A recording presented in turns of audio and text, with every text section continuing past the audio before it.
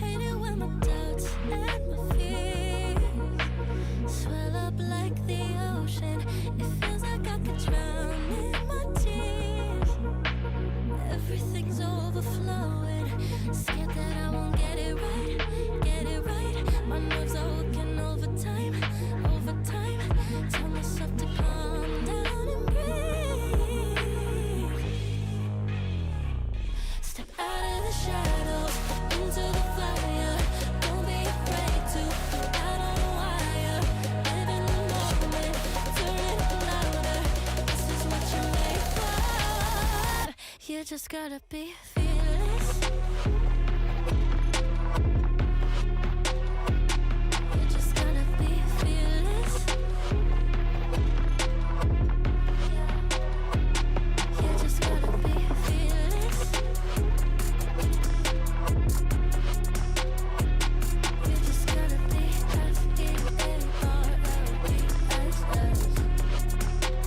fearless. Once I get in and I put it in try, ain't no more stopping me, don't even try. Controlling the chaos, controlling the vibe, yeah. It's all the shots that you don't take. You'll never be heard if you don't say. Just gotta get out your own way. You can't learn to fly on your own if you don't let go. Step out of the shadows into the fire. Don't be afraid to go out on a wire. Live in the moment, turn it louder. This is what you're made for. You just gotta be fearless.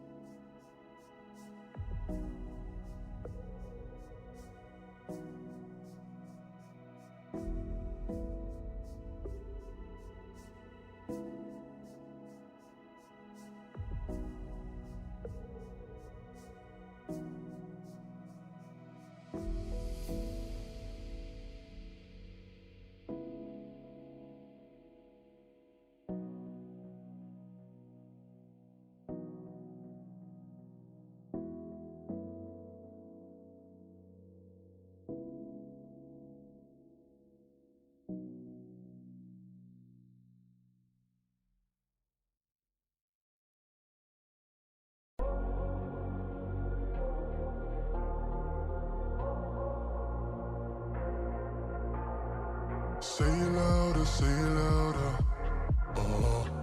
Feel the moment, feel the power. Bring the animal back to life. Bring the energy one more time. If you feel like letting go, you can take control. You can turn this all to something beautiful where you feel life gets you down, down, down, gets you down, down, down. Say it louder, say it louder. Feel the moment, feel the power. Bring the animal back to life. Bring the energy one more time.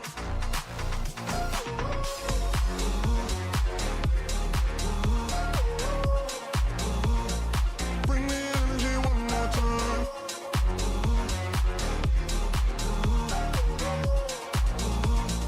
Bring the energy one more time. Say it louder, say it louder. You're the question, you're the answer. Bring the animal back to life. Bring the energy one more time. If you feel like letting go, you can take control. You can turn this all to something beautiful where you feel life gets you down, down, down, gets you down, down, down. Say it louder, say it louder. Feel the moment, feel the power. Bring the animal back to life. Bring the energy one more time.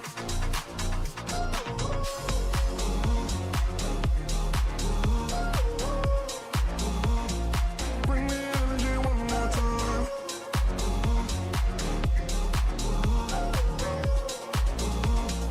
Bring the energy one more time.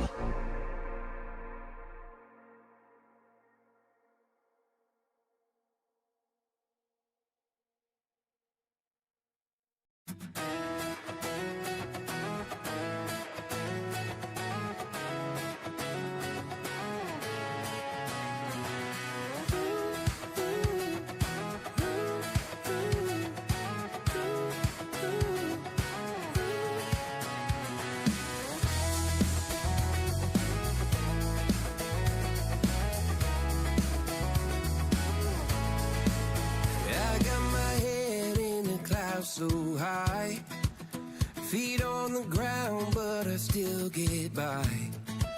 Rules were made for someone else to try, but not me, not me.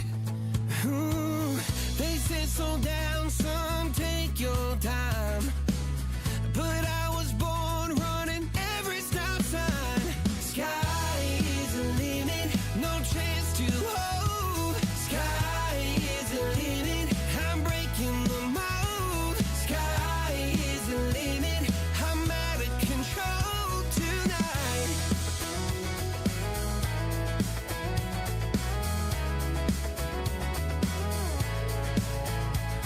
Every doubt just feeds a flame.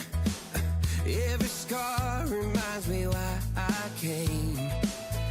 I've been broke, I've been blessed, carry faith in an empty chest till now. The stars are down like good old friends, saying, boy, don't stop when the sky just ends. Sky is the limit, no chance to hold. Sky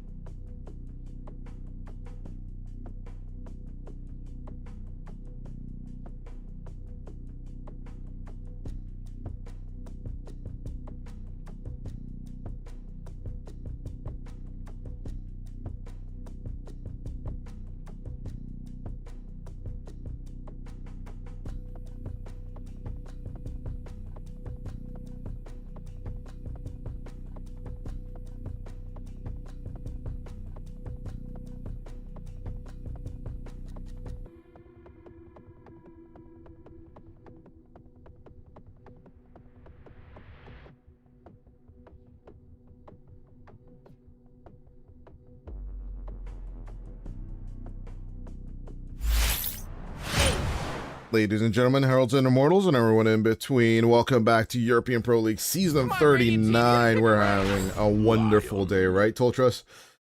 Definitely, and I mean, it's about to get a whole lot better, right, over at the European Pro League. These are some fantastic matches, Dodai. I mean, basically, we have, Playoffs, the teams that came in I made it to at the very playoffs, top. baby. Exactly, right? The teams that made 10 it to the very seconds to top pick of the your group hero, stage, you they're now going to be moron. displaying what they can do against the teams that you better are, pick your well, hero, there are only a 5 few teams left seconds. now. Only about, I believe, 6 teams left now, and we get to see them all. Yeah, top 6 already at EPL. I think there was a very interesting post on, I don't know if it was Polymarket. It might have actually, no, it was LeBron from Zero Tenacity. He's not playing anymore, but right, he did play in ENC with us, and he's still doing content for Z10, so he streams a lot. And he posted that EPL top 1 is gonna earn more than the bottom 8 at EWC. So people might say like, oh no, the price pools at EPL are insignificant or anything, but for some of these players, right, this is the make or break of, can I work with Dota for the rest of my life as a profession?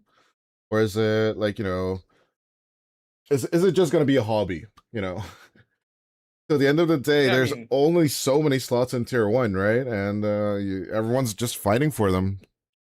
Yeah, and it's also a pretty big gap between. I think the gap in Dota between tier 2 and tier 1 is a lot larger compared if you compare it to Counter-Strike, for example, because they actually have a very big tier 2 scene in Dota. I do think that its tier 2 scene in Dota is changing, right, Dota? I mean, EPL just announced 4 $100,000 tournaments. Those will most likely be tier 2 tournaments, a mixture of tier 1 teams with a couple of tier 2 or tier 3 teams. And then there are some other circuits as well which have hosted tier 2 tournaments. Fisher used to be there, which used to hold those, but even in the absence of Fisher, you still do have those bigger circuits now starting up. Yeah, I don't know how 10 much we can seconds share remaining. of EPL Masters coming in, right, for tier 2 in general, 5 but seconds remaining. things are on the up and up. Maybe EPL will upgrade into a tier 2 in the long run. I would love that, honestly. But the tier 3 leagues in general, right? Like seeing that the jump that Reckonix has to make to get into the EWC and to play in EWC, Rune Eaters in his organization constantly pushing here to then make it into higher stages. It's just wonderful to see overall, isn't it? Yeah, I mean, we should talk a bit about the draft, though. There's a draft? It's an interesting Oh, draft. there's a draft. Okay, my bad. There is definitely a draft here. Dota. Lycanthrope comes out for Ilbers. Instant counter to Bane. remaining. Instant counter to Bane. Definitely, you can just use the bolts. I practice 5 draft. seconds When I remaining. asked you personally if you want to do Dire practice team drafts back. against each other, right? You're like, nah, we like doing them on the fly. I do not understand that. We did so many practice drafts compared to that. And I was like super happy. Like every time we theorized something, around 70% of the time we got it accurately. Like what team wants to play what strategy they 10 want to go seconds for. remaining. We mostly nailed almost every team that we played 5 against. seconds Like remaining. now that like Faith Beyond has just made the statement yesterday that he doesn't think that drafts are that important, I still would go for the counter argument. Like a weaker team could still beat the stronger team with a better draft. I stand by that. Like no matter what people will say, and no matter how bad the Lone Druid is performing at EWC again. Radiant team back. Oh I lord. mean, I do think there are certain heroes which are unplayable, right? I mean, try Dire playing team a pick. Stormsphere versus a Silencer or a Disruptor. Sure. It's just not going to be a good enough time. But there was also that aspect about, our run at the Esports Nations Cup qualifiers where we understood that when most teams are going to be looking at us or drafting against us, it's always going to be 10 there is seconds going to be a certain remaining. amount of tunnel vision that they will go through because we have Yawer, right? We have 5 Yawer seconds and remaining. 4 other players who have yet to make it at the bigger stages. So Radiant team pick. we knew that there was going to be a lot more speak for the emphasis teams. over there, and then our draft was actually not just predisposed on having Yawer as the central playmaker. It was actually our now mid laner select your and our heroes. off laner as well. But Summer Bear actually go for an alchemist. This is very interesting. A little bit of admin things in Discord that we should handle, but Yeah, otherwise, going for the Alchemist, I think it's a good Ags game for Panda, for sure. The Invoker always likes to have a little bit of Cataclysm, but who is setting up the Cataclysm for you? Like, Wheel of Wonder or Fiend's Grip? Could this be a tornado-oriented Aghanim Scepter build for Panda God here? I mean, it should be, right? But you also are dealing against a lion or with a lion, and then you have that repel coming in from Monodrama, so it's going to be very 10 difficult for seconds the Invoker to remaining. do his thing. At the same time, it does feel like 5 Ilbers, seconds their only remaining. disable is this lion. So the only way they get on top of this Invoker is if Ponlo is able to actually disable him. And another thing I would like to add is that Ilbers actually lost to Summer Bear. Like they won the overall series, but in game number 2 between Ilbers and Summer Bear, in the very first day of the group stage, Ilbers picked up the Alchemist against Summer Bear, and they ended up losing. So it's definitely a bit of the, whenever a team sees another hero, they want to prove to the other team that they know how to play it better, and I think that's kind of what's happening here with Summer Bear. Or impossible. Obviously, like, if you can prove that a team can bleed, you can try and force that strategy to go through. But every time I see this SF and the Omni Knight, there were some teams that didn't really make it shine as much. But honestly, I'm going for Jezu and Ponlo's team so far, because the SF is just way too strong. The Lion will always just destroy all your casts, hex, and stuns. Overall, I'm expecting something we do fast. have to take into consideration that this isn't just any Invoker, right? This is It's Panda. Panda's Invoker. Yeah, this is Panda. True. That changes the equation up quite a bit. I mean, sure, 7 Jetsu is a specialist on the Shadow Fiend as well, but Panda has shown us that he doesn't need a carry on his team to actually win as the Invoker. Like, quite literally. Prepare for battle. If you remember that game, right? Yeah, obviously I do remember seeing that one, but overall, Away the idiots. I still don't know. Like the mid game carry over with the Night Stalker and the Invoker itself. There's just too much interference coming out from the Lion and the Nature's Prophet, in my opinion. And then we'll see. Like, maybe Niche is not gonna have that good of a time. We ourselves tried the mid Nature's Prophet strategy multiple times, right? As a Hungarian team. Yeah. But overall, not everyone agrees with double globals. Like Mao's tried double globals at the beginning of this season as well.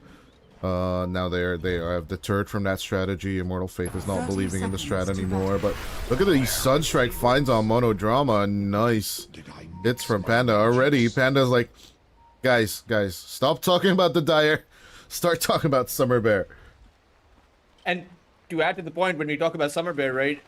In the group stage, Jodai, I'll ask you a question. So this Night Stalker by Normal was tried by Summer Bear. How many kills and assists do you think he ended up with, and his death count? 3 The to 2. battle begins. He I'm went guessing. 17, 1, and 26. 17 kills, 1 death, and 26 Holy assists. moly. Norma was an absolute beast on that Night Stalker.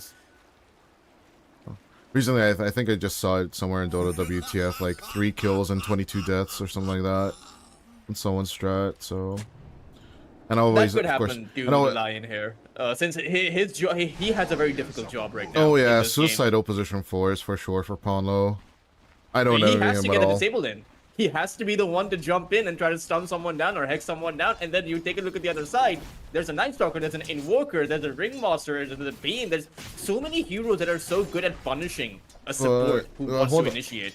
Hold on, Tol, just for a second there. Isn't it supposed to be the dynamic of the game that Summer Bear should be the ones doing the aggro? Right, you're the one who needs to shut down the Nature's Prophet. You're the one that needs to shut down the SF. So can you be more reactive with the Omni Knight and the Lion? That is a fair point, actually. That's yeah. the angle that I was approaching for the Ilburst lineup, and B-Body now again Batyuk, of course, from former Palianizia, former Passion UA fame. Obviously, Batyuk has performed many a times. They're just throwing pies on the bottom lane onto Ponlo and Batyuk. And John Upro already having a little bit of fun lightening up the mood for sure. This is a pretty, I would say, awkward lane for the Alchemist. I mean, sure, you have that chemical spray and that stun, but Lycan will be off to a free game. And I think that just goes back to your point where I think Greed works really well for the dire side for Ilburst, because I don't see how this Nature's Prophet farm is going to be affected. I don't see how you can disable the Shadow Fiend's farm from being affected, and Batchick is going to have a wonderful time too. I think that for Summer Bear, that 5 to 10 minute time where it's nighttime and you can make moves, that is going to be a win condition for them. Like, you can't fail in that time. That's exactly what I'm saying. Like, that's exactly when I want to see the aggro come out from Norma. And of course, Panda would need to assist from afar or TP in to make these fights work. But yeah, I think what I'm hearing right now is that I'm favoring Ilburst just a little bit more, and you are hyping up the crap out of Summer Rae, which is absolutely legit. Like, there's a reason why they made it all the way here in the playoffs. I'm just a little bit excited when I see the Invoker from Panda. I mean, Panda Chair is just really, really good with this hero, true.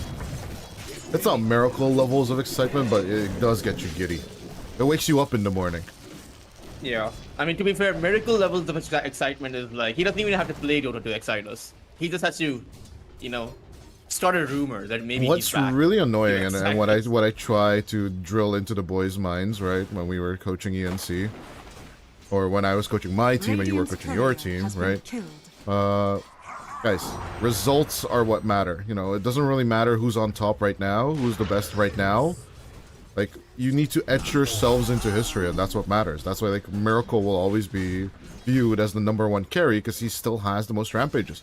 If Yatoro beats him in rampage numbers, then I would absolutely admit, mechanically, map-wise, skill-based, obviously Yatoro is a better player. I cannot deny that. The number of rampages still, the record in professional matches, still held up by Armor.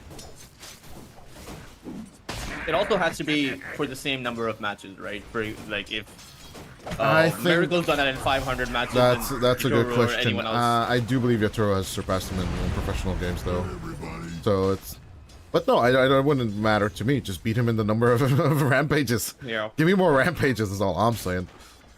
But yeah, no, long are those days past, right? Where one hero could basically turn that hard. Like 2017. 2017 was 9 years ago, Toltras. Just let that sink in. As the light ramped over the first blood.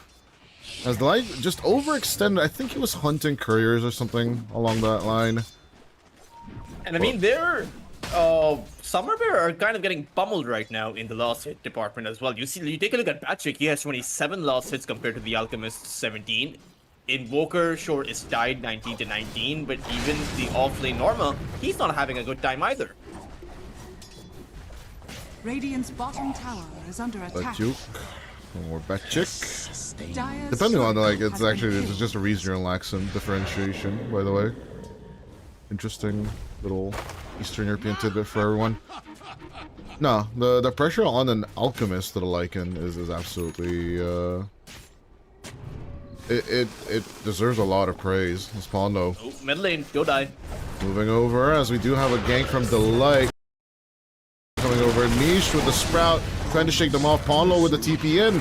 We'll get the counter kill onto Panda. Monodrama is on the chase. I don't think they're going to be catching the Ringmaster, but giving him a little love, as you always deserve.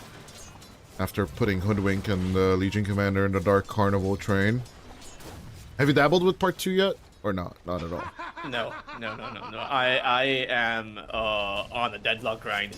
Really? No. Right I'm through the blimp now, and I was given a challenge from the players after ENC. I need to reach 3K by the end of summer, and I said I will do it by the end of July. So we're at 3. Wait, I think the highest I was at 3.43, something like that. No, 2.4. To be fair, I'm not too big of a fan of these cosmetic events. You know, if it was something like Dire Tide or yeah, give me Aghanim's Labyrinth. Yeah, for sure. I absolutely agree. You know, I would love that.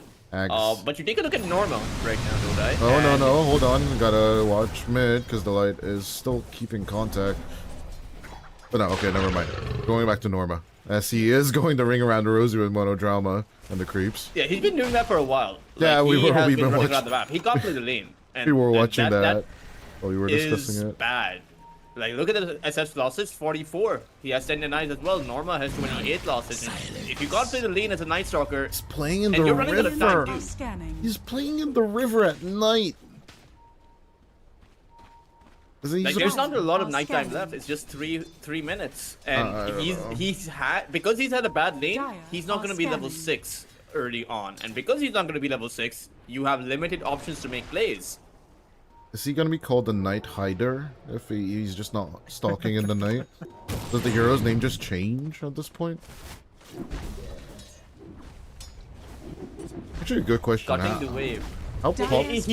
I don't think He even bought an infused raindrop set. Oh, he got the courier though. Okay, it's a little bit of What gold. did he pick up though? I don't think it was anything useful because the SM has none of the components of the Mask of Madness, but this is going to be the first tower push coming in by Ilbers, and I don't see a way to stop this. Not at all. He did deny a few good items. The Falcon Blade and the Windlace was taken from Jezu. Yeah, that's big. But still, yeah, Ilbers is already on the pain train at the first night when this is supposed to be exactly that crucial timing that you talked about. What we were talking about during the first day of the game, but first day full night cycle is just gone, and so far so good. As we switch over to net worths, it's just not looking that great so far. Yeah, it's a 7-minute helm of the Dominator, right? Batchik has a completely free lane here, and the problem is when you're going to be busy making plays on the Shadow Fiend or this Nature's Prophet, the Lycan's going to be pushing your lane. And maybe even the Nature's Prophet is going to join them. So, is it going to be a situation where you take out a core or a support and you lose a tier 2 tower? Because I can tell you that's not a good exchange. I think my bigger question is, okay, Ilgar, no, not like this. The Alk, Hexten controlled. Igris still has the Chem Rage pop in, but Niche is joining in on the fun. A Sable Concoction, and they are looking to save him. Kieran is not going to be enough on its own. The Hellbear Smasher. A little bit of a push. And Summerbear are on the mid lane, but there's no one there. It could be a hunt on Niche. It could be a hunt on Niche. They absolutely know. They just do want to pressure this as much as they can. It's just same time. No, my bigger question was if Ilbers is going to be sweeping the jungle on the Radiant side, but apparently no. They're just gonna keep on hunting the Alk. Put him to sleep, try and save him. Unstable Concoction number 2 coming out, but the shapeshifted Lycan will just take out the Alchemist like a pile of trash. Disposed is the enemy carry. And there's no one coming over. They are opting in to take out the mid-tier 1 instead. Relieve a little bit of pressure, get some space, maybe take over the Dire jungle? Maybe? Who's on the jungle, right? Their heroes aren't exactly flash farmers outside of the Invoker, and maybe the Alchemist once he gets that Radiance. Their heroes are designed for pickoffs, and they're choosing to use them to trade out towers. Now, I do think that move was good. You're losing your Alchemist, your supports are now level 6, so you might as well take a tier 1 tower. But now it's 10 minutes. Now, you have to get a kill with your Dark Ascension. And I'm afraid if they don't, then they're going to be too far behind. You absolutely read my mind. I was just checking the duration of that. A 30-second window with visual and movement advantages, but is it going to be enough in the long term? And the problem is, Dona, you can't even stop the Requiem with your Crippling Fear. Like, the Crippling Fear doesn't actually disable anyone as long as Monodrama is there with the Repel. So, if Norma goes in, attempts to silence the Shadow Fiend, and there's a Repel, then the Requiem will come out, and Norma's just dead. Power of the Omni Knight.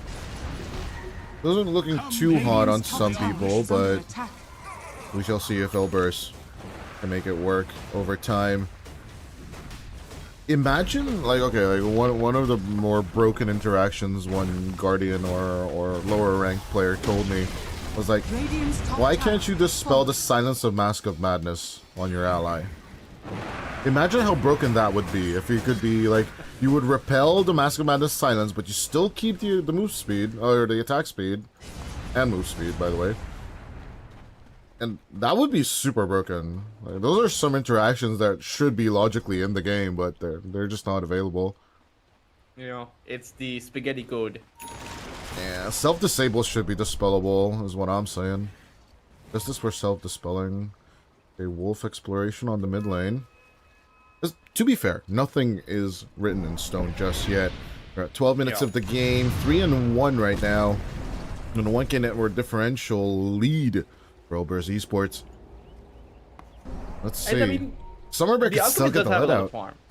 Right, with the way that the laning phase ended up, it's not as if they're super far behind. It's just 1,000 net worth advantage. They're able to push their lanes, the chemical spray, the acid spray is level 4, so the Lycan can't actually push to tier 2 right now unless the Alchemist is distracted. He has his Sacred Relic flying in, so Dire are scanning. they're not in a dire position. I will say that Ilbers is ahead, significantly ahead, I think. I think with the current trajectory, Ilbers will be significantly ahead by that 20 to 25 minute mark, should Summerbear not make a move. But they are making a move with Norma now. There it is. That's what we've been waiting for. They are looking for the Lycan, more than likely. Butchik is the #1 target. Or maybe even the SF rotation? I don't know. Without the tier 1 falling, this doesn't seem like a good move. The tier 1 is still up. Assistants can come and help. They will go for it though. Jezu, Monodrama on the back leg. Wants the Omni. Leash can TP when they can. Ponlo's coming into the tier 2 right now. Purification just to shake off Norma. As Jezu more than happy to just keep on farming in the full sight of the enemy. You know, I think Norma realizes that he can't have the kind of impact or even the fear factor of an Ice Stalker as long as the Omni Knight, as long as Monodrama is there. Ponlo with the counter. Jezu's about to join. If they find Panda in exchange for this, that's such a good move.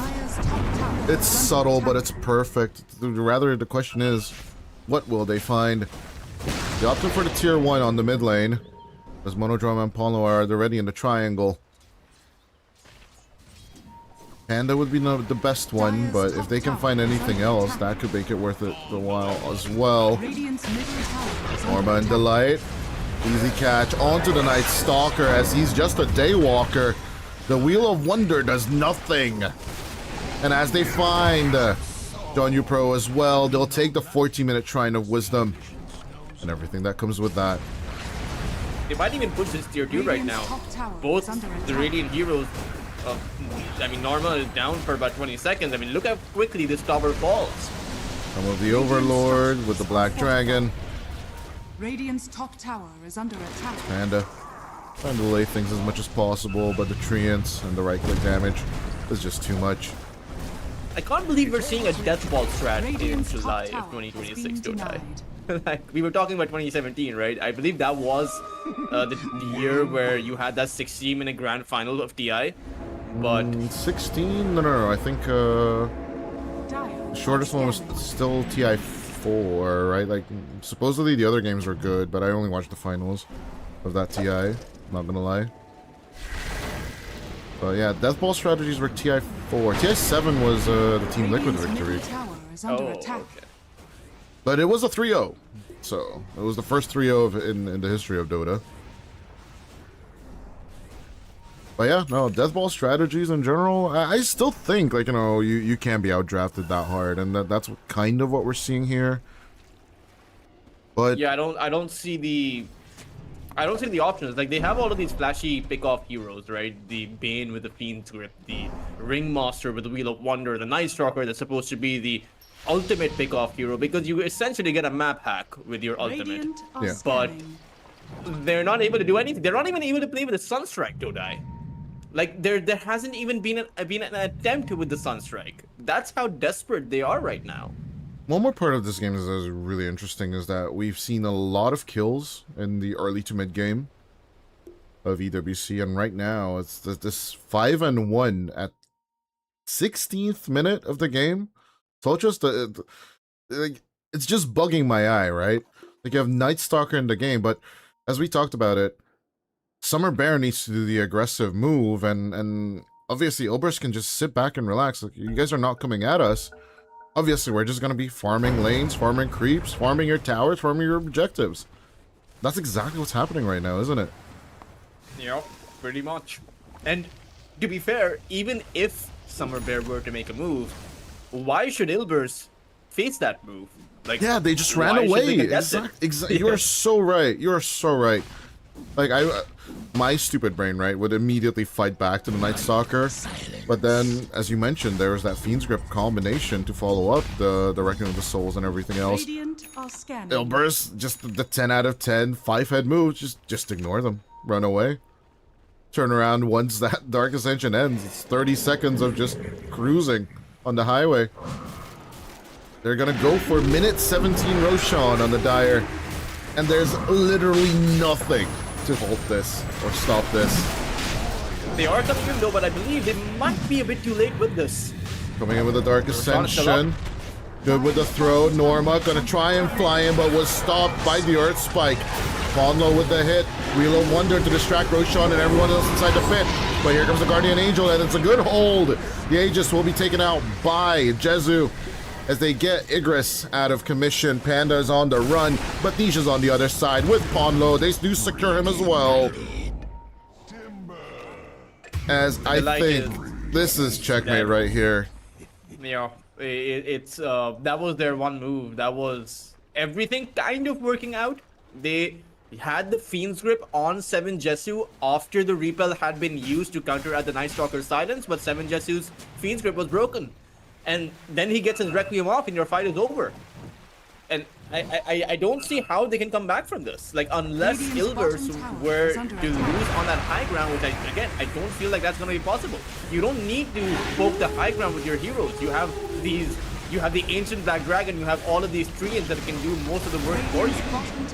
Backdoor pressure at 18 minutes. And okay, yeah, sure. They didn't really start losing HP until... Look at this army! Straight up coming at Delight. What is this? StarCraft is back, baby. This is some Zerg Rush BS, isn't it? Delight and Panda, they're just trying to hide as much as possible. With the Quas Shard, Panda's just trying to melt the creeps as much as they can, but just not in the rhythm yet.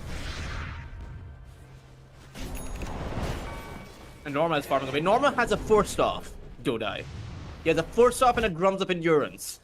I don't think I've ever seen a Night Stalker since the advent of Dota. It was Dota's anniversary. This is some Soxa build for sure, right? Position 4 Night Stalkers in the game. Who's the position 3? Do they even have a position 3?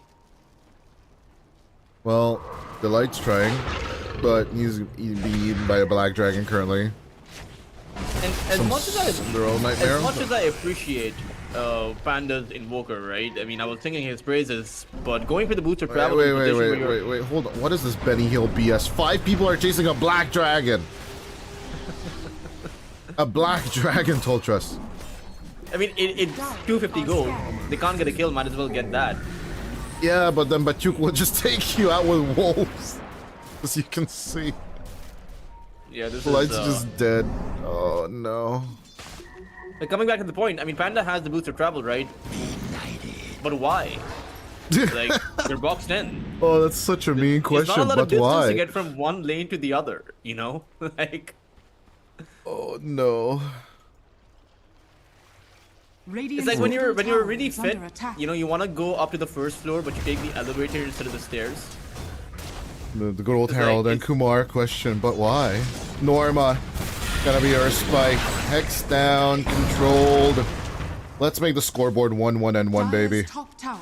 Norma's running away with 26 HP. Eventually, the vessel will tick down. Look at that perfect scoreboard at minute 20. 1-1-1. I think if I was in play, if I was in place of Summer Bear mentally, I would honestly. This is one of those games where I would consider tapping out just to not be tormented for the duration of this game, right? And so I could, and so I would be in a better position to reset for game number 2, because playing this game kind of feels painful. Do you take this time to think, or do you take this time to just, you know, I just want to be out of this, right? What do you value more, the non-game rest, or do you value the thinking time more as a coach? Dire's Because top I we think there tower value- isn't is too much to under think attack. about in the for at least as far as this game number 1 goes. Dire Like they are had one scanning. strat and it just did not work out, and there's no plan B. Currently, right? we like, Radiant or on are our side, scanning. we'd be talking about like taking away the range meta entirely in the first phase, or nah, right? But our players generally, and Hungarian players, did value. Hold on, nah, he's out. It's fine. Ponlo used all his disables, so they couldn't stop his TP. But Panda, counter kill number 2 actually happened for Summer Bear. A minute 22. And there's the ancient ice shaman being chased. Okay, never mind. The ancient ice shaman is fighting back, Dodai. Let's He go, is Ancient Ice chasing Shaman. after Can he get Delight. Delight? Oh, but here come the wolves. The bait and switch. But they keep it up. There's the whip pitch, taming the beasts. The helm of the dominated creep is being treated like a hero at this point. Which, to be Like, fair, it legit. is considered a It's not even a creep hero. It's a but- tower. The amount Radiant's of bottom things that tower they're is under utilizing attack. to fight the creeps of Batyuk. Or Batchik. It's just too many. Radiant's middle tower is under attack. Radiant's middle tower Still has will fallen. talk about the fact that Batyuk in Dire's Hungarian, the top way tower it's is written under over attack. here, if you would Dire's switch the top K tower to an has S, would fallen. mean Big Brother, actually, in Hungarian. It's not in the Slavic languages though, but there it's like Bachik, Batyuk. Accentuation differentials, whatever. There is a BKB available for Radiant's Igris. top tower is 22 under minutes attack. in, bro. That is... I haven't even been looking at itemizations. It's just... net worth and I mean, he beat is down. keeping up with the Shadow Fiend in terms of farm, but the only problem is the Shadow Fiend is always going to hit harder. Right? He's always going to hit faster. And he has a repel and a purification heal. What is this? And you have the escape act on your own team for the Alchemist. That's definitely there. A little bit of lag on my end. Yeah, what is this? Some Daft Punk song? As harder, better, faster, stronger. As Norma does manage to pick up a kill on Ponlo. Can he get Niche as well? He is trying his best, but Niche survives with 60 HP. This Panda with the deafening blast does not make the reach, and the Wheel of Wonder will not catch either. Delight just rolled over by the stampede of Batyuk. They're not even playing Centaur, but this Prowler Shaman will just kill everything. Yeah, the light just showed how much of the territory they lost at the Radiant's time. Or top maybe tower that is was the under territory they attack. should have played on? No one will ever know. That would have been such an important kill. I mean, that would have changed a lot about this Radiant's game. bottom tower is Maybe under not attack. have found a comeback, Radiant's but structures you could have are found some fortified. additional momentum at the back of taking out the Nature's Prophet. But Yeah, now the this- Nature's Prophet Radiant's alive, middle and he's gonna tower take is out your under base. attack. I'm gonna show buybacks, but like at this point, what's the point? Radiant's bottom Because tower Batyuk has fallen. and Jezu will just melt your buildings. The SF isn't even moving away from the impalement arts. He Radiant's just bottom finds it barracks ticklish. has fallen. Yeah, there's monodrama at the backline. There's the level 4 repel for your Shadow Fiend. Oh no, Panda. Easy find. The escape act will help a little. Even with the unstable concoction, the Gris not gonna commit to anything. It's Norma. Radiant's middle tower Norma's has dead. fallen. Norma? Oh, the tag team of Ponlo and Niche. As he tries to shove out the top wave. He will manage to TP out this way. Or not! Earth spike to death. This He has a Norma's Yule gone for scepter. 43. Have you seen a Yule Scepter on a Night Stalker Radiant's before, middle Dodai? barracks has fallen. Not this century, for sure. Yule Scepter is one of those items that counter out the Night Stalker. Yeah. As Jezu. Gonna be grabbed. Use all the one charges to go for the turnaround. Purification for the save. Niche onto the back line. As he is stunned. And is grabbed a little bit, but John Yu Pro just destroyed Is under attack.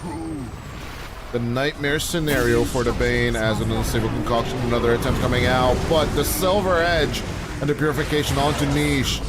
As they're taking out the cores one by one. They do find Panda, kill him too, and GG will be called before the last tier 3 falls. Ilbers with the was- roll down as the Panda Chair Invoker gets massacred. Yeah, that was perhaps one of the most underwhelming performances that I've seen from Summer Bear. And I mean, I can't help but feel that they have a lot more to offer. I mean, group stage, Norma, 17, 1, and 26. To a Night Stalker that's making a Yule Scepter, a forced off, no kind of lane presence, no kind of impact, no momentum build-up in nighttime or even in a Dark Ascension. And sure, a lot of it comes down to the draft, but a lot of it also comes down to their playstyle. Like, there's your towers are getting split push, but you're not making a move. You're trying to take it down a tier 1 tower, but that's the only thing you're doing for the first 15 minutes of the game. Where is, where is the pressure? Where is the momentum? I just did not feel it. At the end, I think at pick 18 or somewhere around there, it did feel a little bit like an outdraft.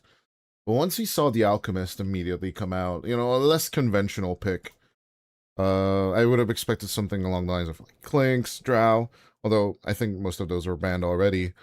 Ilbris just took the most OP pressure heroes, tempo heroes on cores, and just added the cherries on top with the Lion and the Omni Knight. It just didn't feel like there was any kind of solution at the end of the draft right now. And yeah, that's where Summer Bear will need to come back a little bit. And Ilbers should have gotten 2 more kills, but our conspiracy theorists would have been a bit happier. But at the end of the day, what would you do if you're a Summer Bear before we go to a break? Is it one single pick, or is it just a whole team mentality? I think if the other side has these rad-based heroes, you need a better carry. I think going for an Alchemist that requires 30 minutes to come online is not the solution. You either need a Clinks or a Drow Ranger at that point, and if you pick a Bane and a Ringmaster, if you have these kinds of heroes that require pickoffs, then you need to go for pickoffs. You need to play the map. You can't be passive while the other team is getting each and every single thing you want. And sort of a lot of it does come down to draft, but the playstyle was too passive, in my opinion, from a team that we're used to seeing play aggressive. Yeah, but with that, let's see if aggression will actually come after for game number 2, or will we see Summer Bear be hunted down here at EPL Season 39, BRB.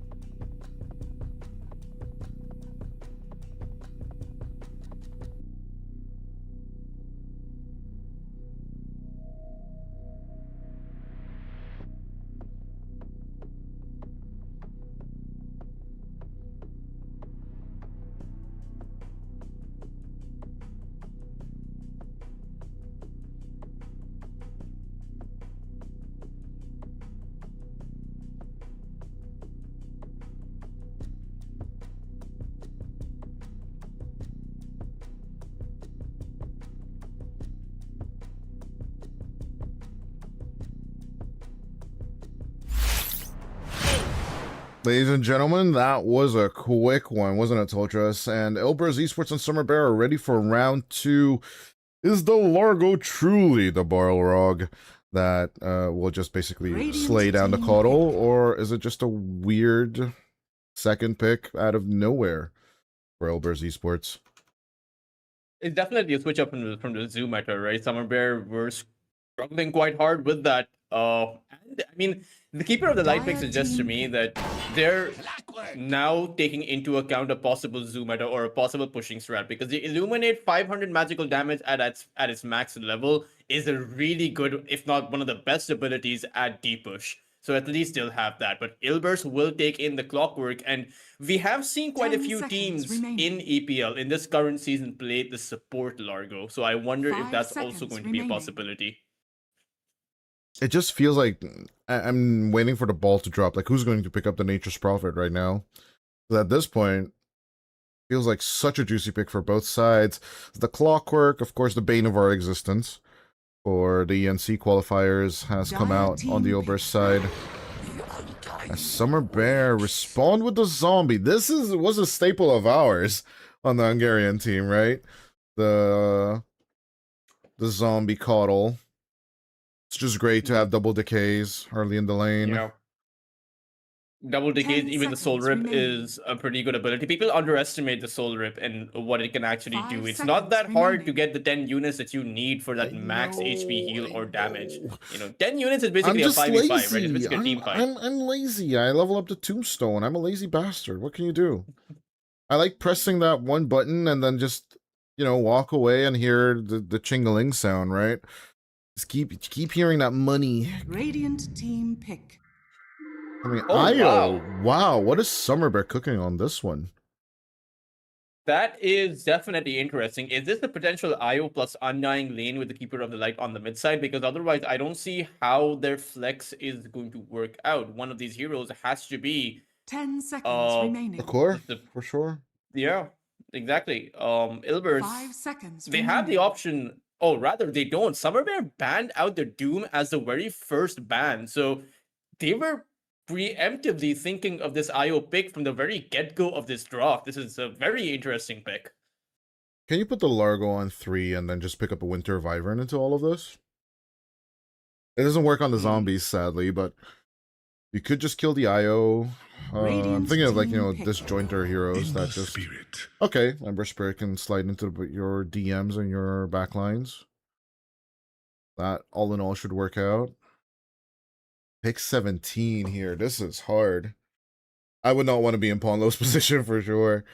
Drafting this one is a Dire tough cookie. team pick. Dire team Willow. back. Verse, go for the Willow. This is... I don't know if I Oh, like there this. it is. I The don't know Necrophos if I with the like IO. this. That is an absurd amount of heal, though. That I don't Exactly. like with the amount of damage that Ilbers have. I don't think they have enough to cut through this. Now, sure, the Ember Spirit is going to be building up to a Spirit 10 Vessel, but seconds is remaining. that going to be enough? And the amount of frontline that Summer Bear have, 5 it's not just the seconds IO heal as remaining. well, right? It's also the Illuminate heal. It's also the Soul Rip. The So, Heartstopper, all of these auras are just really, really strong. What do you jumble into all of Radiant this? team ban. That Summer Bear are going to be in a pickle. I don't see the solution right now. They want to go for the Muerta, right, to protect against Ghost Shroud hitters in general.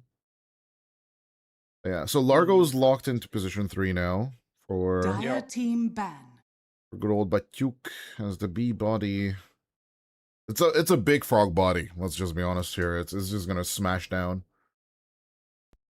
and Summer Bear banned at the Mortha, so this is going to be a Necrophos on the carry position. And one of the only carry heroes that can actually contest that Necrophos within his Ghost 10 Shroud. So seconds now you need remaining. someone that can build up to a Nullifier.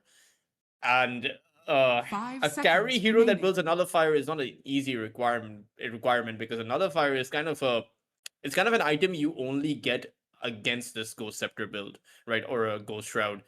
So I do wonder if it's Ilbers this time around who are boxed into a corner.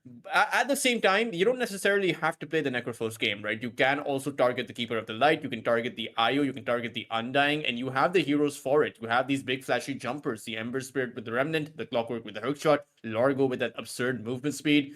It just depends on how Ilbers will actually take the fights. What is the perfect ban here if I'm Summer Bear? They've already gotten that, right? Is the Mortha. No, but but even beyond that, do I take out nature? Am I scared of nature? I'm not really scared of nature, am I? I have you need an decay. absurd. You need the maximum amount of damage you can dish out within 2 seconds. That's what Ilbers need. Maybe the Clinks. Oh, I like the Keds could Clinks. also be an option. I'm not a believer in the Kez. Not into this. Yeah, the Keds is weak against the Necrophos. That's the Decay, problem. plus then there's a solar bind, right, from the Caudal. It's just too much. It's just too much of a Radiant's slow being down. banned. Kez likes to move. I think the Clinks was the good read here. Such a good ban. Holy shit. 10 out of Dire 10. team pick. And Ilbers, they haven't had Slark on the other Slark. side. What the hell? What are you cooking here, Pono? Okay, pick 23.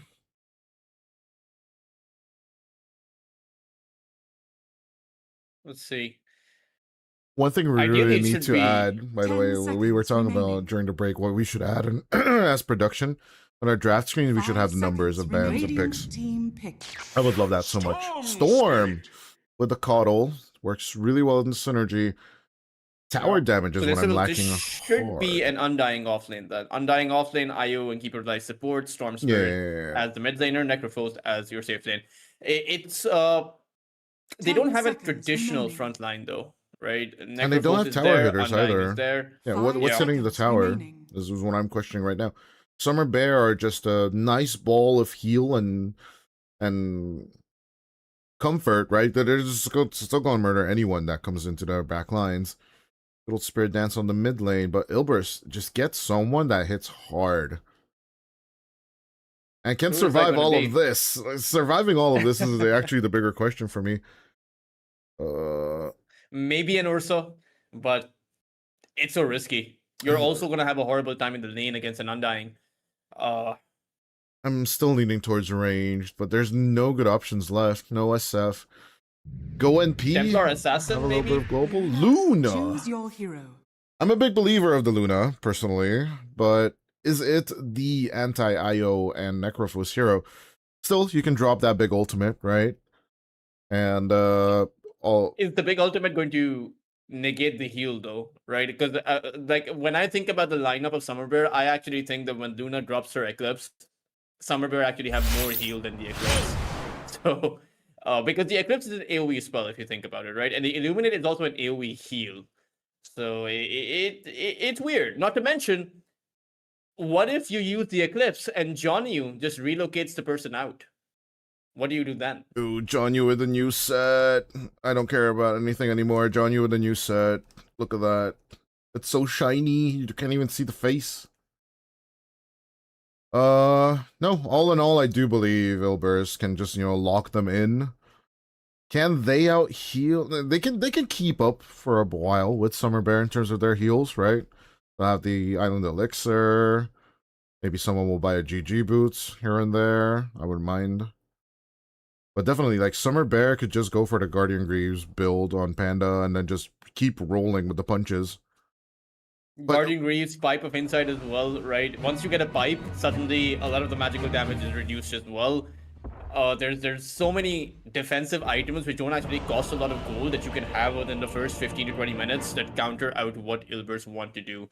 So I very much do think, I wouldn't say that they have the necessarily better draft. I would say that their draft is just it's so heavily centered around heal, and there's no anti-heal Prepare available for outside battle. of the Spirit Vessel from the Ember. As we get into this game number 2 of Ilbers versus Summer Bear, of course, you can see it next to the timer. Ilbers are up by 1. They have won. How long was the previous game? 4 minutes? Went by Around that, extremely quickly. I'm not gonna lie. I mean, the game was over by that 15-minute mark.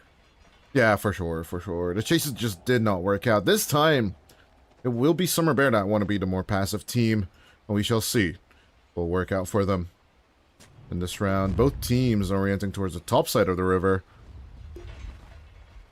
40-second smoke. They're on the hide, Jezu on the exploration mark. That's the spirit. Division, join up. 30 seconds to battle. Ooh, the switcheroony. This feels so risky. Back and forth between the top river rune, or back and forth between the top and the bottom river rune. Try saying that 3 times. River rune, river rune.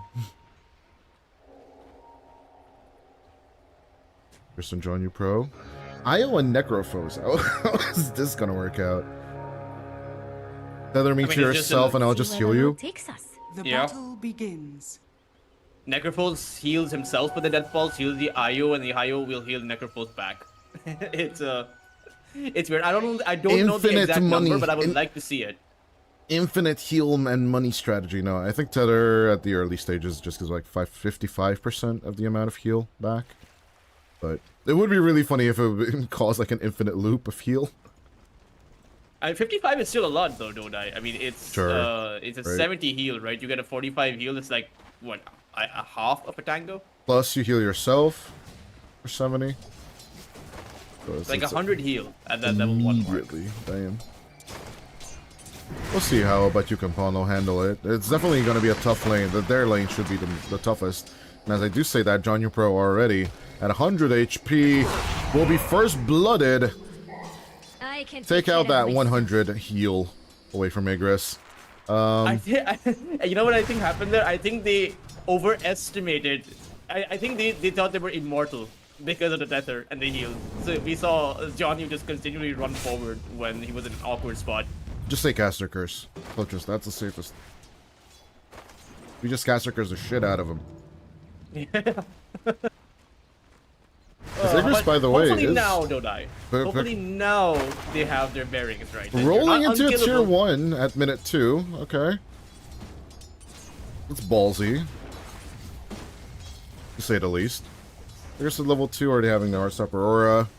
This will just increase the amount of heal on top of everything. Do you even Ghost Shroud in this lane? I don't think so, right? Yeah, there's nothing. There's not a lot of right-click damage available anyway, and the Gold Shroud would slow you down. So, don't want to be slowed down in the Frog Stomp.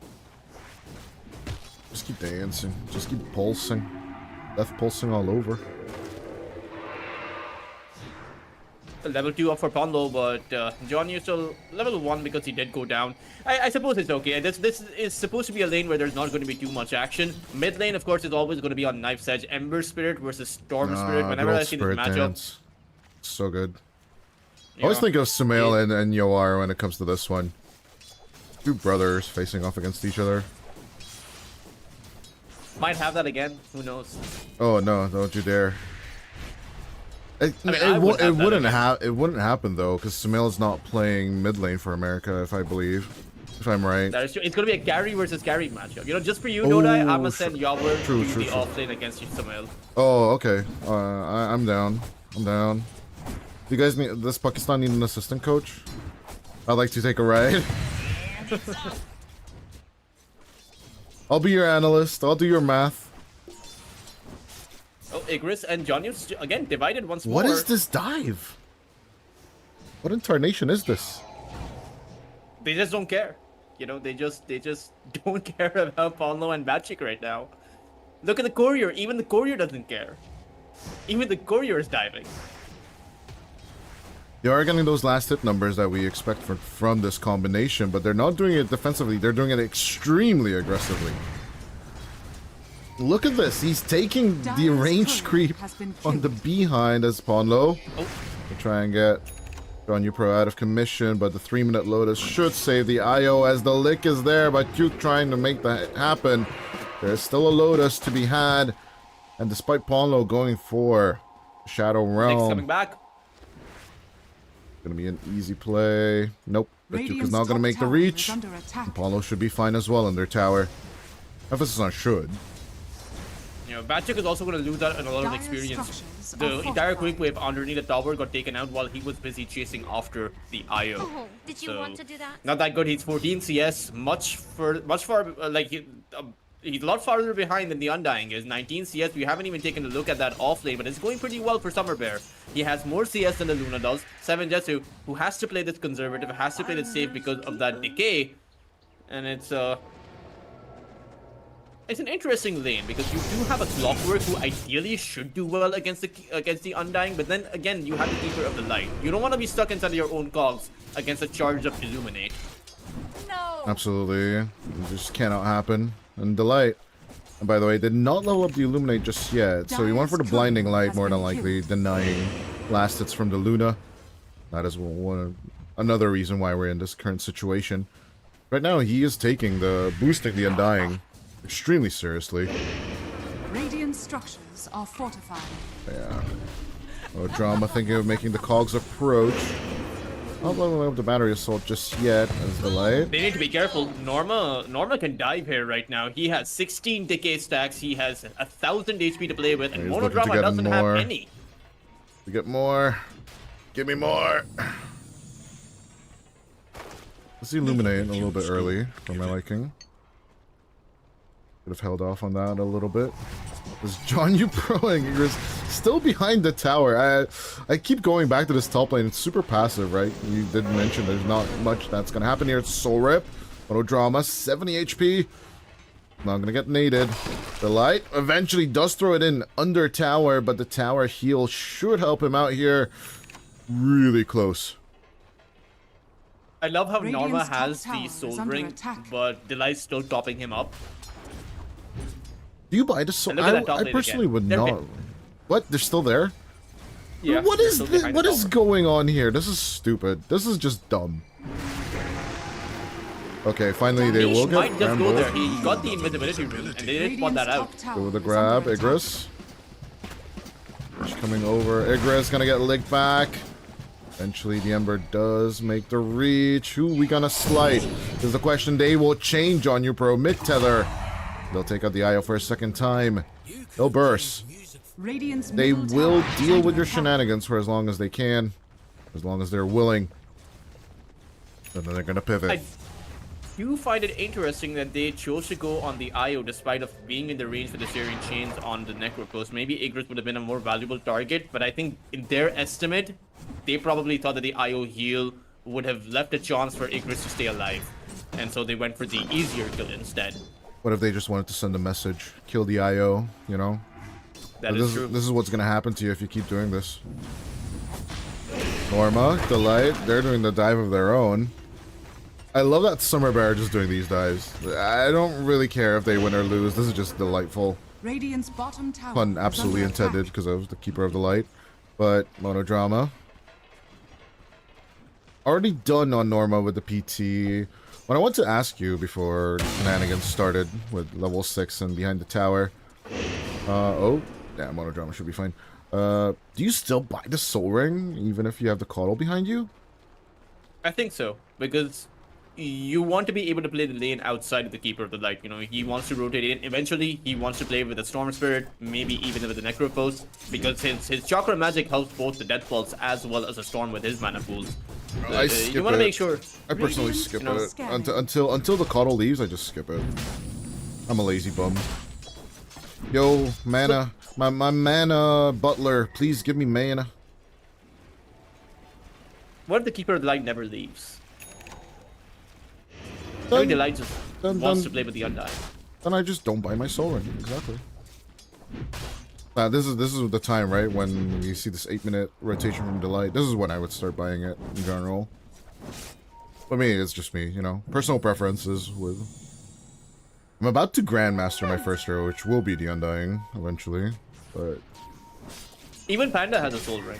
Seems like everyone wants a Soul Ring with the Keeper of the Light. it's very they just don't trust Dire's Delight middle at all. tower is under attack. You know, he never gives me mana. I just gotta buy the Soul Ring. No, with Coddle, with the Storm, it's kind of mandatory, isn't Radiant's it? No matter bottom what tower kind of is heroes under you have. attack. You know,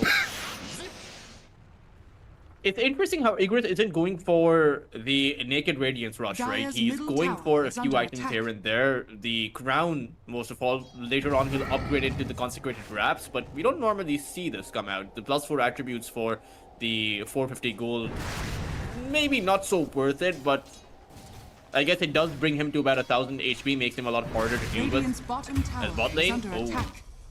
Monodrama finally gonna get caught with the first Flesh Golem out the bat. And Luna's about in the lane 7 Jetsu, he doesn't want to be there. Dire's Such a middle difficult lane to tower play is under into, attack. and I'm sure they must have realized that that could have been a possibility when they picked up the Luna, because you had a Kotl and an Undying against you. No, speaking of So the Luna, Panda going in for the grab, will get eclipsed. The Panda Still keeping contact. Here comes Ilgers and John Pro. They'll get kill number 2 onto the Luna. Can Summer Brigade get out of this pickle? Niche looking to cut them down before they can relocate in time, but they will relocate in time. The tether to save the Necro and their teammates. Panda slid in to that jungle and found the Luna perfectly, as they will get the regen rune on Summer Bear as well. Things are bright at 10 minutes in. Yeah. That observer ward in the dire jungle helped them target the Luna, because they probably realize that the Luna is farming away, right? If he's not in the lane, he's farming in the jungle. You blew it! And even though the jungle is massive, Dodai, there are only a few places where a carry or a mid laner would be if they are in the jungle, right? Position yourself to farm up as many camps as quickly as possible. Yeah, the pattern So is they just- kind of, like, it was optimized by Hector back in the day. Like, he has a good rotation for it. It's pretty easy. You analyze his games a few times, and then whenever Hector plays, immediately the farming meta shifts, right? That Amaru played in the SA qualifiers. Farming metas have sped up as John Pro does die up top. Watch it. Igris just gonna fully dodge out the lane. Mid lane tower is also going to take it pressure though. And the top lane tower is only yet starting to be poked. So Niche is going to come in. I would say that Summer Bear are actually in a very good position over here. All they have to do is just continue farming. I think they're in the same position as Ilbers were in the first game, except they don't have a death ball, of course, right? But their win condition is just farm up. You'll be a late game Storm, you'll be a late game Necro, you'll be untouchable, really. I'm just missing the amount of push, right, that Ilbers had in game number 1 as Panda. They go for the approach with the ball. Storm doesn't want to overextend to break the tether, but they will finally close in Ponlo in between themselves. Igris coming over. Radiant's still not finished, but the Necrophos is more than ready to put out that Reaper's Scythe. They'll take out both supports, but Niche will just Remnant the hell out of here. Illusion Rune over on the bot lane. At the same time, Ilbers don't actually lose too much. A lot of the Scythe was committed. There was a 5-man rotation coming in from Summer Bear, and they only lost 2 supports. Meanwhile, their Luna was continually farming away over on that bot lane. So not the worst of things to happen. It could have been worse. You could have lost your Largo, you could have lost your Ember Spirit. So in that regard, it's not bad. But of course, an overall win, 628 gold going the way of Summer Bear. 7 galvanized charges for the Storm as he looks to build up those Guardian Greaves like you mentioned. This is Niche going for the counter itemization. Of course, the Maid Slayer will be coming out on the Ember Spirit soon enough. Finders, keepers. Just to keep them at bay. Batyuk, on the other hand, looking to finish up a Soul Ring after the Vessel. Radiant are scanning. And of course, on our favorite zombie, the Undying Norma. Almost done with the Lotus Orb. Damn, that's a fast one. Dire's courier has been killed. Once he has Ooh, Mechanism Courier killed. top lane Igris, he's in trouble. Good catch on to the Necrophos, but the relocate. As always, the IO Noble Sacrifice will be coming in shortly after this Dire's brief middle intermission. tower is under attack. 3, 2, 1. Capiche. John Pro's dead. But good save on your carry. Samanjetsu. Down bottom. Counter approach into the enemy's carry, and looks like Summer Bear will get it. They do commit the tombstone for it, but absolutely worth it. Clear win for Summer Bear, right? They Dire's find an top IO tower is under from attack. Hilvers, but Summer Bear find your carry, so that's quite disastrous if I'm being honest. That was a very Radiant's deep middle dive as well, tower so they is wasted under away, attack. I would say, an Dire's entire top minute tower if you is count the under relocate attack. time as well. 12 seconds for the relocate, and you're just waiting there with 4 of your heroes while your carry is being dove under his own tier 2 tower. Yeah, I think reorienting Imagine if you're the carry, Jezu right? to the top lane. Imagine if I you're would like be mad. I would be mad at Signaling this out point. for help, and your team is like, yo, We're waiting for the chasing this Calm IO, down. bro. We're chasing an IO, bro. Like, shut up. Nah, this is kind of the time when we need to reorient Jezu up onto the top lane, isn't it? Because Monodrama and Ponlo can just sweep through this jungle as many times as they want.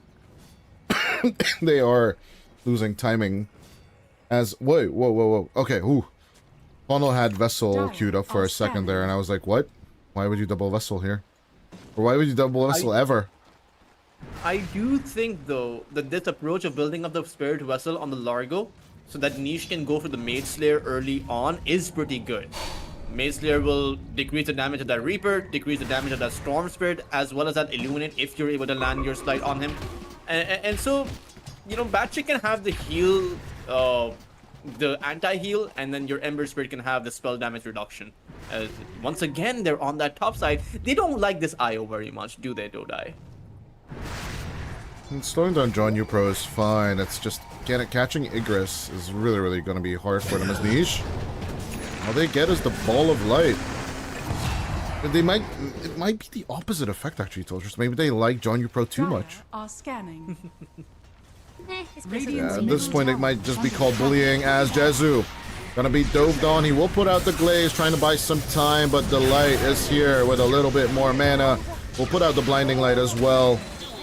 And blindingly get the kill onto Jezu. Monodrama, the creep! Does not get the hook shot off.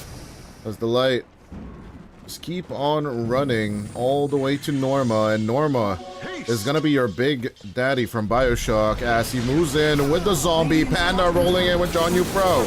Norma having thrown out the Tombstone, will put in the Flesh Golem as well. They're just gonna soul rip the IO, and this Death Ball out heal is so far so good working. As John Yu Pro finally falls, Panda still on the chase, will look to take out the Largoba, but by Duke will survive everything. Out comes the Eclipse, as welcome to the meat grinder of Ilbers.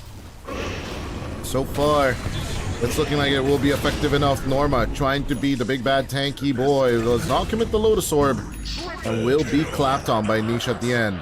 Triple kill for Niche. As Ilbers are slowly but surely, well, not surely, but basically, we'll be climbing back out.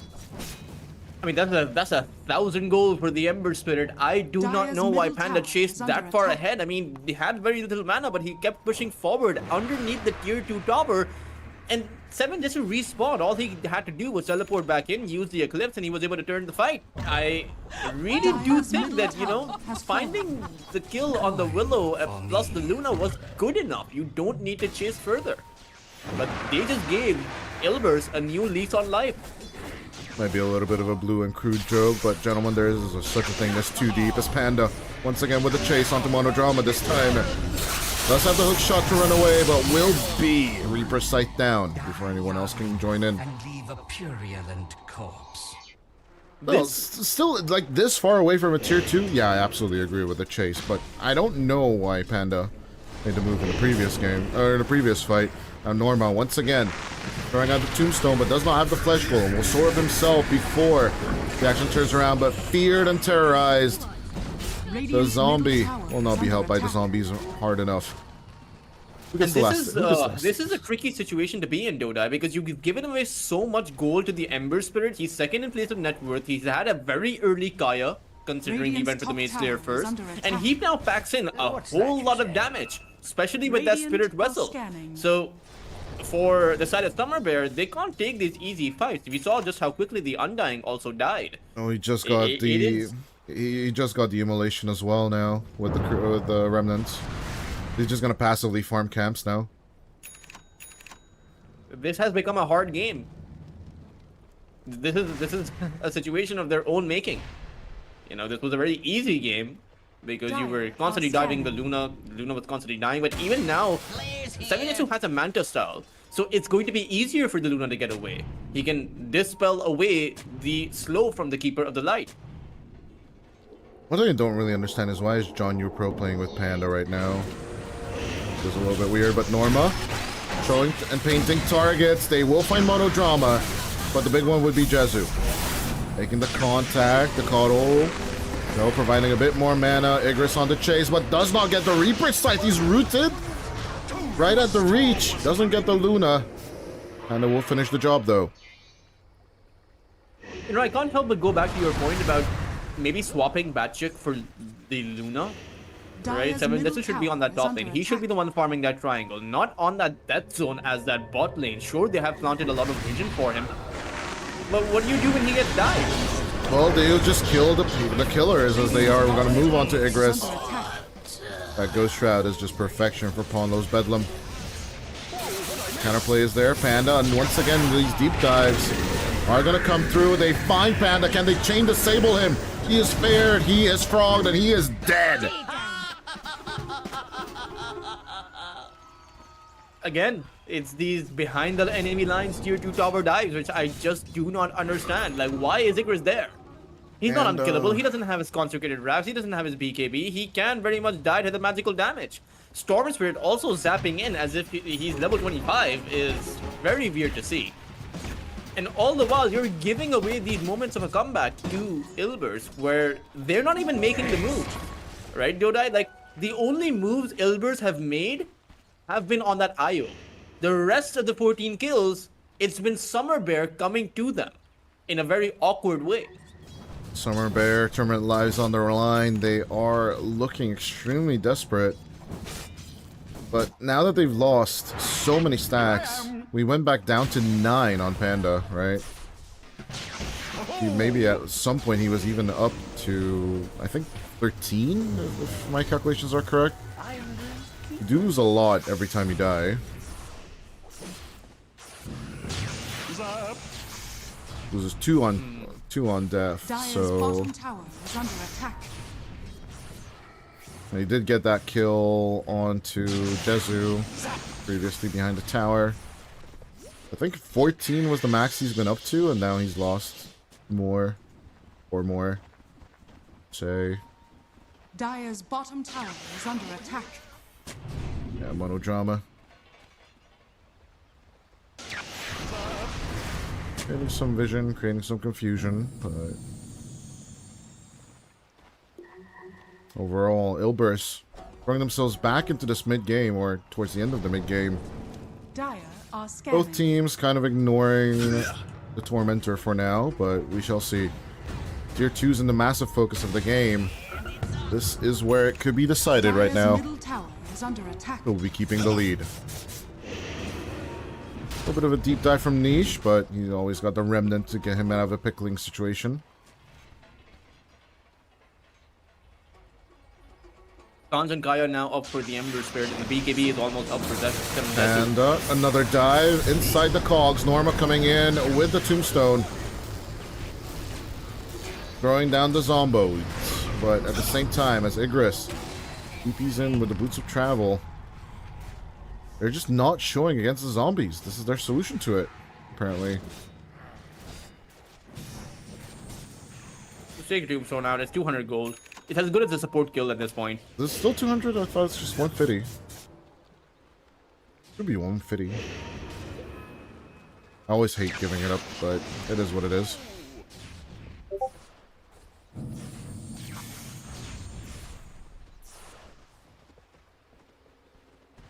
And at the very same time, 23 minutes into play. It's fully daytime. It's a beautiful day for farming for Jezu as well. Radiant's top tower is under attack. This BKB should be on the rise up soon. Down bottom, Igris is going to be chased. Ghost Shroud did. Control onto the Necro. As Ilbers have decided to just make the team plays that were done onto Jezu. But Jezu in trouble. Will be at 1/3 HP, trying to make that one play at the same time. But the IO is going to get caught. Good control on to John Yu Pro as they will save the Luna. Ilbers on the rise.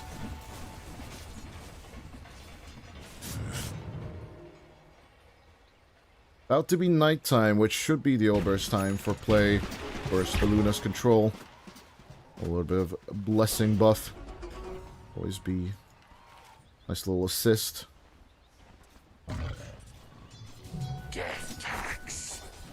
Dire's top tower is under attack. Yeah, basically balling time for the Luna lineup. Will be soon enough in general. Panda, let's hear him zip by. Let the fun begin. Goes for the wave cut instead of the bounty rune. Light upon low meat. Radiant's bottom tower is under attack. Dire's middle tower is under attack. And then with the GG boots build. Transitioning into a Witchblade after the Kaya Sange.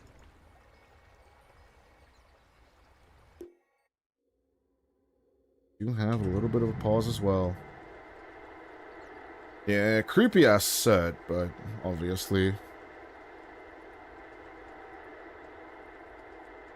I'm actually looking to open up my next one. My next treasure is coming up. I just got it, but I don't think I opened it just yet. But to be fair, the sets aren't that super great in this set.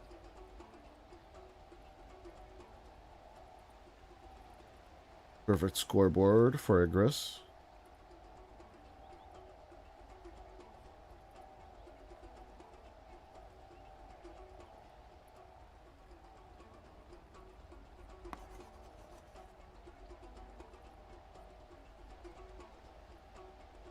Yeah, because BKBs are going to come out on the carries. And I'm interested to see if the out-heal theory of Toltrus is going to live through this. Or are we looking at something else?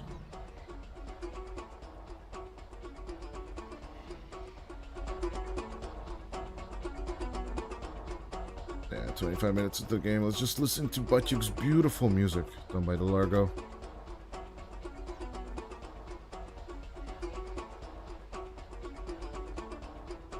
I think we're done with the Holy Locket. I don't think beyond the headdress he wants to go at any kind of itemization. Maybe a Boots of Bearing is in the picture, right? You can always get Drums of Endurance. Because currently, tower hitters are just still absolutely absent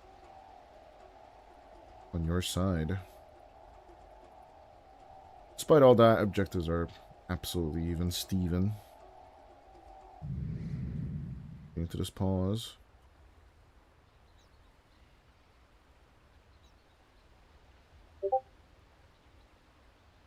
Yeah.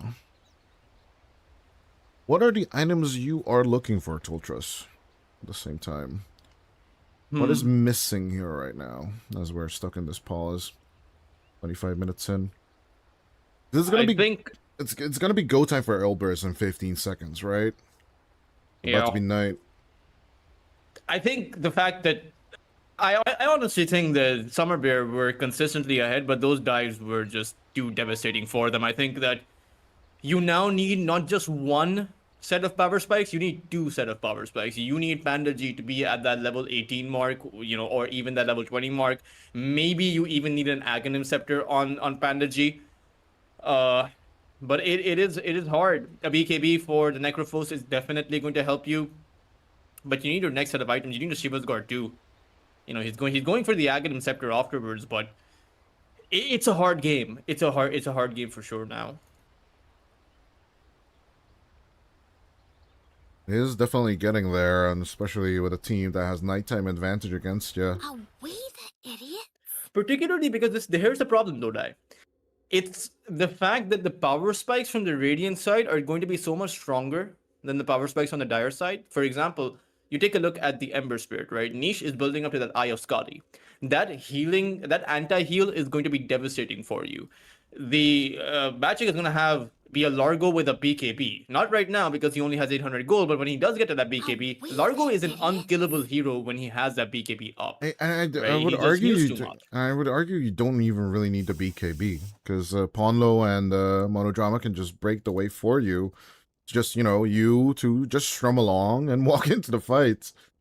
And in general, to me right now, Toltrus, this seems like the next 5 minutes are going to be a horrible time for Summer Bear.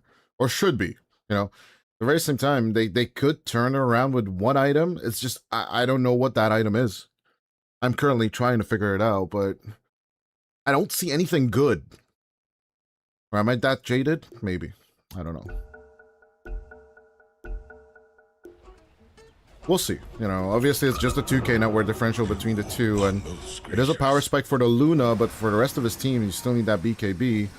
And our mid laner actually at the NC said that he himself already feels the power spike coming when he's starting to build his Scotty build. Dirty is happy with just with the ulti orb, right? For the stats. Only that one was already pushing it, you two into this very, very strong direction where Niche. I mean, Igris and John Upro, but look at this Sleight of Fist just cooking.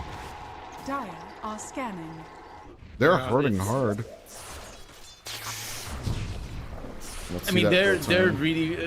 This may just be a 2,000 advantage, but I really do feel the state of the game is in which Summer Bear are a lot further behind. Comforting rune of regeneration. You know, Luna has very high movement speed. Clockwork and Hookshot out. You have the Shadow Realm for the Dark Willow. Ember has the Remnant out, and Largo has a lot of movement speed. They don't have to fight where the Tombstone is placed down. They can ignore the Tombstone, and they can outmaneuver the IO. They can just wait out the relocate.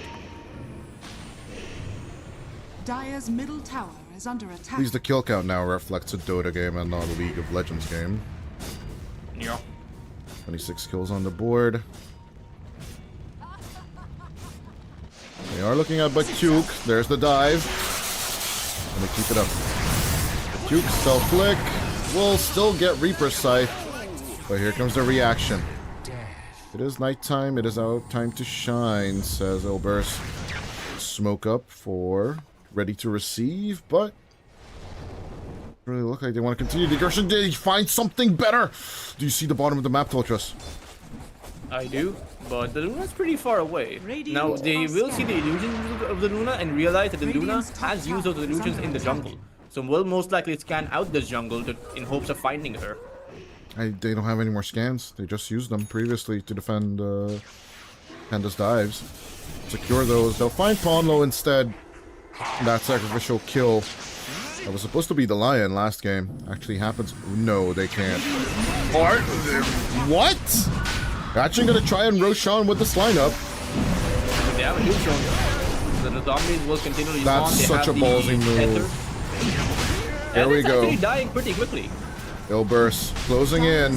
Are they gonna be fast enough to actually react to this? They find out where the rocket flare. Roche at 65 HP. They will get the Aegis. As hookshot, monodrama closes in. Can they massacre everyone else?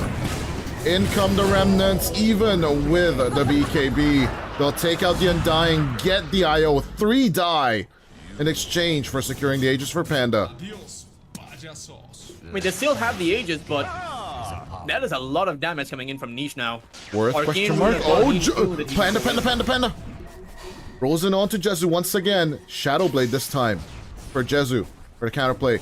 We'll keep contact. Can monodrama come in at time? As he slides out, goes through the twin gate. Because there's no hook shot. We'll be safe. Top tower is under attack. Dire's bottom But it's Summer tower has Bear's fallen. only option here to go for pickoffs. They're clearly losing the full-on engagement. In fact, they're scared of the full-on engagement. Despite of picking up the Aegis and being relatively healthy, sure, there was no Tombstone and no Flesh Golem, but they had everything else, and they still chose to back away. I mean, a closed an encounter with a Luna and an Ember Spirit doesn't sound like a good time as the hook shot will catch Igris. This is the kill. This is a big one. As they will lock in onto John Upro instead. You are not saving this carry. Or at least you're still going to die despite you trying to delay this fight. Get the IO and take more territories. This is all what it's about. There's still 1 more minute of the night. As Jezu, they opt in to rather take the Tormentor instead. I find it interesting the IO is going for an Aghanim Scepter. I don't know how I feel about that. Like, do your spirit spawning, does it really do anything for you? You need to survive. Because as it stands right now, it kind of really feels like the IO just dies in a few hits. Whether it's the hits of the Luna or the Ember Spirit doesn't really matter. It's just not possible for the IO to stand its ground. I'm just thinking what the item for survivability would be. In general, if I have a right clicker, I play Solar Crest, right? If I'm correct on that. Could be a Ghost Scepter too. But Ghost Scepter, you still get Eclipsed. Or even just Lucent Beam. Just destroy your HP. That's my problem. Glimmer Cape, Ghost Scepter, you know. Glimmer sounds better. Not a scepter. Well, one thing's for sure, and this IO is just dead. Tether where? Tether to your death as Panda tries to come in with the assist. Keep on looking to get the counter kill. Monodrama trying to get out. Good contact from Igris. There's the Reaper Scythe, but 2-on-1. Nisha's just slicing and dicing away. Dezu coming in. The Ghost Shroud is gone. There's a BKB in 2 seconds. Igris will need to pop it. Panda coming in with the counterplay. As in this 3v4, it's a very awkward situation. Make it a 4v4 right now because Pondo just joined in.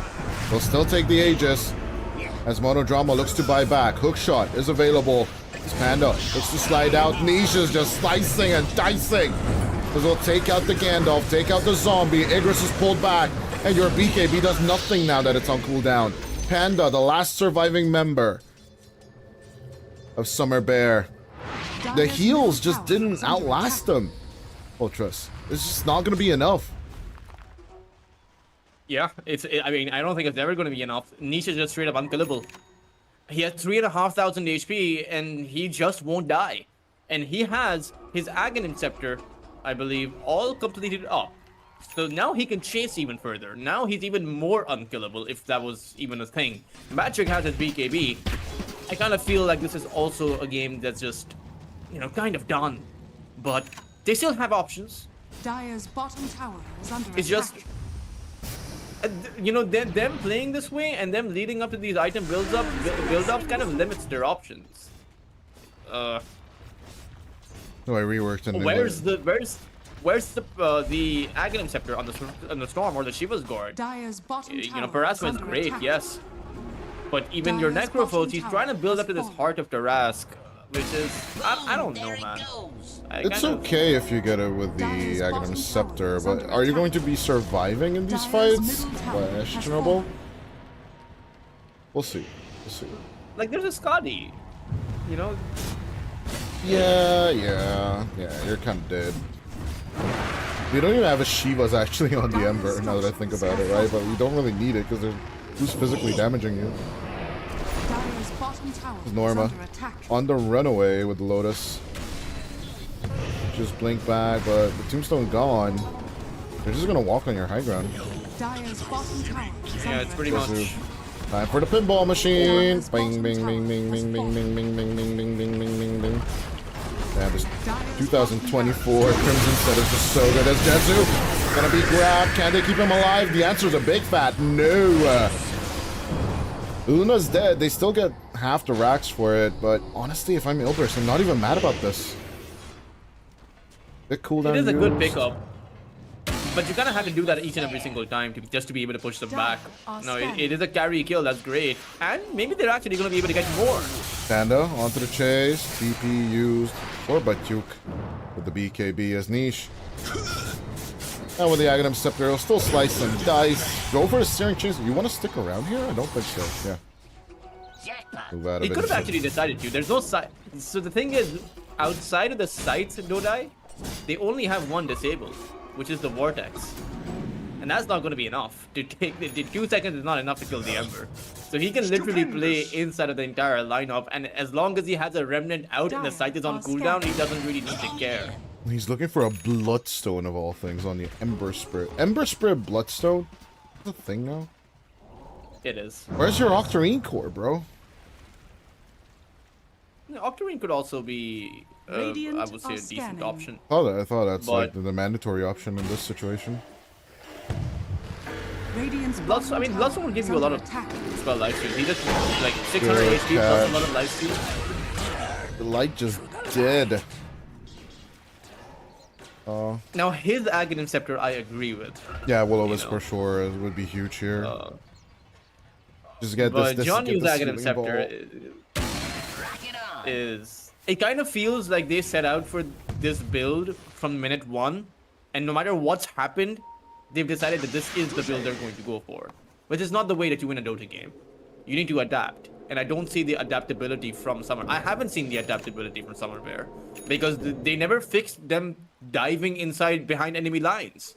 Right? They just kept on doing that. This feels like some kind of pub idea build that I'm just not familiar with.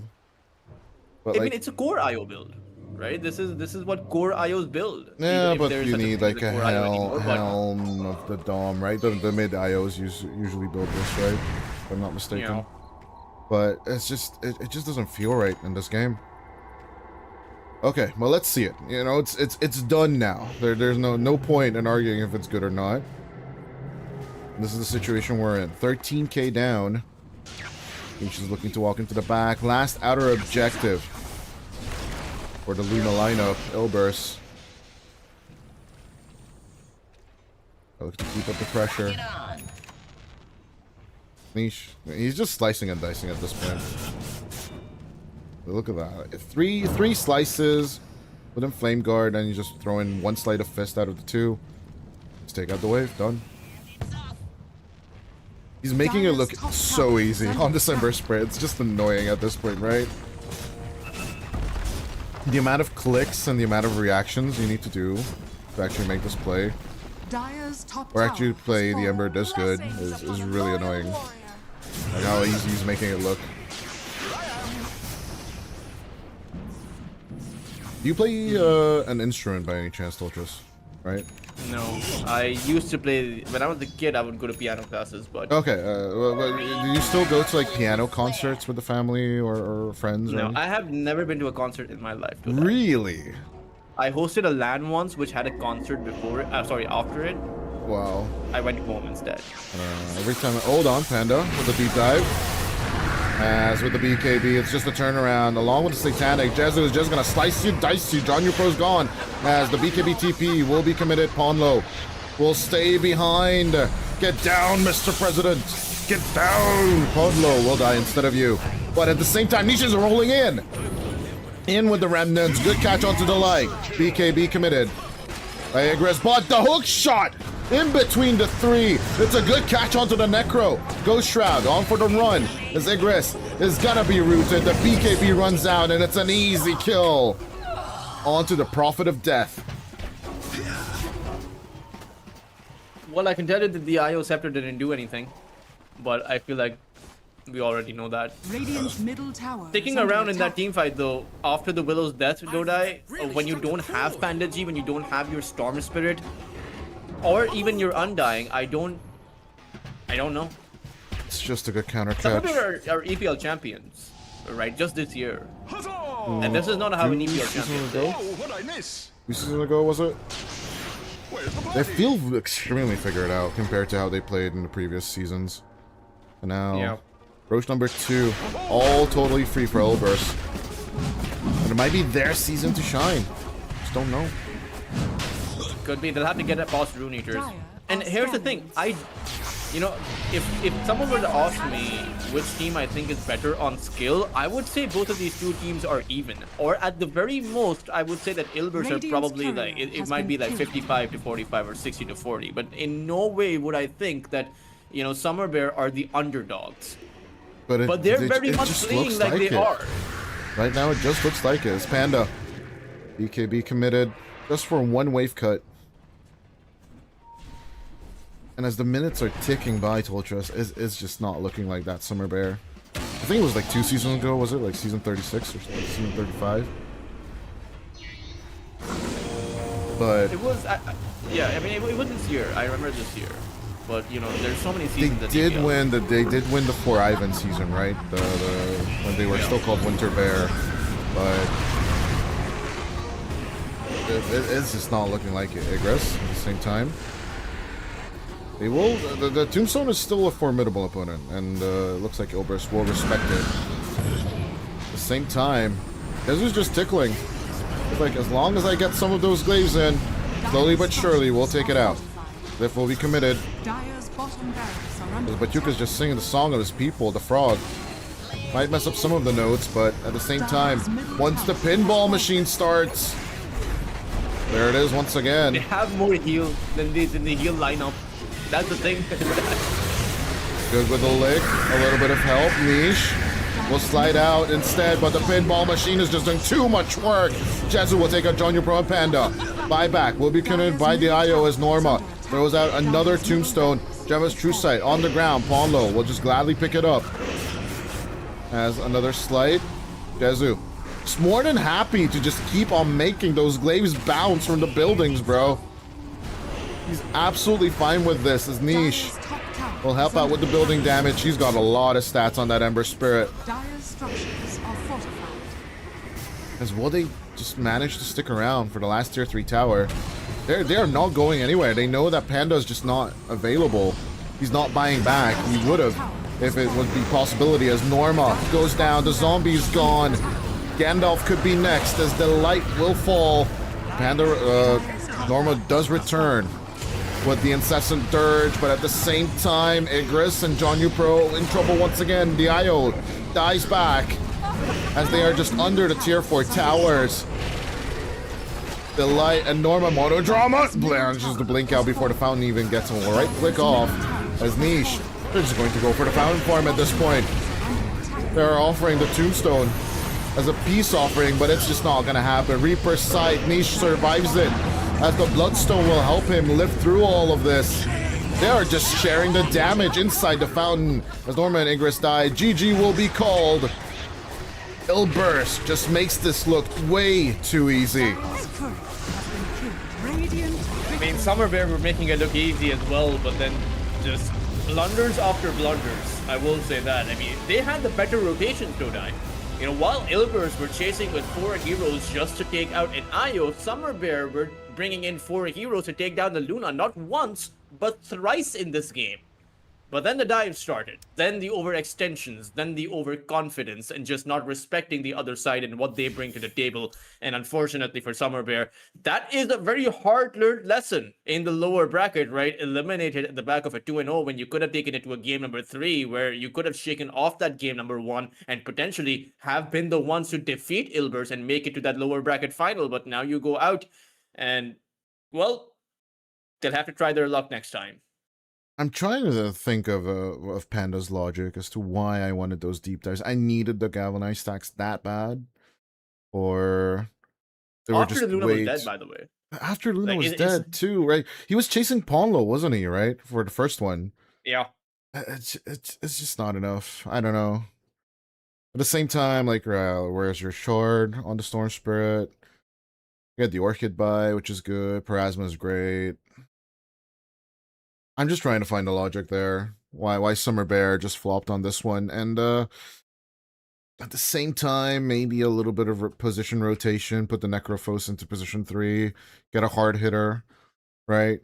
Because eventually the initial theory of you do not have tower pushers or tower hitters, despite you killing the Luna, despite you even catching Niche from time to time, or despite you just dumpstering Batyuk on lane, like, obviously, the show from Igris and John Upro was wonderful for the first 12 minutes of the game, but at the end of the day, you just do not have those objective takers that Ilbers just...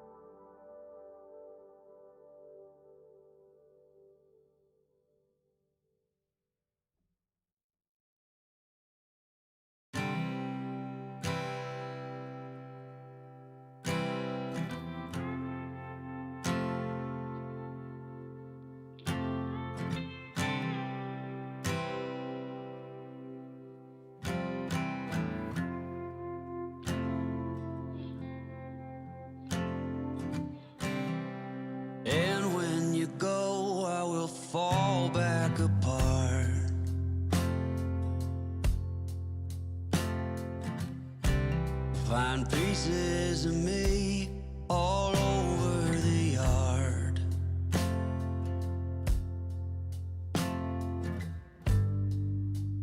In this house of cards,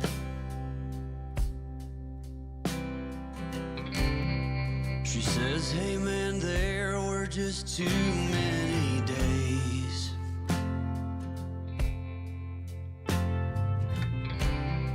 When our good intentions only got in the way.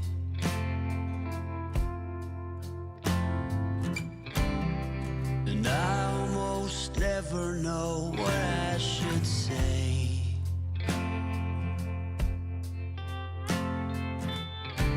Maybe nothing nowhere ever was that okay.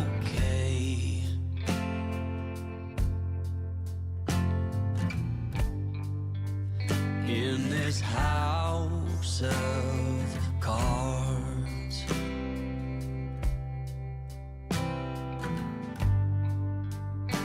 with only hearts.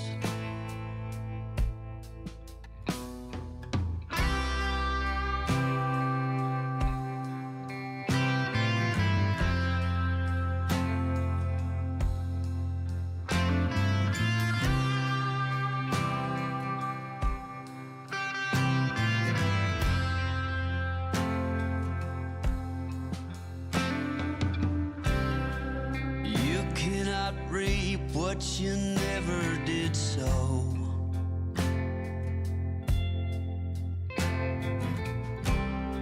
You cannot learn what you never won't know.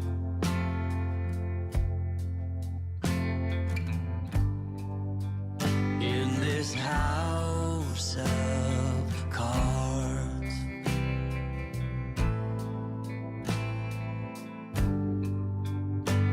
with only hearts.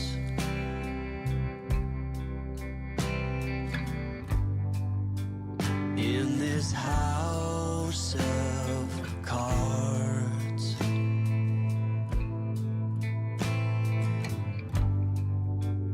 and these lonely hearts.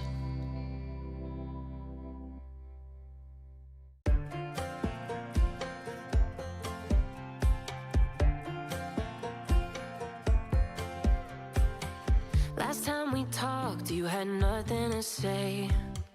You chose to walk, give what we had away. I hope you get what you're looking for. But babe, with me, you close the door on everything we could have been. Don't go thinking we could be friends. No, you can't bring us back from the dead. 'Cause when you know, you know. And when you don't, when it ends, it ends. When it ends, it ends. I really thought we might have been it, so my heart was shattered when it took the hit. Oh, I can't imagine doing all that again, even for one night to see where it went. Here's the thing, you made your bed, I just got your stay out of my head. No, you can't bring us back from the dead. 'Cause when you know, you know. And when you don't, when it ends, it ends.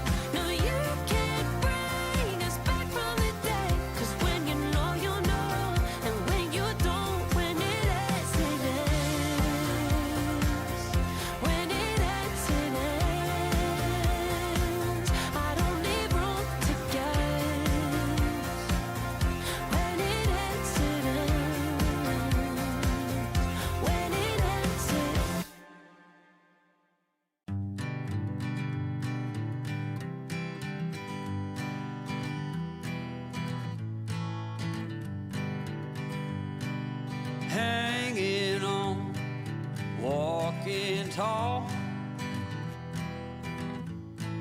Some days I got no use for it all.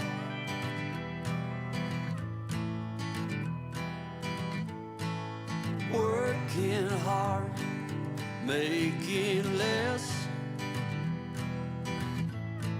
Some days are bad, bad at best.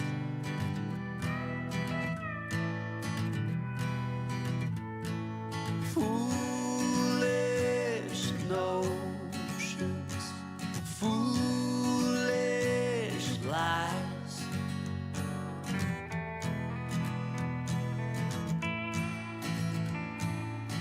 I set to thinking I could make something of me, playing every game except the lottery, serving everybody else and told myself I'm free. Misery is a showy state of bad company.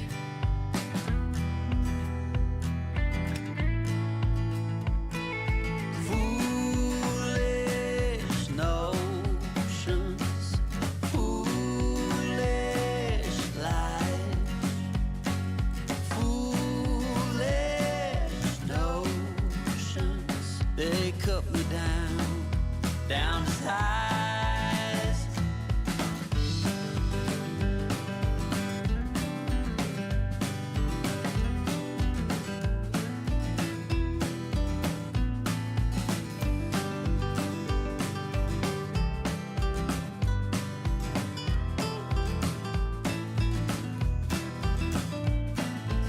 You came along and lifted me up.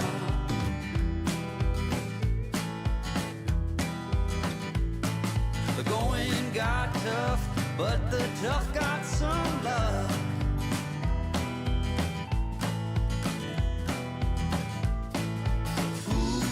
Foolish notions, foolish lies. Foolish notions that made me wanna cry. Foolish notions, foolish lies. Foolish notions. Well, I said goodbye.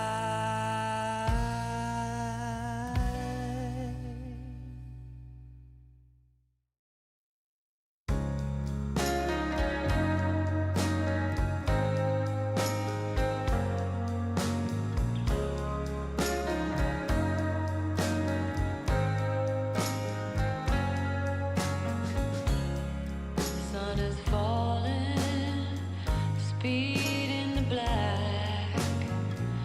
No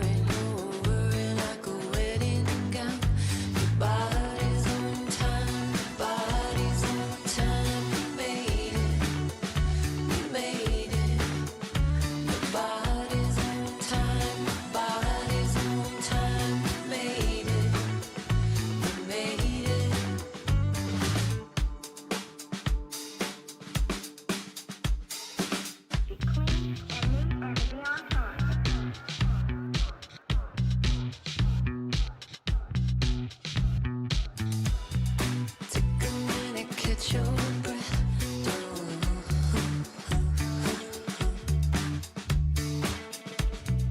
Take a minute, pass your test.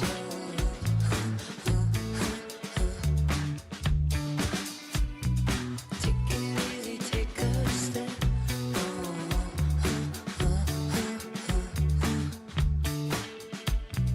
Take a seat and be my guest.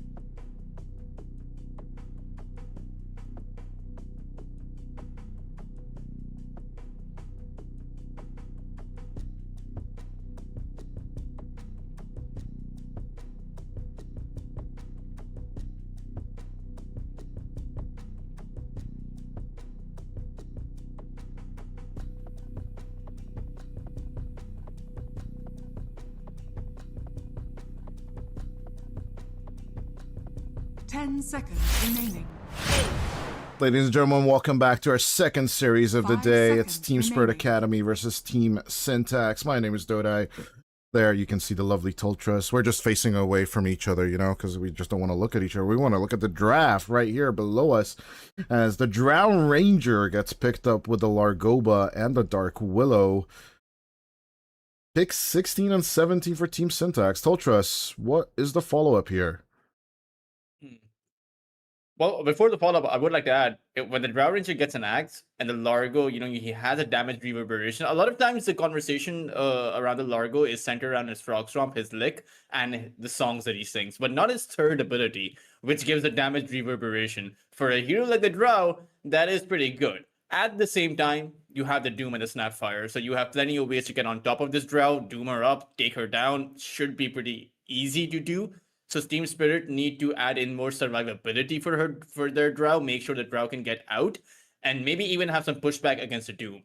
For Syntax, it's an interesting question because Mikey has played the mid lane Snapfire in this tournament, not just once, but several times. So maybe this will be a mid lane Snapfire. You can always switch it up to a support role, but will be... Dire team pick. I will say that Syntax...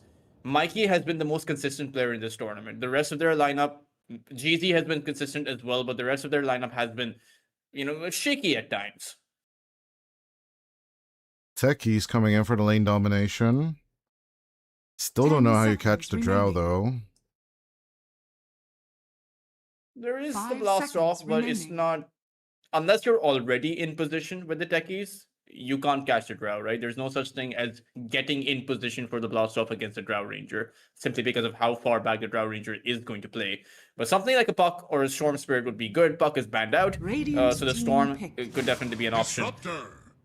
Okay, they have the... Disruptor. Is your game... Do you see the dragon of the Disruptor? Or the Raptor? I do. I don't. Maybe it's time for a I've restart. never seen a Disruptor Radiant without team his Raptor. I've never... he's actually seen just what his legs look riding like. in the air.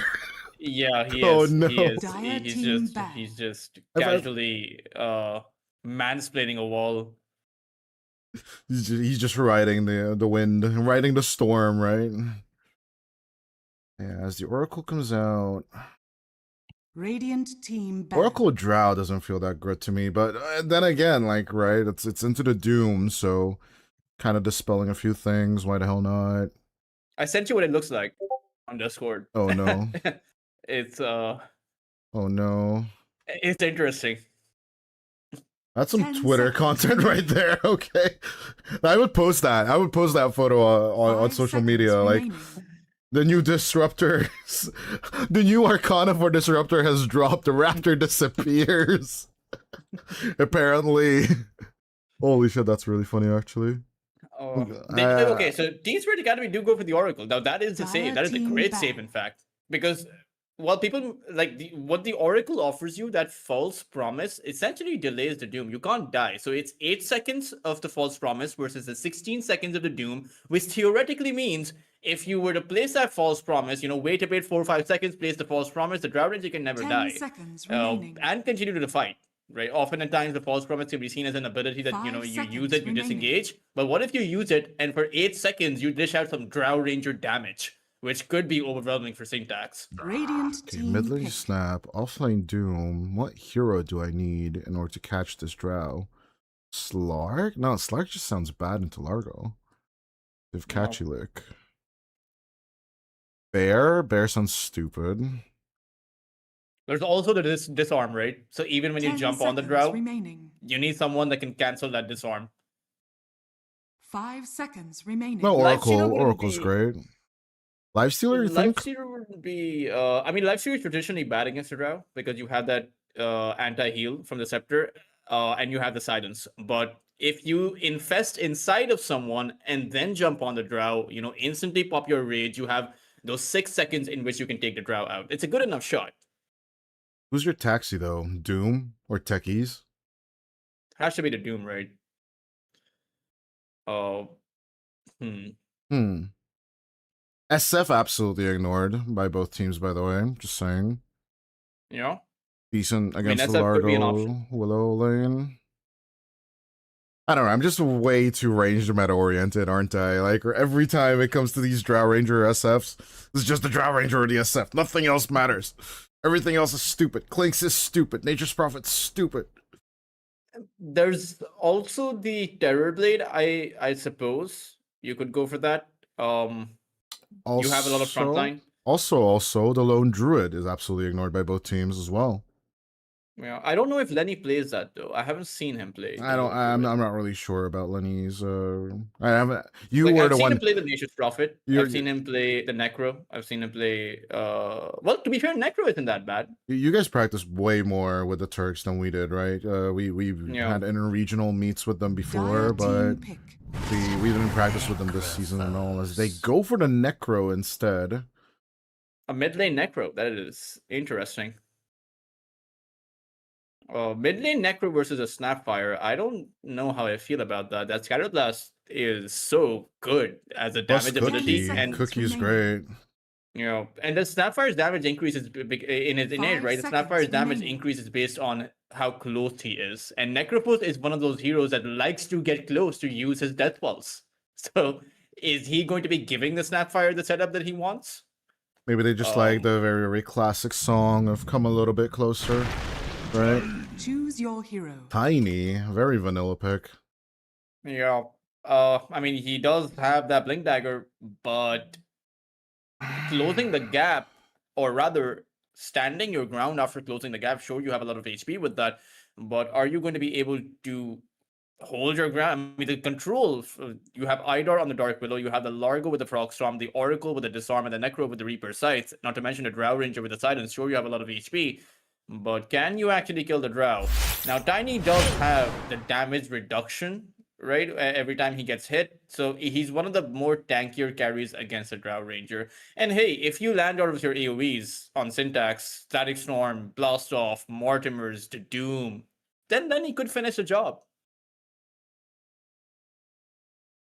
But yeah, speaking of that, come a little bit closer with Jay and the Americans. Still, Lenny finishing the job, and him being the questionable cookie hero. This is Mikey's mount Mortimer version, right? The snail kind of shows.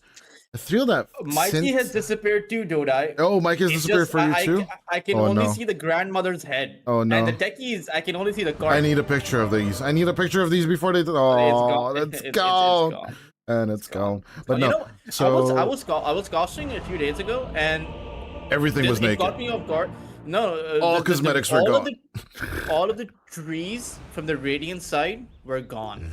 Just from the Radiant I've side. had the tree bug too. I've had the tree bug before, even in game as well. But it's I think as they reintroduce the new textures into the spaghetti code, with certain systems they just bug out for sure. But yeah, so back to it. I feel just a little bit that Syntax's lineup is just a teensy-weensy bit slow. Like, correct me if I'm wrong on this take, but I think they're just 3 minutes behind in timings, right? Like, if the game takes its natural course, the Tiny is just not gonna get to that BKB Echo Saber Blink Dagger timing before the Drow gets its items. But that might be... I think the Radiant side are a bit more passive with their items. Like 86 isn't probably going to go for the Radiance, right? He's going to go for the Boots of 30 Travel. Then he seconds wants to to farm battle. up. Drow Ranger needs to find his farm. Largo needs to find his farm. So all of these three heroes will be finding their farm. And sure, Don't you just need wraps on the Necro? Am I wrong on this? Because that's what he's queuing. Kind of agree with that take, but imagine he's going to go for the Boots of Travel first, maybe, and then the wraps. Simply because you want that rotation potential, right? You want to be able to Boots of Travel in, use a Reaper Scythe. But it's not so simple because you have Mikey on a core Snapfire. So he can join his team too because he's also going to go for a Boots of Travel, right? And so it's a single target Reaper Scythe versus the Mortimer Kisses. Which one would you prefer, and which one can you make it work with? Can you work with if you're, both of these two teams? That's what it comes down to. And I think it's pretty much even. I mean, one side definitely can flash farm, that is the Radiant side, so they will be faster on their timings. Tiny is a horrendously slow last hitter until he gets his Echo Saber. And a Doom, even though he's a Doom, you don't have the greed fast. What was the greed facet called? I can't remember. Devil's Bargain, something like that. Yeah, it was the Devil's Bargain. So even, you know, he doesn't have that.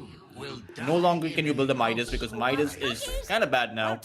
So Doom doesn't flash farm like how Dooms used to in the history of Dota. Yeah, the speed is just a little bit weird. He could be definitely another suspect for the Radiance build in my eyes. It's just getting there. Getting to these items on both sides is going to be a great question. You are absolutely right on the money on that one, in my opinion as well. But Eastward Academy, actually this is already their best finish, or their best performance, I think, in the EPL tournament. Tell me if I'm wrong on that, but... In this season, they made it to the TI close qualifiers as well, right? That's pretty big. For an Academy team that didn't do anything when they started out. Not only their season has been super horrendous so far in all tournament aspects, but them just making it to the close qualities was a good one. And now their performance here is absolutely... They are evolving. They are my team to watch, along with Virtus Pro Prodigy. As Emptiness goes down for first blood. Easy tries to jump out, but the right clicks connect, and Sailing gets a double kill. The dunk from the Oracle is absolutely warranted. I am very surprised that they just got ran down by the Frost Arrows. Despite of just taking in so much damage, Emptiness thought he would stay alive until he was too late. I don't know. It does become a bit of a catch-22, you know, you're taking those Frost Arrows, but you also want to hold your ground, find some farm, find some repositioning, but then you take too many Frost Arrows and suddenly you're just dead. Those Purifying Flames are truly purifying, as once again, the abuse continues. Idar, in the meantime, taking out Stoic and Lenny. Already at half HP with the Tiny. It's not looking that good. Mikey getting crushed by 86? What? This is not what we're... What? I mean, you kind of predicted this, right? The Necro should be having a good time. I actually thought that Mikey should be having a good time. Right. But you said that the Necro invites you to become closer, to come closer. The Necro goes closer because he wants to use his Death Pulse. Everyone wants to suffer. Because he comes closer, you should be able to land your cookie and your Scatter Blast. Maybe Mikey is just not prioritizing that, but then the question is, what is he prioritizing? Because his last hits aren't that far ahead either. Yeah, like we just saw, 86 came in close.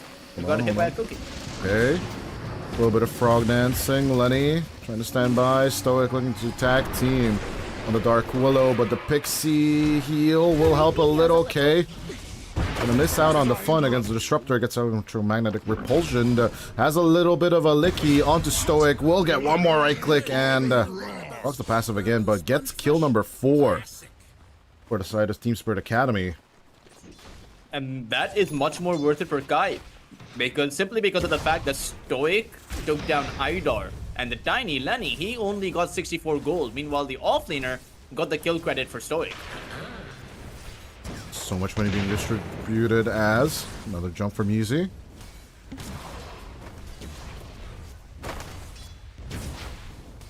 Survival. Salem is just playing a perfect game right now with the Oracle. Another set of levels into the Purifying Flames. Can they get the kill onto Emptiness? Like, can they be this disgusting? They're trying. Multi-shot committed. And it needs a little bit more damage. It's 400 HP. The perfect creep chosen by Emptiness, by the way. Heal Amplification Aura along with the heal. Yeah, sure, Lenny dies up top, but they have the kill exchange. I'm looking at Sailor. I don't care what's going on up top. Easy. Boom! Immediately another set of Purifying Flames. This is just great to watch. I love Oracles having fun. It's so hard to play against Drow, right? That Frost Arrow damage is just simply too much. 18 bonus damage, he already has 78, so that means what? He's hitting for about 90 damage a hit? Doom has like 1100 HP. You know, 45 magical resist, so let's say 50 hits. In 20 hits, the Doom just is gone. All this heal is just not enough. Like, he's healing 100 every time he's spending 60. And the cooldown isn't bad either. You can get that heal back every 10 seconds, but 3 Frost Arrows is all it takes from Kaseki. That's 30 mana spent for 60 in exchange. And Kaseki will just continue, he'll just arrow you. He doesn't care. Anytime Easy with the interference, but he's just gonna be falling victim again. What do you do against this? And look at this. This is the lineup from Syntax that is designed to jump the Drow. Right? They want to scorch Earth in. Oh, top lane. Mortimers? Not going. I mean, only pick one to kill up. Guy actually found a kill as well, so that's a pretty much even exchange for having expended 100 cooldown ability. Oh, Lenny. Oh, Lenny goes in with a cookie. Gets a tree grab as well. Has 86 with a Reaper Scythe. That was indeed costly. 86 will just 86 the pile of Dire's middle pebbles. tower is under attack. That was a really good teleport. Oh, Three-man Kiseki, he's in trouble too. rotation. This could be a big opportunity. Good jump onto the Drow. It's a 3-man play. With the multi-shots, they will take the kill. Despite the Drow trying to resist. Big And we do have to rotations keep in for minute mind- 6. This is minute 6. Where was this action in game number 1 of the day? Ultra. This is more like a Southeast Asian game, right? More resembling a Southeast Asian typical competitive game where you have 13 Radiant's kills in bottom 6 minutes, tower is more than under 2 kills a attack. minute. Both teams just vying for control. It's two snakes entangled on top of each other. Trying to get We the do have to fight. point out the lost hits though, and Lenny, he doesn't have too many of them. Just 25 lost hits. Sure, the Drow Ranger also only has about 27. It seems like Radiant's bottom tower is Everyone's just under taking attack. kills. 86 is just leading the charts. Stoic. Goes to death. Yeezy dives in, but that it means he's just giving his life away for this. Emptiness could be next. Assailant. Coming in again. The Assailant will find his kill once more. Satan is doing some heavy lifting. I've always thought that the Spirit Academy supports have been fantastic. Even including Guyford. Guyford, Idar, Salian, all have been pretty much amazing. That's not a take away from their cores, of course, but they know their rotations. They know how to play with them. As soon as a Drow Ranger died, they brought their position 4 in from that top lane to make sure that they can get a return kill when the off lane from Syntax shows up. Do you remember distinctly a season or 2 ago always making the joke that 86 got 86th, right? Yeah. Because of the restaurant talk. But at the very same time, right now, he's the one doing the 86ing right now. As all he's got to do is just join up on a fight. Every time he will have that Reaper Scythe. And with the Boots of Have you seen Travel Kitchen already Nightmares? finished, obviously. I've had girlfriends before, thank you very much. That's where That's where you picked it up? discovered the number Yeah, 86. no, I've heard 86 in the Bear, as I've heard 86 on good old Idar as well. Good with the grab. Guy in trouble.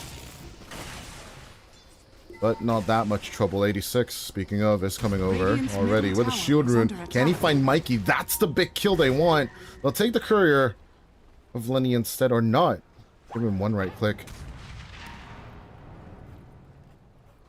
Eventually it will be just a massive disengage. No, I've heard it in the Bear. I've actually worked in a Burger King before. For 2 weeks of my life, and that's where they had like 86 on nuggets, I believe. And we just had to put up a massive They big had to sign. remove nuggets. Yeah, just for that one day of the week. It's just for some reason, someone had like a big ass party, and they just ordered all the nuggets in the shop. It sounds like a legit reason to run out of nuggets. If someone has a hankering for nuggets, I can get behind that. Nuggets are Or so good. yeah, Man. they're Like, they're just, I mean, there's no other way to put it, man. Nuggets are like the miniature fried chicken. know? if anyone follows our socials, right, our EPL casters in general, and any kind of socials, we always post. Dire are There's this scanning. unspoken Nuggies club with B-Cop, Base Defender, me, and a few other casters. And we always just post pictures of just people, you know, eating nuggets together. There's something to it. The shape of the food, the variety of it. Or you can have vegan versions, normal versions. And the sauces, right? On the sauces, You can have nuggets with bro. any kind of sauce and it tastes good. It's so That's the good. thing. I think I'm gonna have nuggets today. I think my mind. Nah, I think, yeah. I'm keeping with Italian food for today, for sure. Why is it always the food conversation that will start off the action? As Idar, good pull with a catchy lick. You are not locked in here with.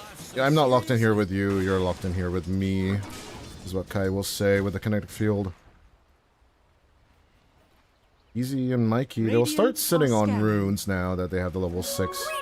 the Dire's techies. top tower is under attack. Mikey did never went for the Boots of Travel. He actually went for the Fabric Thread. That is very interesting. He had the bots queued up when the game started, but now has gone back to the Power Threads. It's a different variation, but you get the Blink Dagger instead, isn't it? As the Terrorize does not go through onto Stoic. You want that distance kept for Salen, but easy with a counter jump. It's a very messy fight from both sides, but eventually the grab onto 2. It will take out Idar. Can they catch K as well?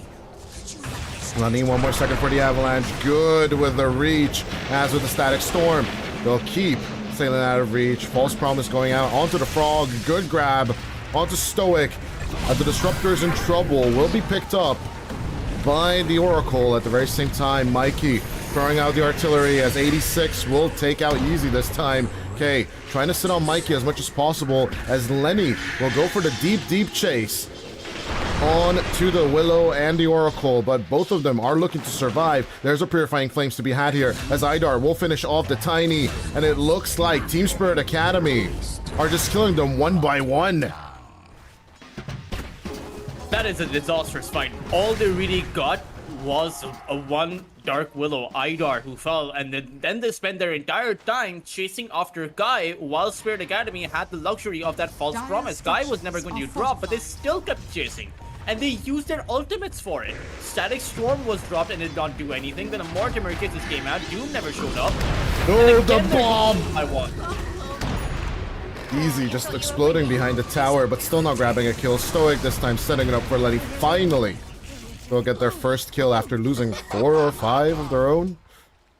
But as you mentioned, no, this divide and conquer approach coming out from Team Spirit Academy, it's an oldie but a goodie, right? Faint retreat, turn back on to core Dire's bottom tower targets is such as under Mikey. attack. The 2 supports killing off Radiant's Lenny middle is tower is really under what is attack. like the mental damage right now for the Tiny. That Lenny has to just shake off, get your Echo, get that Blink, get back in this game. It's a hard one to say though. Like stop, take a breath. This is where we need to regain our focus, right? Because Team Spirit Academy is the one that pauses. Their technical time is the one that's going to be ticking down, but still, this Drow's been free farming throughout the whole time while this was going on. And As the Yasha built up, Yeah. almost will have. I mean, it should be a 15 to 16 minute Mantis cell, and it's a pretty good position for the Drow to be in. Not to mention the Necrophos, right? Boots of Travel plus the Consecrating Grabs already built up. 86 has 6,500 net worth at the 12 minute mark, and there's no way to stop this Necrophos.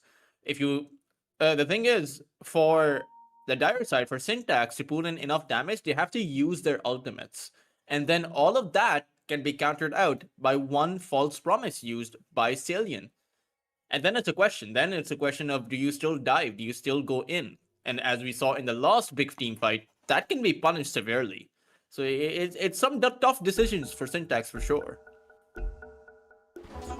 yeah, just to reiterate to the audience, right?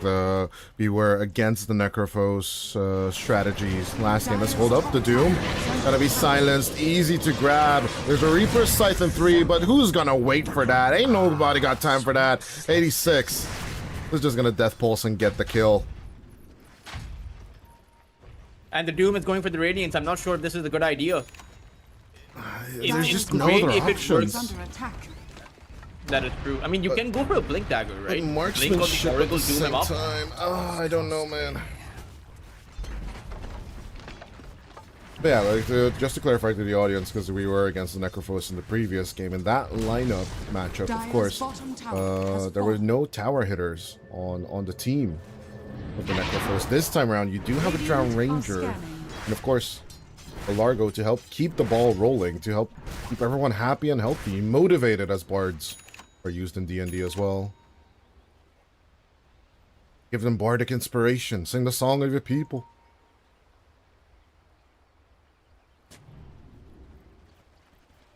And right now, I'm just not really seeing this synergy right now that Syntax have. I'm seeing a Syntax error. Oh my god, the meme is live now. Oh, Stoic, he might be looking for a glimpse. Damage. But no. I think they saw the Oracle and decided against it.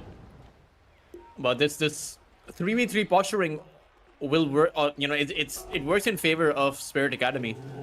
They Absolutely agree. have the better supports as far as survival goes, and the onus for them to take a fight isn't on them initiating. You can wait for the Techie's blast off to come in. You can wait for the Disruptors to make a move. Look at this timing. Look at 86 right now. Look at the timer and look at 86's itemization. This is poetry in the making. Yeah. He's got exactly the amount of gold needed. Dire's top He's got his tower wraps, is he's under got his attack. boots of travel, he's got his little null talisman, Dire's right? structures are fortified. A little bit of added decoration on top of it. He's ahead of the shard timing. Essentially. This is some Oracle kind of BS. Maybe he has Oracle on his team. Dire's top tower has fallen. Okay, time for conspiracy theories, right? You have Oracle on your team, you can pre-pick your itemizations 3 items ahead, right? It's not the experience of, oh, I played 15,000 hours of Dota. You just become a genius in terms of timings and time. Yeah, no, jokes aside, Team Spirit Academy are playing above and beyond their previous series performances. We're going on a little field trip. And it doesn't seem like it's stopping anytime soon. Yeah, it doesn't. I mean, Mikey has his Blink Dagger, but making a move is so risky.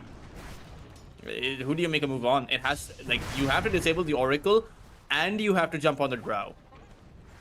I think they don't have any other choice. They need to wait for Stoic's Blink as well. Everything else is just suicide. Waiting for a position 5 to get his Blink is going to be... I mean, he's not going to have it until the 22 That's or what I'm 23 mark, saying. if that. But there's no other choice. Do you see another choice? Wait for the tiny Lenny's going Blink for as Blink well? Dagger, you know? Maybe with the Tiny and Mikey. But there's the thing, that's why I think that Emptiness should have a Blink as well. You know, at least then 3 of your cores can jump in. Triple Blink. Oh, baby, a triple Blink. You never have enough Blinks. Go back. I don't know. But I mean, you can. 5 would be probably the limit, but... You can have 6 if you have a Lone Druid. That is true. That is true.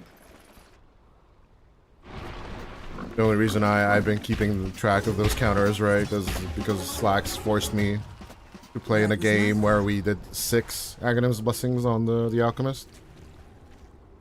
Yes, it was painful. Yes, it was worth it. I mean, Blink Dagger on the Spirit Brave wouldn't be a bad idea. You blink in, you fear. You know? It would be It's an interesting for initiation. sure. Strange build, but as soon as it works, such as the Static Storm. And of course the Mortimer's Kisses, but now 2 ultis used once again for just a mere support. You know? That gives away what you're thinking to the other team.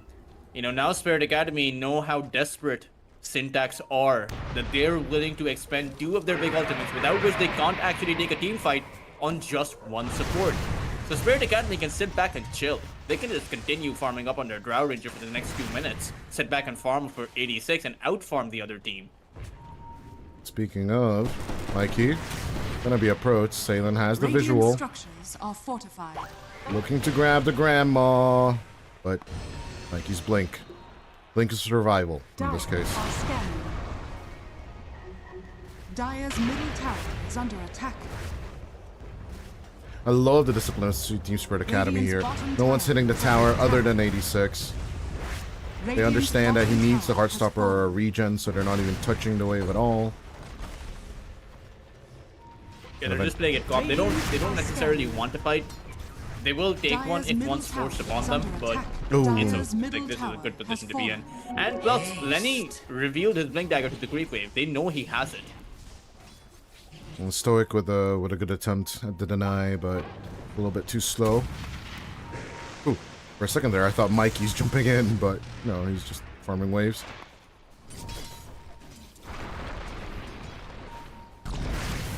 Emptiness. In trouble here? Question mark. But he's got phase boots and the Radiance. He should be fine. You know, Radiant's he even middle disabled his tower is under Radiance. attack. Try and make his a snaky wraparound. Now he's farming the Radiant jungle. This is pretty good. But is it good enough is the thing. I think when he has his BKB, he could potentially look for a fight, but by then, who knows what kind of farm the Drow Ranger will have. He already has the Mantis Style as well as the Dragon Lance. May not even go for the Aghanim Scepter. Could just go for a Hurricane Pike. Works while you're doomed. Now that I'm looking at actually the two farms of the two heroes, Lenny's not as far behind as I would have expected him to be at this point of the game. 175 last hits versus 209. It's not too shabby, despite the circumstances. You know, I mean, the thing that I think Lenny will go for the Oracle instead of the Drow, right? Just blink on in, Avalanche toss. If you kill the Oracle, the entire fight opens up for you. But if you can't kill the Radiant's Oracle, middle well, tower is under attack. I'm not even sure if they have a plan for that contingency. I'm not even sure if you can plan for that contingency. I'm just worried that Kai and by the time you actually are fight ready, Kai and 86 are gonna have their BKBs, and then you're just stuck there while there's massive regen on the Radiant side of things. Smoke up play, easy. Revealing movements of the Dire's Radiant side of bottom tower things. is 86 under looking to attack. join the rest of his teammates. Team Spirit Academy. Might just find emptiness here.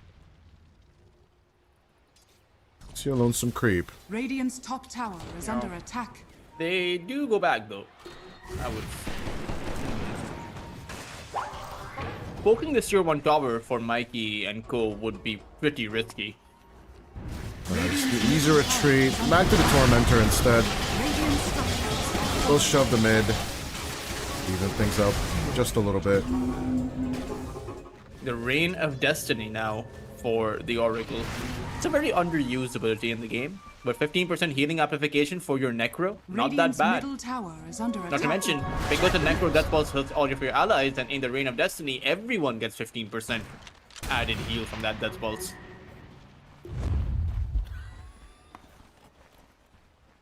One thing I haven't ever seen, now that we talked about the Shard of the Oracle, I've never seen the Aghanims before.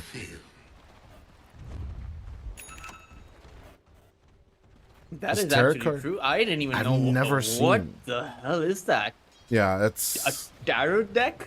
I remember it back in the day when it came out in the patch, but it's like, no one's ever gonna use this. And hold up, as Idar dies, 86, revealing the BKB, goes for the Scythe, onto the Grandma, they'll take him easily as Lenny doesn't have a BKB of his own, will get Frog Stomped on, and they will take out the pause 1-2 of Syntax. With ease, Told Trust. Both cores, it's rough. Now Roshan opens up. When you see Spirit Academy immediately going towards Roshan, that Necrophos is 13,000 ahead. And mind you, while all of this is happening, though, that Emptiness is farming away, right? He wants to go for the Radiant build and get to that BKB, but then you're playing greedy cores against a Drow Ranger. I'm just gonna go back to my original point. It's just not fast enough. I need speed when it comes to Dota. No, and oh my god, as the textures break apart on Roshan dying for me. But Dota is just not having a good day tonight. Everything is just breaking. But yeah, no, it's just simply not fast enough, Tolchus. Yeah. Our audio is also not good enough. Like, you have a Snapfire mid. Kills are the one thing that a Snapfire mid allows you. But you can't go for kills because at best you have one of your cores with you, right? Because the Doom wants to farm. Right, you need to double ultimate just to take out Dark Willow. Support, you know. By the way, Idar Not isn't... even, yeah, you're right. It's just the Willow. Because Salian can use the False Promise on himself. Exactly. Idar is, by the way, on the extremely atrocious set that came out from the new chest, by the way. Yeah, sure, easy dies, no one cares. But this set is just so weird to me. I don't like it. 86. Just absolutely BKBs the glimpse back. He'll just keep on walking towards emptiness. Doesn't even have a scythe, but he's just determined to walk down the Doom. Look behind their own little gates immediately. The Necro is just fearless. I mean, why wouldn't he be? He knows that they're not gonna fight him. Even though he's not the one with the Aegis. It's the threat of that Oracle. Like, how do you turn it around on the Necro? Do you drop all of your ultimates? only to end up with 86 false Radiant's promise. middle tower has Lenny and fallen. Emptiness standing by. Dyer's top tower They want the is under BKB attack. fight, but they don't want to get the drought. They are looking for the backline as much as possible, but Salen and Idar's positioning is just too good. In come the kisses. As Salen, they will commit onto the Oracle. Will this be the solution to their fight? As Kiseki, with the right clicks, they'll look to focus onto the drought this time. They'll take out the kill as well. This guy comes all around the bend. The Doom will be thrown out, but it will be a kill nonetheless. As Kiseki, round number 2 for the Drow Ranger. They are looking to keep the distance away from Lenny. Hurricane Pike still on cooldown for 14 seconds as you have a disconnection onto 86. I mean, Kazeki's already gotten a triple kill. They haven't actually lost someone in the fight, except for Salian. Like, sure, that's a good enough kill, but now you don't have any ultimates. Now, Lenny does have a lot of HP. Oh, Stoic died back? Stoic died back at this fight. Look at at the fight recap. You know, he did. He Holy doesn't die back. moly, that's horrible. Okay, Yeezy. What do we have on Yeezy? Nothing. Time for a tactical pause. What is the solution here? Huntress, we can find a solution. Solution is Mikey has a blink dagger. He needs a blink in, cookie up Kiseki, and Lenny has the toss. So you need to throw everything you have against a Drow Ranger and hope it sticks. Kai can But lick I don't think it's Lenny. going to. Kai has so much heal. Oh, don't I? no. Kai can lick Easy out of midair. There's the other solution, right? Because of it should be double jump, but Easy doesn't have blast off. My bad. Oh, no. I don't think there is a solution unless, like, Lenny needs to start playing whack-a-mole and hope he gets the right mole. Yeah, they need this tactical. They're they thinking need about it. Syntax They need don't this need- tactical pause so hard. I don't see it. I They're don't like, see it. thank Ultras. goodness you paused for us. Like, we really need to figure a way out of this. 86's internet is just giving Syntax a little bit of time to think. But, like, you can just look at Lenny and he's like, yeah, hi, that's me right there. How did I get into this situation? Kind of deal for the Tiny right now. Surrounded by a Drow Ranger shooting you in the face and a frog just playing a song in your ear. And GZ can't even show himself, right? As soon as GZ shows And you up, can't even toss because you're going to get tossed yourself, bro. It's so bad. And it's not just one Lotus. It's two of both. them. It's both because it's Largo things, Largoba things. You know? Oh, This is 2.5, atrocious. 3,000 HP. Tiny, I do think that Tiny can survive for a while. He has 2 hits of the tree grab before the tree runs out. Okay, Doom is lasting for like 3 more seconds or 4 more seconds. Then 86 just comes in. Well, he has a 20 charge wand. He can just Deathseeker into this, can't he? As Lenny. We'll get the toss up, but toss back immediately on top of them. As there it is, the Pixie Storm comes out from Idar. They will take out Kai and Idar, but here comes 86. On with the chase. As with the Avalanche, he'll try and stop them, but Lenny will still die. As the multi-shot will guarantee the rampage for Kiseki. But first, you have to earn it. Mikey makes it out. We know, pretty much read that's- this, yeah. Yeah. Mikey tried to go in with the blink and a Snapfire cookie, it just did not work out. But Mikey, he's still holding his position. I'm not sure why. Okay. Let the quick wave go back. I wanted to get the deny, but oh my lord, the toss back immediately onto the 2 of them. What a disaster. 1,800 gold for the Drow Ranger. That's an entire BKB purchase up for Kiseki. You know, not too many games where you end up with a Drow Ranger rampage and end up winning that game, you know? This timing is just, I don't know. I look at the 2 drafts and it feels readable to me personally, but maybe I would just, you know, we coached way too many games for ENC, right? At this point. You know, But it's the Tiny, it's just falls into this trouble of, I have my items, but where's my team? And as the cookie drop comes out from Mikey, looking to survive, Easy joins in with the play. But at the very same time, Kiseki joins in once again. The Scythe will cut through the techies as Emptiness is on the run. Pops the BKB, still not having this blink. It's 50 gold away from it. But then has the blink with his Doom up. Tolchus, the maybe question still they will- remains. Like, is it the solution? Because look at all the damage they have. And the tools on TSA. Problem is they don't have an option. Their heroes are designed to jump in. Like, you're a Doom. You have to go in, Dire's right? middle tower There's no is such under thing as a attack. backliner Doom. Dire's structures are fortified.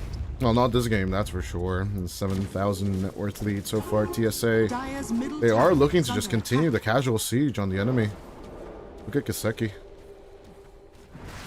Just a Hurricane Pike and a Manta. Sure, there's a BKB too, but, like...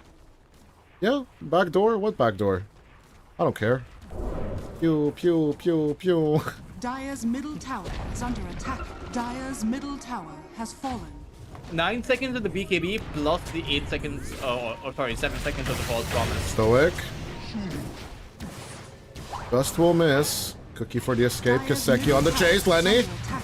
Hurricane Pike back onto the cliff. Well, where do the kisses connect? Good catch from Emptiness. They'll take out the Oracle first. There's a TP out from the Drow. But this was their move. Now what? They use a Doom. They used the 122nd ability to take out Salian, who was dead anyway. Maybe they can make a play, but Lenny. Gonna be grabbed. There's a Bramble Maze. Good BKB commit. Lenny needs to run. 86 looking to keep up the contact. Kaseki on with the chase. Hurricane Pike is available to keep that chase as the silenced up Tiny will be scythed, will be executed. There's 86 and Kaseki. The duo, maybe a trio with Kai, is just massacring everything. I don't know how Lenny can actually fight in this game.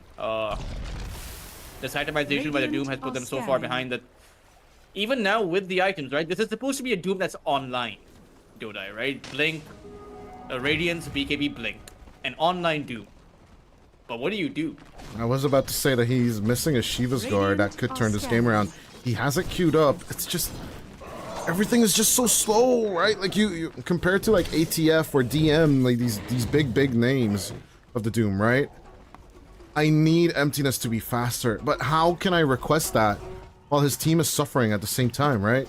This is the number one reason why he is farming always away from the team. He's just trying to solve this seeping ship for his teammates, but I think the ship has already sunk.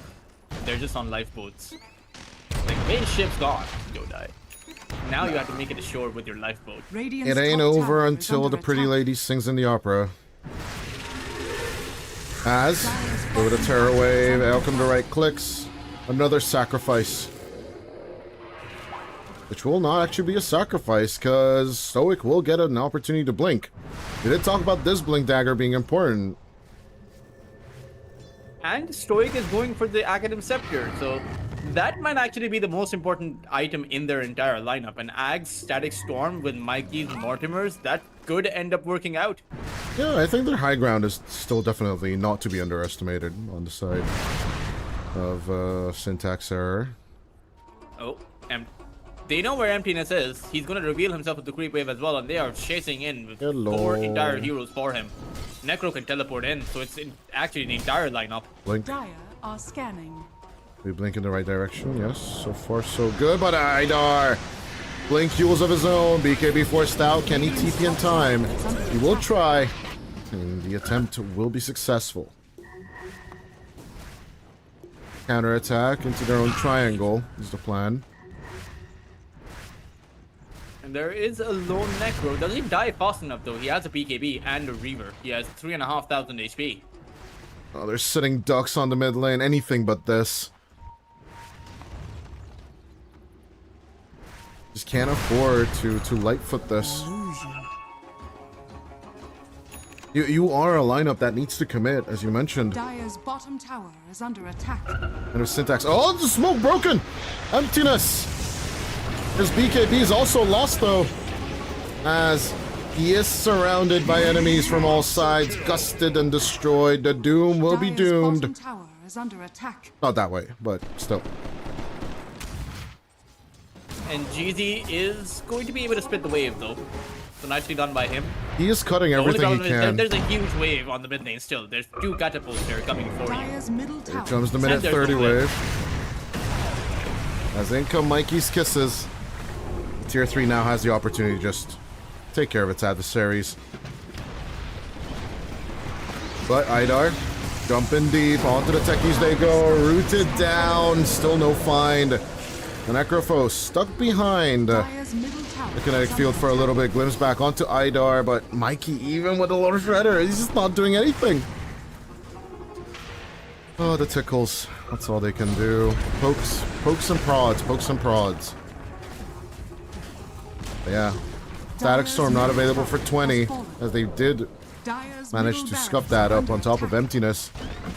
But Emptiness... There's no Mortimers either, because they used them to clear out the Creep Wave.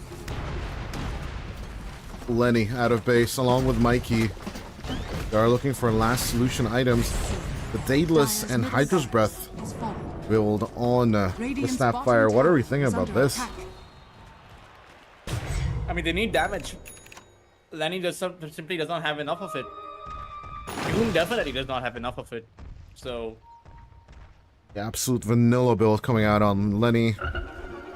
I don't even know if we need to comment on it. It's just necessary on him. As the Silver Edge is done on Kiseki.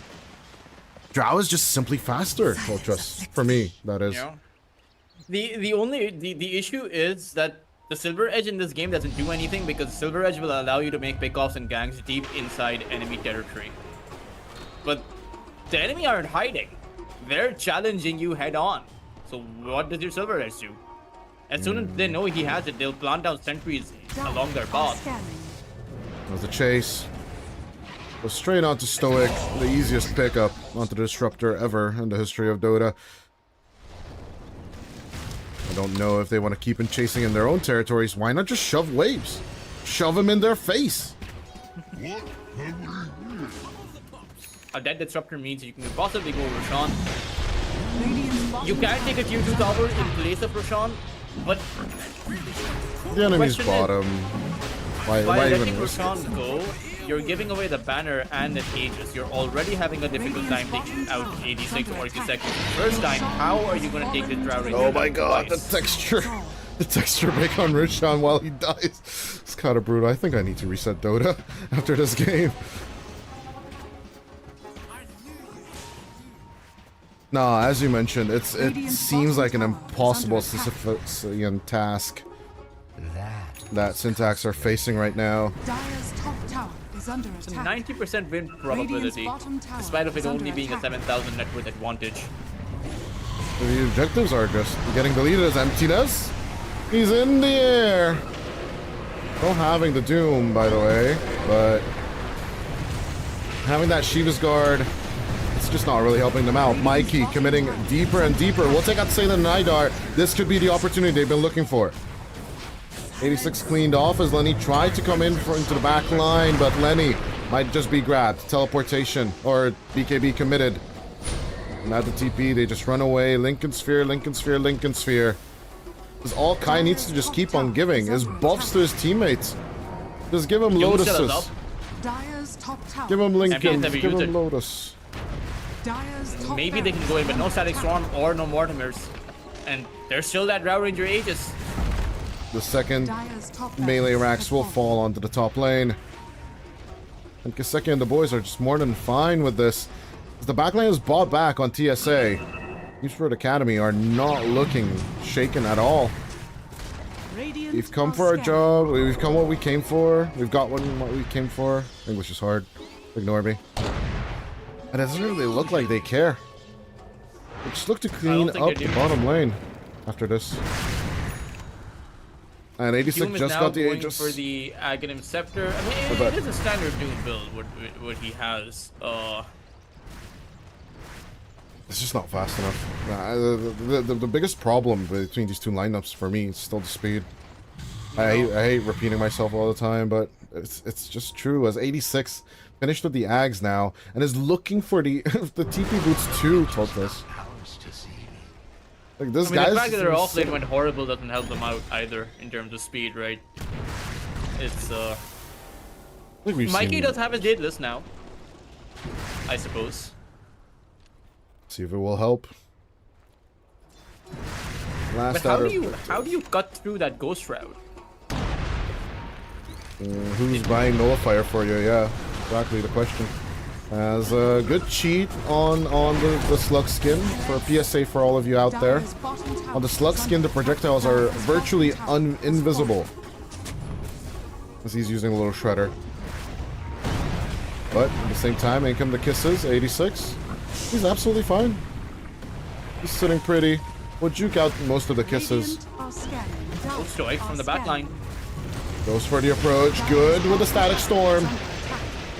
But it's only the Willow. No one cares. Doom out. Straight onto the Necrophos as Kai looks for the save. Kaseki gets that good old false promise. But will the Drow Ranger manage to save out the Necrophos as the multi-shot will be a miss? Stoic looks to shut down another person inside that field.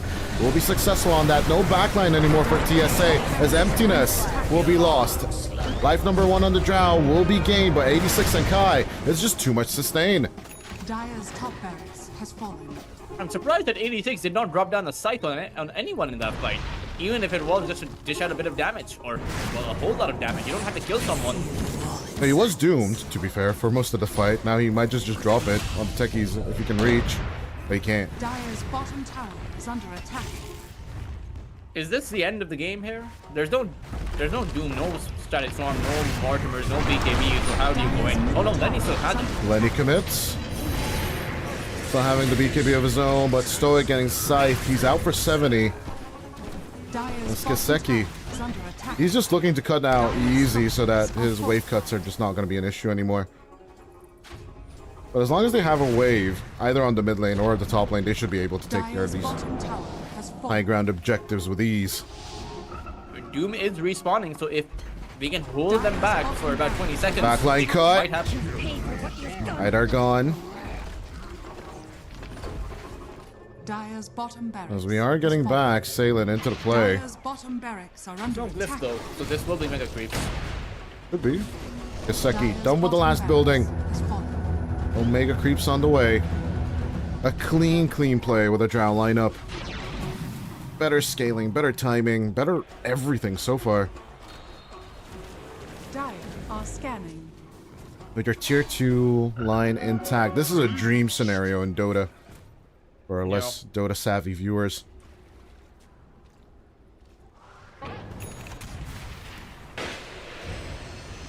You just scale out the enemy. It's so easy, right? Even like Kill after them out, you box them in. after 10,000 hours of Dota, you still feel this situation every time, and you're like, how did I get here? You know? 86 hasn't died once, by the way. What did I mess Like, up? in all the times we've been initiating on him, he hasn't died once. What have I done to get myself into all of this? As we look at the scoreboards, I do like Kaseki's scoreboard Radiant as are well. scanning. Very poetic.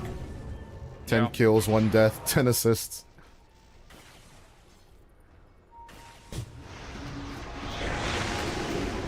But as Lenny slightly grabbed.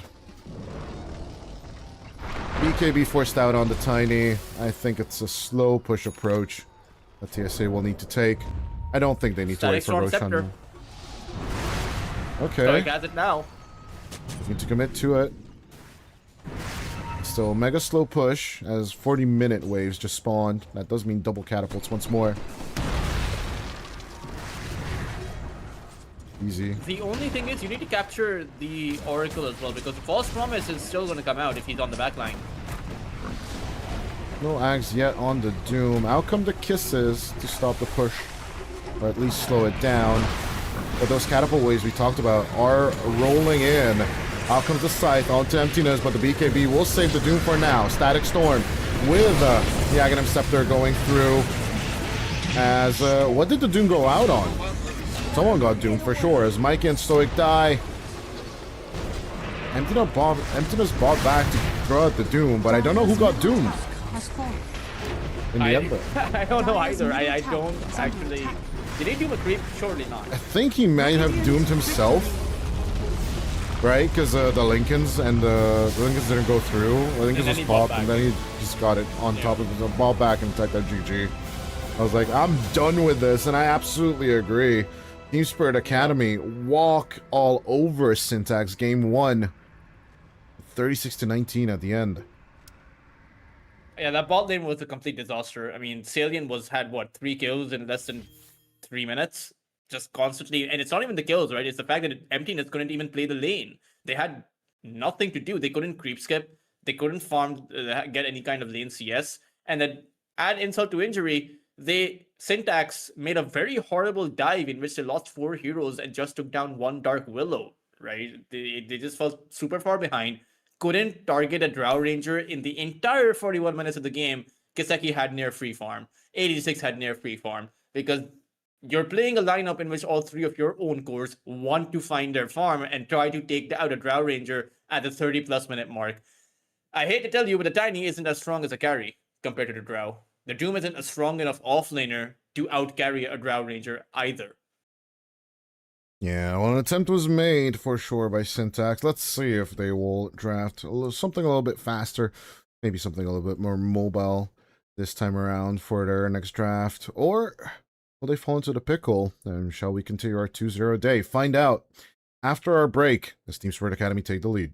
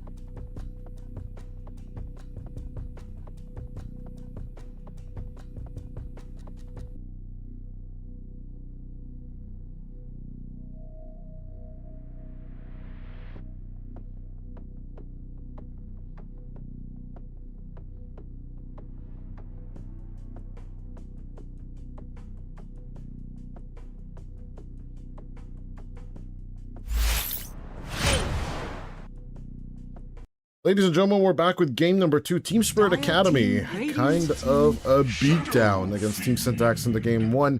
And there is the aforementioned Shadow Friend. As And the Kunko. and Lone Druid just absolutely ignored by both teams once again. That's the shocking part for me. Yeah, Lone Druid would be pretty good for Syntax against 10 the seconds Kunka, remaining. especially. But I don't know if they Yeah, if Danny plays it. that's the 5 question. seconds remaining. But it's also the fact Radiant that team there is a bane. So having a Lone Druid could be a risky because of that enfeeble. You reduce the bear's damage output by 70%, and suddenly, the bear can't be a bear. The bear turns into a kitten. Syntax go for the Huskar, and last time Mikey played the Huskar, it did not work out for them. So we'll 10 see exactly seconds how well it remaining. does here. The Dire fact team is, ban. okay, Syntax ban out the Sniper. They also need to ban out the Viper, because Team Spirit Academy can't just pick up the Viper and suddenly the Huskar lane they're supposed to Radiant cheese team ban. through, and it doesn't work. Because I was thinking Tiny actually this time. Right? Tiny Lycan, great pair, Team Spirit Academy. Would historically want to get rid of it, right? Because Alme and Faith Beyond almost grabbed that game 5, right? It 10 was pretty close seconds actually remaining. that series overall. I do remember casting that one in 5 Hungarian back in the seconds day, and remaining. it's a classic. I think like Team Spirit Academy with their history and whatchamacallit. There must be like a lot of expectations if you're still the academy team of a team such as Team Spirit. Everyone wants to look at the example of Navi Junior, right, and how they rose to become the Navi. That's the aspiration for I would imagine for every academy roster out there. Not too many of them left because Navi Junior is disbanded. We have the VP Protege, the roster at least, competing in EPL. They have been eliminated, of course, but still. Syntax are taking time with this. I would actually imagine this is a no-brainer ban on the Viper. There's only 2 heroes, or rather 3 heroes that do well. It's a Sniper, Viper, and the Lina against the Huskar. I think Necro is up there too, right? Scythe is very Yeah. threatening too, but Dire that's team in the ban. long term as well. Bat Rider, interesting. No, I think your Viper I pick wonder- is Radiant spot on. team pick. I wonder if Syntax can actually pick up the Viper. Play a Viper carry. You have a Huskar already, and then Spirit Academy Sure. won't have that. Because you have a Kunkka offlane, and the Viper will destroy the Kunkka. Could you Lycan carry here into the Kunkka? Or is that Some just... teams have done it. Ah, Not okay. against the Kunkka, but some remaining. teams have played the Lycan carry. It can work. 5 You also seconds trap remaining. someone inside of your cogs with the wolves in, extra damage coming in. Not that bad. Because then, like, Viper offlane against the SF sounds a little bit better. To me, personally, that is. But, you can mix match and musical chair your cores as best as you like. Syntax. As long as you get that 1-1, right? To get the breather and then make this whole series into a BO1. That's what you're looking at right now. There's no... you're fighting for survival here in the lower bracket. And, we talked about, like, attitudes towards lower bracket match approaches, right? And it being about survival or just having fun, At the end of the day, it's how good are your calculations. If your calculations are really, really good, like pick 23, 24 could be something stupid. Meepo, I don't know. Dire team pick. Syntax, they're going to go for Luna. It's a Lenny Luna. He does very much like to play it. Now And select Spirit your Academy heroes. immediately just go for the Viper. I'm a bit surprised You Syntax called did it. not see this one coming. You called this so easily. I don't understand why this is not addressed at all. I mean, and how is Mikey supposed to play this lane? I Right? don't Because know. the Viper does what the Huskar does better. Like, Viper is a better Huskar. Doesn't have the life break, but has a break. Has more of a slow, I wouldn't say necessarily say more damage, but it's like equal amounts of damage, I suppose. And it's hard. It's a hard game, not just for your Luna, but also for your Lycan. Like, you imagine a Viper just teleporting towards that bot lane, a Lycan who does not want to build up the boost of speed, has a shapeshift because so will not have any kind of boots. And then when you get hit by the Viper strike, you're just a sitting duck. You can force out the shapeshift by just dropping the Viper strike on him. So I very much do think the Syntax are in a bit of trouble right now. Even the Luna versus Shadow Fiend matchup isn't that great. Like when I think about it, farmed up Shadow Fiend versus the farmed up Luna, I think that matchup, it just comes down to positioning, and it's often difficult for the Luna, who has a much smaller attack range or a shorter attack range, to close the gap against the Shadow Fiend, who has a much higher attack range. Much better approach to the backline on Syntax's efforts this time around, though. So, like, I can see Syntax coming into this game, or actually reaching that early tempo play that the Luna is dictating. So they can snowball into that game, right? We did see a Luna Lycan in game number 1 of the day. You should have known better. But I don't know if Syntax can execute that strategy. You know, Like, it feels rough. I think there is a bit more pressure on your supports, right? Your Clockwork and your Hoodwing, like you pointed out, you can jump the back line, and if you can build up with some kind of opening, right, and be able to close the gap, I do think you can take out the supports very easily. I think the Shadow Fiend is going to struggle in that regard. The Sharpshooter is a lot of damage. The Eclipse, Lucent Beam, that's also a lot of damage. But, you know, Viper has that magic resistance. And until you build up to the physical damage, which is only going to come on when you have the Helm of the Overlord and, you know, 30 plus minutes into the game when the Luna has the farm, you won't have that physical damage coming in. So how exactly are you supposed to survive? It's a bit of a, or rather win the fight, it's a bit of a conundrum in my mind.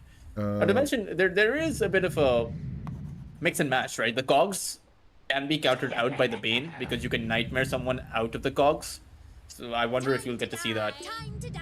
a little bit of a correction there. It wasn't the Lycan Luna, it was SF Lycan, and then Luna was paired up with a Largo the previous match. So, but Lycan Luna just work good with each other, right? Nighttime advantages. You've a mind like a Overall, I would say Vengeful Spirit plus Lycan would be, you know, a more apt combo with Vengeful Aura coming in. and there is that reason why they banned out You know, Vengeful Spirit, of course. But racing time. Yeah, I'm very much heavily leaning towards Team Spirit Academy in this game as well. As you Spirit are. Academy are going for what my team loves to do. It is the gate play at the Gate level of play. Mark. You go all the way to the gate, then you go all the way behind the tier 2, drop down an observer ward on the cliff, or you Yep. know, on the opposing side of the cliff, and look for first blood. And we called this the Yandex play, by the way, on our side. As Syntax's approach is more along the lines of what you would do against a Treant Protector, going for the Vide approach, but The risk of this play, though, from Spirit Academy is that you waste a lot of time. If you can't find a kill, then you wasted a smoke. Well, to be fair, 30 teams use the smoke seconds to anyway, but you oftentimes struggle to find the correct positioning in your safe lane, because someone's going to be left behind. Oh, but they might actually, their efforts might pay off. Okay, Mikey sets a very... Okay, Mikey is predicting that he's going to lose the lane. That's why he puts his observer ward down, because he wants to farm the jungle. And Spirit Academy What a are read. predicting that Mikey has predicted this. So What a they're going to block read. those Battle gaps. begins. What Oh a man, this is some read. 3D chess. This is such this is Dota right here, ladies and gentlemen. It's not the laning stage, it's not the fashy plays, it's not your rampages and other stupid things. It's emptiness denying runes and 5D chess indeed. Look at that. What a beauty. Oh, Kiseki might be in a bit of trouble. Okay, no, Should he's be not going to be able to fine. get away, don't I? He's not gonna be fine. Shadow Fiend, Shadow Friended. As Lenny picks up first blood on the SF. We've seen this blunder by position once before. Is it gonna cost him the game? We shall see. I don't think so though. Not the end of the You know, world. I mean, that's the problem with making that kind of a 5-man approach through the gate, right? You can't find the correct positioning. He should have teleported back, but he chose for the greedier play, which was to gate back. You don't want to waste your TP, but now you gotta waste your TP anyway. Mikey already... I really do want you to pan to the camera when Mikey eventually leaves his lane, goes to his jungle, and sees... Okay, never mind. He has an observer board. He knows the camps are blocked. He should- he so he should won't be know that. surprised. He's queuing up the sentries. I'm gonna try and keep his itemization on the screen as much as I could. There's some action somewhere else. Yeah, he's not queuing up sentry wards. I'm guessing he's screaming at someone to do it for him. Who though? Who's gonna leave their lane? Oh, More than likely easy, Just- in my opinion. like does the Clockwork leave the lane and leave Luna alone against a Grimstroke and Kunkka? Or does the Hoodwink leave the lane and leave Lycan alone against a Bane and gets and a Shadow Fiend? I would say Easy should be the one that needs to do this. Not gonna lie, because Mikey just cannot leave. He needs to stay on the Yeah. lane, or he's just losing so much XP. It's not even the last; it's the XP. Look at him. What do I do? What do I do, guys? What do I He's walking do? back and forth. What do I do? He's figuring it out as well. The camps. Okay, he's gonna go to the third camp. Oh He's gonna be no! like, I can farm this. Thank God this is not blocked. I would have, you know, it's a shame you only get 2 sentries because you could have blocked the 2. Block everything. Oh no, the texture break in the river on the Radiant side is still there. It might just be this, the map skin. I'm going to have to switch back to the default. Radiant's middle They tower will is realize under that those attack. sentry wards will be taken down, and then they can actually go and plant more sentries. 4 minutes. And then since your supports can't rotate out of your lane because your cores need your supports to be in the lane, Mikey would have to buy more sentries. Radar. I'll be stuck in there with the Clockwork a little bit, but the Inkswell is a nice deterrent. Eventually Lenny comes around as well, but Never. Lotuses are grabbed on both Radiant's sides middle tower by... is under attack. Oh! Both sides by the TSA. Dire's courier has Truly been like the killed. real TSA in real life, isn't it? 86. 29. You just grab everything from you. Okay, my best TSA experience, by the way, was by far Berlin. Oh, hold on. Kaseki, gonna be grabbed. Has to interrupt story time by dying, I guess, as the Nightmare. Chewing it onto the Wolf instead of Kaseki. Turns around with a raise, but easy. Still not willing to die. An easy kill for Emptiness.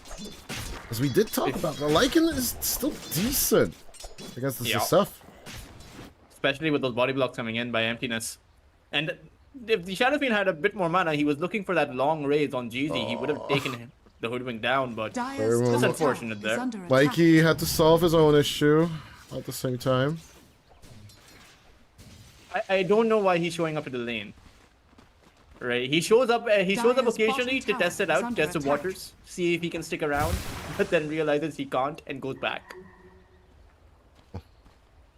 Feels super awkward in general. As Idar Chase doesn't turn around with the Inkswell.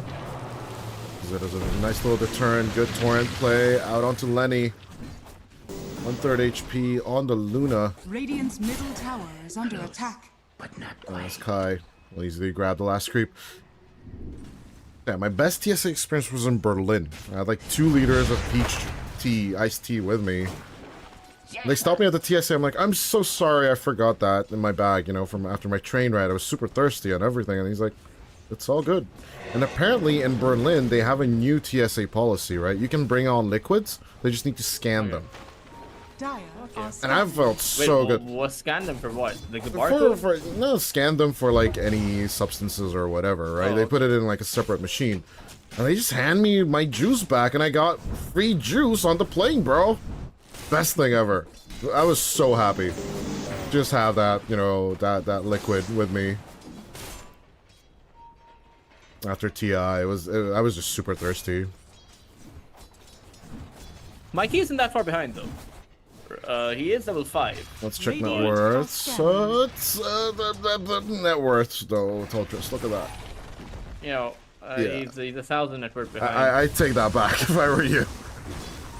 Some of those last hits are definitely skeletons from like a Radiant dark are troll summoner, and lane creeps are just no worth so creeps much in general more. give you less gold, right? Radiant's Yeah. middle tower is under attack. He did take an ancient cam down. Radiant That's most of his experience structures as are well. fortified. Supports rotating over. I'm glad GZ actually shows up here. He gets free experience Dire because are scanning. he definitely does not care about lost hits. He just wants No, the XP. no, 86 immediately level 6. is coming in hard. TP attempt will be a failure, as with the Viper Strike, Mikey doesn't even have the benefit of being denied. Haste rune, the perfect rune to just grab this kill and run, as Idar will be approached by Lenny and the others. But even if they live behind the Picasso of Dota, Grimstroke's death is not as important as the Huskars. Yeah.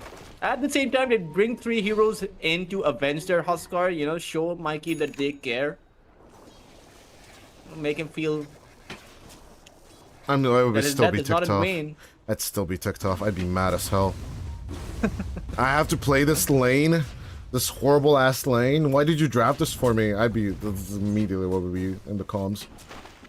I mean, dropping the Huskar is not the issue. Not taking out the Viper is the problem. This is definitely an issue, yeah.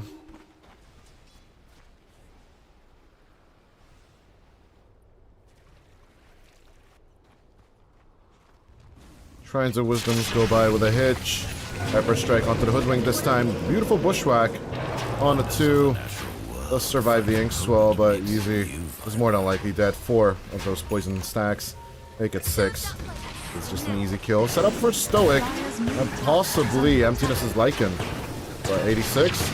Spitting back onto the Tin Man, as even with the life break, just put him to sleep. Mikey, get out of here is what they say, but the 3-man core rotation will eventually take out the Viper and grant Mikey his first kill of the game. You see, they gave him the last hit, right? They clearly do care, right? They have strong feelings. The emotional damage. Or the emotional support at this point for Mikey, though. I don't know how far it will take them. Leyland, don't. Leave him alone. Leave Mikey alone. Stop bullying the boy. As the TP boots over 86. Like, you dare kill me? No, I kill you. Is the answer of the Viper. Oh, I hate playing against counters, bro. Every time I pick Tide and then I see the last pick Ursa, it's like, oh, yay. That's a bit different. Because it also depends on what they're trying to counter. They're trying to counter out a Huskar. Okay, picking the Huskar itself, you know, it's all hands off from there. Everything is fair after that. That's just rough. Like, you go for a cheese strat, you know, Well, you can't blame the other side for bringing a different variety of cheese. you can't blame the enemy for trying to rotten your cheese. For trying to make your cheese blue cheese. Their cheese, Swiss cheese. The same thing as you try to do, you know. So like, Saled. Well, speaking of counters, of course, the Lycan is a really good one on the Bane. Radiant's middle tower has He's got an Invis follow the Bane everywhere. oh, I heard a tower falling. I thought it was topside one, but Stoic. He doesn't see that. Nice approach by 86. A little bit of bushwhack, a little bit of an approach, but the ship will crash into the Tin Man. The Clockwork is just gone. Easy. Looking for the easy grab, but still 6 seconds until the X mark the spot. Once again, the Lycan, this time with a shapeshift. Onto Idar as the chase with the shapeshift. Onto Salen this time. Nice little cleanup onto the Grimstroke. As Salen 86. They could just right-click the Viper, the Lycan down, but the Viper doesn't really have much mana for this. In comes the Pinecone. Good kill. As Emptiness is looking to use his macro advantage with the Lycanthrope as much as possible to make some space. The kill on the Viper is massive. I mean, Emptiness, he... 2 solo kills, by the way. He's level 8 now, 10 minutes in. 326 gold, 476 gold. That's a total of, I would say, what, 800 gold? Just for the Lycanthrope? Yep. And 1100 experience, so... his timing for the Helm of the Overlord has just gotten accelerated. Like, he'll have it by that maybe 13-minute mark, and then pushing out towers is going to be really easy. Yeah, you know, build up space for Mikey. The push comparison of the side lanes, right? Even though Mikey is just not having a good time, it's kind of hard to put into words. Because at the very same time, despite Kiseki having one of the best farming heroes currently in the game, I think it still boils down to speed, right? At the end of the day, I want to see what happens in the game about 50 minutes from now, as Idar once again just shut down Kai. In comes Salen as well. And they keep setting up kills. This time onto the clockwork. 1 push and 2 as with the X-Mart they just pull back the Pinecone. Killing off these Lycan creeps. Be a priority for everyone. You know, particularly as Kiseki hasn't exactly had the good start to a Shadow Fiend. He has died twice. So they have managed to shut him down. Meanwhile, Lenny has 2 kills in comparison. So there's a big contrast there. Lenny is 1,000 net worth ahead almost of the Shadow Fiend. In fact, he might just end up being the highest net worth position if the Viper should ever die. What it boils down to. Let's see if 86 will be 86th at all, as easy. Immediately just grabbing the DDM, moving straight up to the top. Pause 1 and 3 on the same lane. As Captain Jack K is just basically waving. I dare you to come at us. I dare you. Oh, they do dare. Assailant. Media approach. Requiem. Bait. Will be thrown out of there. Stoic still not having the hook shot. They're still just menacingly throwing cogs straight onto Kiseki. Radiant are scanning. Yeah, they're trying to apply as much pressure on Kiseki as they can. At the same time, you are ignoring Kai, who has a full blade mill built up. And he's applying pressure towards your own tier 1 topper. Lenny can't play in the lane because most of your supports are on that top side. And you don't know who else is beside the Kunkka because the Shadow Fiend is clearly all alone. Or rather, they've scouted the Shadow Fiend out and they only see 1 support. The line is true. But they're coming back up to the top lane as Salen will be lost. Stoic and everyone else's efforts, and with the poison damage, it's close, but Yeezy will live. Squirrel that He had the live. magic wand. Radiant's bottom tower is Wasn't under ever in attack. trouble, I suppose. It is interesting how 86 continually shows up towards that top lane. Stoic? I think he has to. Stoic? Stop. Oh, you can't. It's a fun idea, but you can't. Come on. Emptiness. Continue to chase with the wolves and the centaur. Yeah, And Mikey has the armlet plus a blink dagger, Dodai. 13 minutes in, not a bad timing considering the kind of lane he had. And now he can make plays. He's about to out-farm Kiseki as well, not gonna lie. Okay, early snowball timing working out so far for the Syntax team. As good with a sharpshooter as well. The broken Kiseki is kind of open. I don't know if they can make the grab. Kai killing off Lenny at the same time on the bottom lane as the fight in between the Kunkka and the rest of them will continue. Kai tries to get Mikey within the armlet strikes, but is just unsuccessful. Mikey with the armlet toggles. I'm very surprised the Kunkka just didn't, teleport out of there while he could. It's not as if the Huskar can stop his TP. But he got greedy, tried to go for the return kill, tried to go for the emotional support, but couldn't. Syntax with the ball. Can they run with it? 15 minutes into the game, we have 20 kills on the board. It's looking pretty spicy, Toltras. As maybe a little bit more control, and I would say the next daytime is when Roshan will be taken by the Radiant. Until then, it feels a little bit risque, if you ask me. Inkwell plus Requiem, Kunkka Ghost Ship, it's quite a lot to go into Roche with. And if they steal Roshan, if the other side gets Roshan, that's the worst case scenario for the Huskar. You need that first Aegis.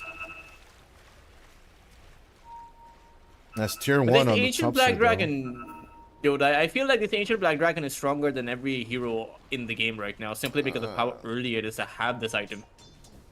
2000 HP creep. With massive amounts of damage. 206 damage overall. Like, look at that. The Luna, level 12, has 170-ish around there as Emptiness.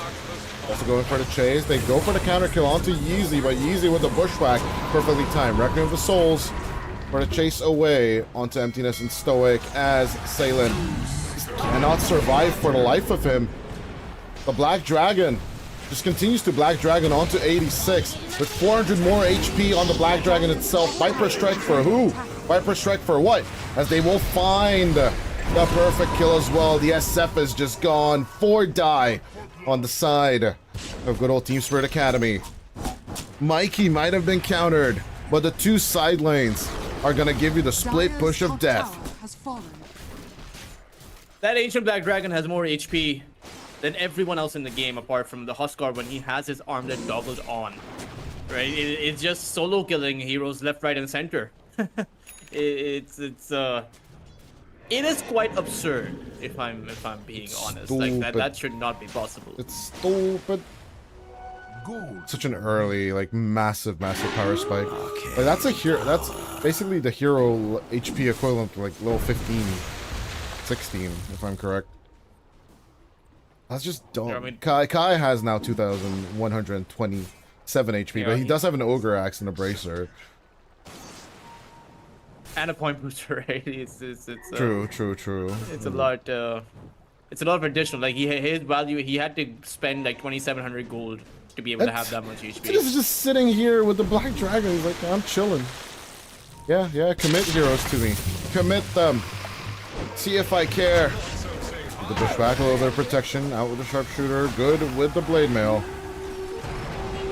That is a lot of anger on that dragon. They used the ghost ship for it. Talon. Easily approached. Target swap immediately from emptiness. They'll find the Bane. Kill the Bane. The Luna Lycan, Toltrus. We talked about it. This tempo is insane, and nighttime is definitely on the side of Syntax. Oh yeah. I mean, there's no doubt about it. Syntax are really far ahead. You know, Mikey, the start was bad, but he's ahead of every core on the other side. Lenny is free farming now, despite the one that he had. And there's no counter seemingly to this Lycan. I mean, if you have to throw out your ghost ship just to stop this Helm of the Overlord, you don't have a good counter to it. Mikey. Goes in with the life break. They immediately 86. Get this Viper out of here. Lenny moving in with the Eclipse as well. We'll take out another support. Stoic, they are missing spells left and right, but I don't think they care. Life break will be the answer. Your little Fiend's Grip as Mikey. We more than happy to eat a little bit of the right click of the tier 3 tower. Torrent will be a miss. Beautiful bushwhack onto 2. The Wolves bite are a little bit rough. Mikey getting low on HP, but does have the armlet toggle still. They continue to chase onto Kai as the Kunkka is forced to hide under the tier 2 tower, but the Admiral Rum is just not coming in fast enough. The axe does nothing. As where was this Syntax in the previous game? I don't know, but they're clearly showing up for this one. Pretty soon, Emptiness will have an Assault Quest on its hero. Now you can go for Roshan. Grab that first Aegis. I'm not even sure if you really need the first Aegis, but might as well, right? You can give it to Lenny as well if you want it. But you can start to work on these tier 2 towers, and I don't even think that Dire Side can build up a response. Like, sure, you have the Aghanim Scepter on the Kunkka, and you have this Requiem, but you look at Kaseki's farm, he doesn't even have a Manta style. Yeah, he's still working his way over to get it. As same time, a little bit of an earlier pickup of the Aegis as predicted, but overall, it's just a great performance from Syntax. Well, we can emphasize. Oh yeah. These side lanes, you know, Lenny having 2 kills, Emptiness having the time of his life, despite of playing against a Bane Shadowfield, like that can't be understated. Nightmare into the triple raise combo, this was never a threat because they never allowed him to play with that. Instead they took the Shadowfield down very early on. Smoke activated. 86 trying to make an approach. Lenny's illusions. Can they find Lenny? There it is. X. Pull back. This Eclipse does not have the ulti for 2 more seconds. Silenced up and surrounded. A little bit of an overextension. Are scanning. Yeah, where was he going? Was he going to farm the jungle? Like their jungle? Their outskirts, I guess, but he was scanned out, more than likely. Dire's middle tower is under attack. A bit unnecessary for Lenny there. I mean, you have enough of the map, man. 2/3. All of your eye can see is all gonna be yours. It's Kai. Hook shot for the save attempt. Stoic. Getting a little bit of HP, but 86 will finish the job. As TPing away. 86 will get out without any kind of hitch. They Easy. want Tormentor, but they need to clear the Ancient Black Dragon. Dire's top tower is Saki. under Look at them, they're attack. so scared. Everyone just wants it. Ooh, what a blink by.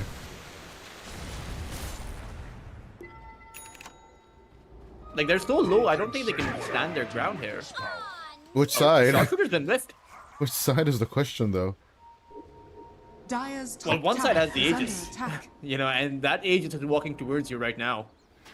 Flips Luna coming in as Ancient Black Dragon will be the first victim. Kai will be seen. Reckoning of the Souls. Under attack. Baited, but not used. At the same time, easy with the connection. Mikey jumping in with the life break will be looking to burn down Kai as the Aegis will be taken. Lenny with the Eclipse tries to do enough damage, but it's not going to be there. Hook shot to join up onto Kaseki. The SF is kind of stuck. Mikey does have another life break. Will still jump forward. Even with the Soul Bind, he doesn't really care. He will keep on right-clicking onto the SF. With the Yule self-buy, Mikey is just looking to purge down the enemy. And will that... Oh, will the flame spears be enough? Yes, they will be, but the neutral creep... What? What neutral creep killed 86? Tormentor. Oh, Tormentor. it was ticking. I didn't see it ticking. Damn. What a But deny. how does that fight go so poorly for the Radiant side? I mean, they had vision, right? Sure, the Dire side, Spirit Academy had the Observer Board, but Syntax had the Wolves, had the Dragon. They saw everyone. They saw where the hits were coming from. They saw where the Requiem was coming from, where the Ghost Ship was sent from. They had everything they could have possibly wanted for that fight. But Lenny just walked into the midst of that Requiem, got hit by it, and in that Fury duration, they just right-clicked him down. That was a 6-3-5 fight, and they somehow ended up losing it. That is, Rough. Hey, how you going? I think rough is the word I'm gonna go with. Blessings upon a loyal warrior. At the same time, executing into a position where the enemy's on the high ground, right? You and I had this discussion of Dota when you talk about positioning tactics, right? Napoleonic tactics. You hold that high ground, you have visual and informational advantage. You don't need the numbers advantage either. Rydar, gonna be grabbed. Easy hook shot, easy kill onto the Grimstroke. At the same time, 86. Once again, the visual play. Salen looking to stand by 10 seconds until the Fiend's Grip is a definite feels bad as they just pop the Viper. This time, no Tormentor deny for you, my friend. Mikey has the Axe, so whoever he life breaks is dead. Maybe not the Kunkka, as the Kunkka has the Scepter and a lot of HP to play with, but Geseki doesn't. 86 doesn't. Neither do your supports, Salion or Idar. So this is a very powerful item Dire's for the middle Huskar. tower is under And he's about to attack. build up to another fire as well. So the Ghost Scepter is not going to help you. Neither will the BKB, neither will anything, basically. Dire's bottom tower is under attack. Dire's structures The are Dark fortified. Portrait that Idar is going to get, though, is going to be a very interesting item. Create a Dark Portrait of the Lycan when he's shapeshifted, and suddenly you have, you know, a shapeshifted Lycan who has 90% magic resistance and is debuff immune. Or the Luna. You know? Luna sounds great, too. Yeah. Right, you can just bounce all the creeps to death. 125 attack damage. Yeah, kill And that the damage Prowler. reduction per bounce is 30% on the glaives, right? And there's 125% damage that the Dark Portrait does. And now I'm not sure if that directly counters it out, but the maths on that would be interesting if someone does that. I don't like counting. I might be an engineer by trade. I don't like counting. Yeah, there are a It's lot strong, of, you know. Just stamp. Take a stamp that says it's strong and just stamp it on there. It's strong. Or you know the good old commercial meme of that's a lot of damage.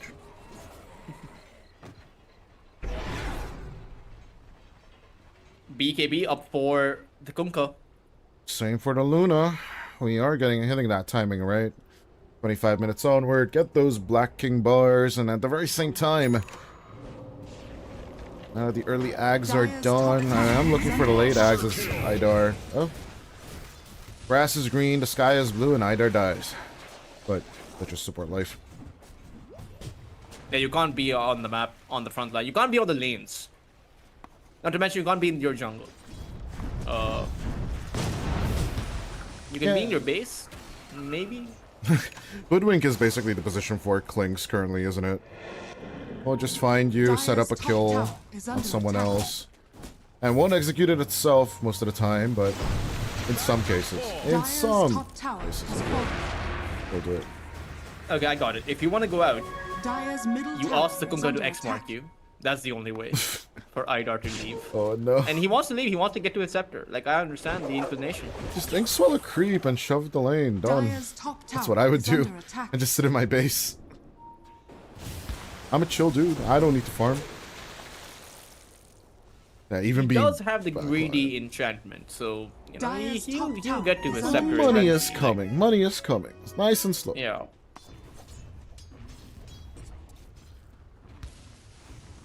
Does the Huskar have another fire now? No, he's still farming. I mean, he's not queued it up. What is He that had it split mail queued. for? It was Yeah, a if it's not a nullifier, nullifier, wasn't then it was a nullifier for the nullifier at least. it? Maybe they changed their mind. It could be a Sheeta's Guard. That would be cool. Oh, good grab. Stoic. We'll continue to grab as they will just easily execute Salen. Looking to make an invasion into the triangle, 86. What we found with the flare. Mikey with a long-range life break is looking to just add a few of them spears. Double play with the ghost ships as the Huskar will eventually go down. Lenny throws in the Eclipse, but will get Requiem broken and held onto by the Fiend's Grip.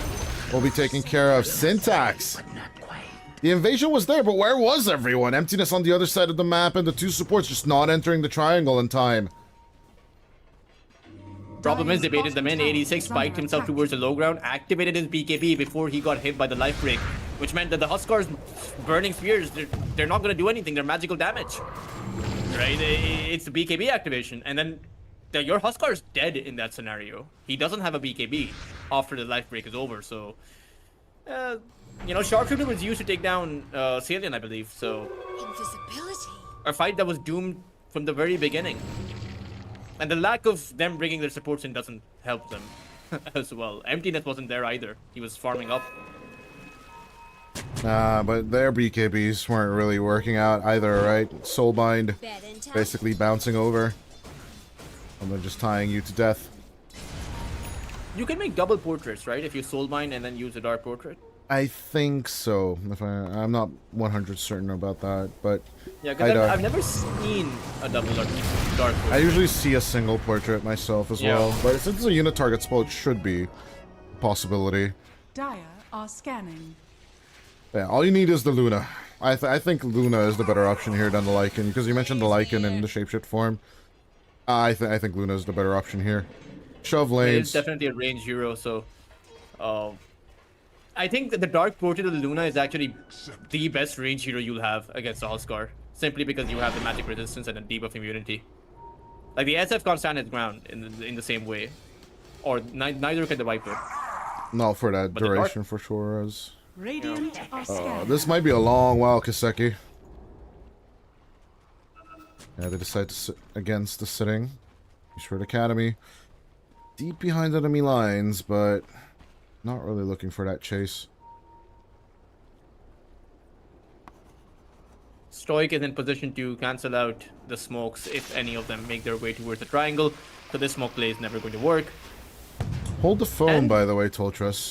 The nullifier was built by Emptiness, and Mikey will switch the splint mail to a plate mail. Dire's Nice, he's top upgrading. tower is under He's going attack. for the Lotus instead, and he's not that far off either. Yeah, Lotus against the Nightmare pretty good. And the Fiend's Grip, in fact. Like, instantly cancels the Fiend's Grip.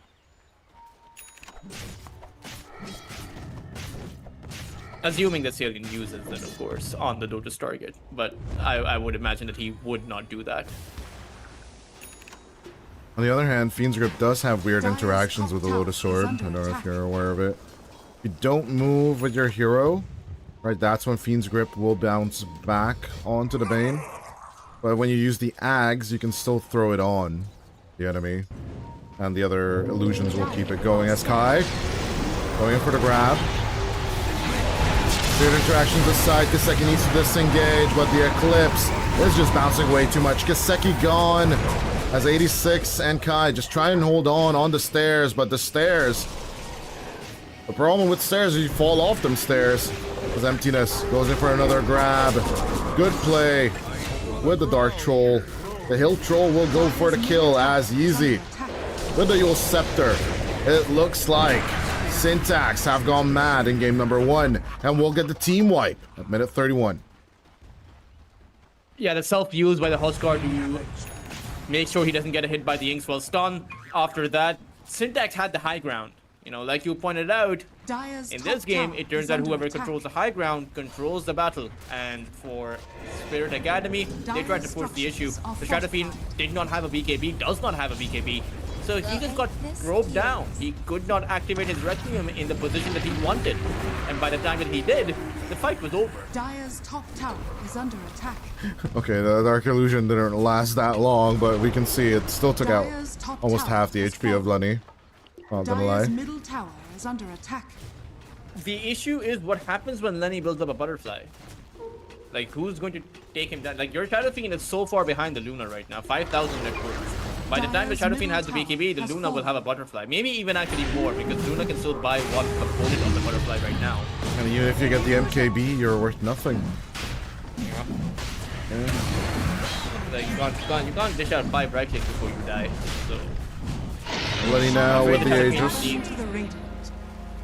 the Shadow Fiend needs like 3 more items to be a factor in this game. For or in sure. those team fights. I agree.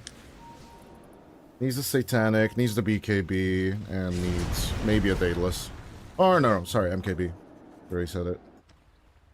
Because Lenny is gunning for that butterfly now already. Question is, does he want to farm it hidden? Right, now with the comfort of the Aegis. He's going to be touching waves from time to time.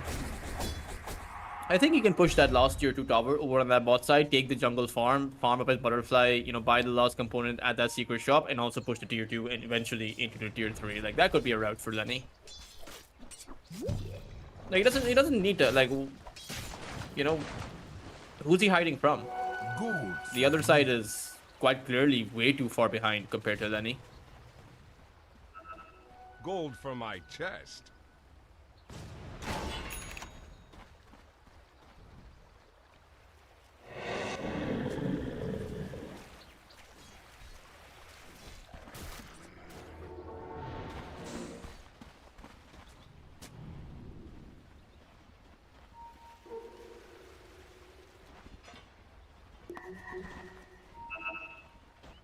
There is... The good thing is, Huskar's made most of his items. Although I'm not sure that's a good thing. I'm daydreaming about, like, where is Mikey going to scale Radiant after are this? He is scanning. going for TP Boots. TP Boots level Dire 2, get are Blessing. scanning. Heart is next after that. Radiant's middle Or tower. He Overwhelming could Blink? upgrade his blink, you know, to the overwhelming blink, right? That will probably be his next item. I would imagine after the blessing, he could think about a BKB, or maybe even upgrade Dire's bottom the tower use to a is Wind under Waker. It's not attack. that bad. You know, What dodge away the about- Requiem. What about the Satanic? Just get 2 dispels. Dire's done bottom well. tower has fallen. The Wind Waker would also allow you to break the Agonist Fiend's Grip. Did you see that? Emptiness just took out the tier 2 tower with ease, with just creeps. He's just not caring at all. He's playing a strategy Radiant's game. This is an top tower RTS is for the under Lycan right attack. now. Oh. It's It's not a you mobile. also can't send just anyone to stop that push, right? It needs to be a core, and it needs to be a heavy hitting core like the Kunkka or the Shadow Fiend. Viper can't. Like Viper's not good. Viper might be able to kill the wolves and the Overlord creep. Hold on. You didn't mention the Lycan Dark Portrait. Let's see it.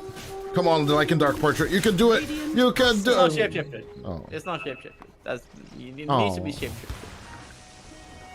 Because then he can run around, you know.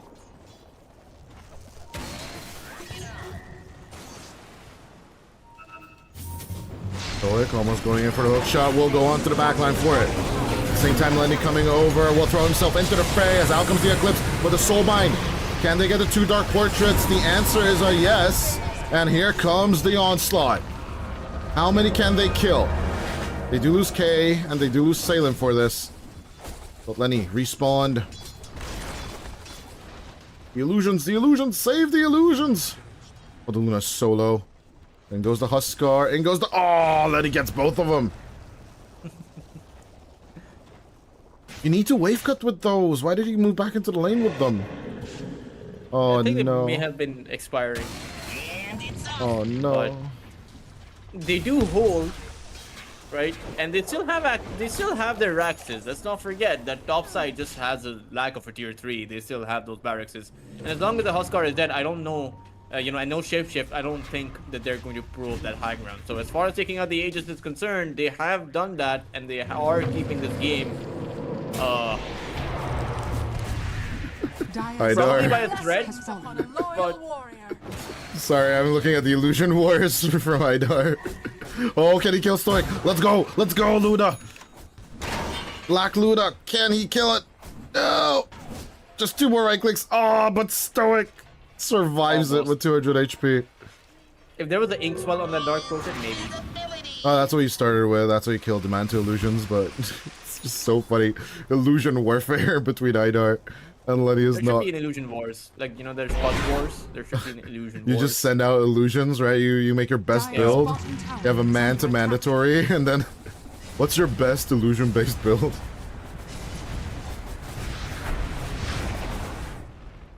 As Kaseki has queued up that MKB. I'm afraid the win for Spirit Academy, if it does come, will be past that 50-minute mark.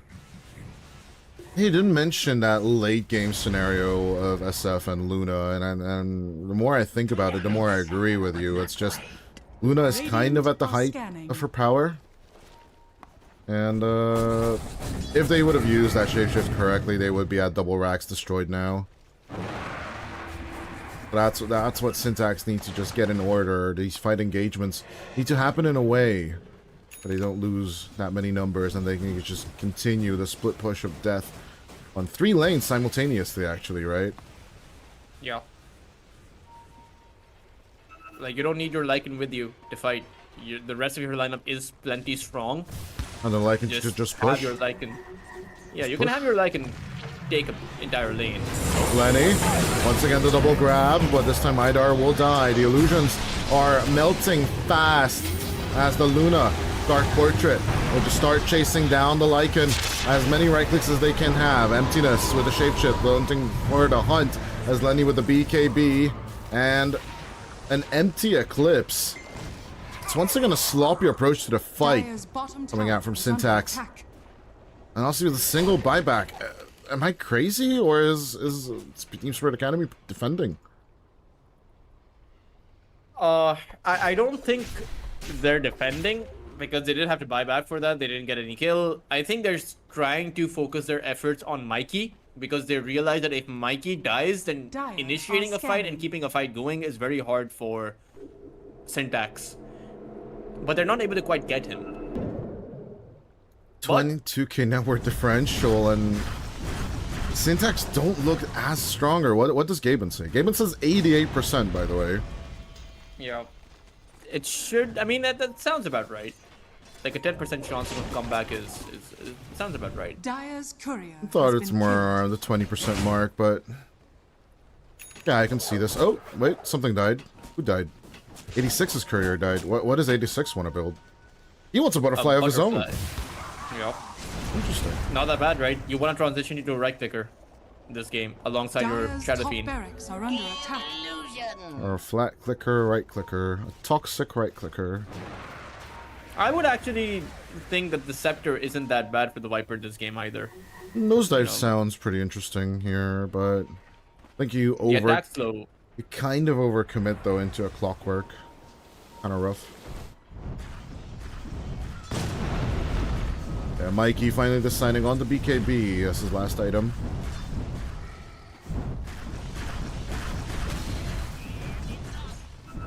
We'll need a blessing on top of that. Swiftly to my sacrifice.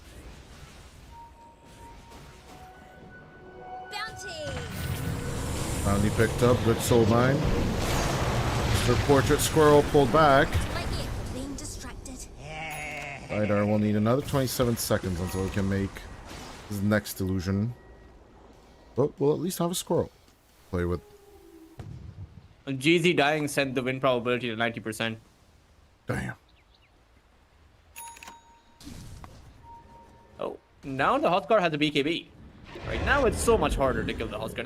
It's straight up impossible within the BKB duration. Idar wanting to go for the long wraparound, but at the very same time, Syntax with a 5-man smoke, 4-man smoke, my bad.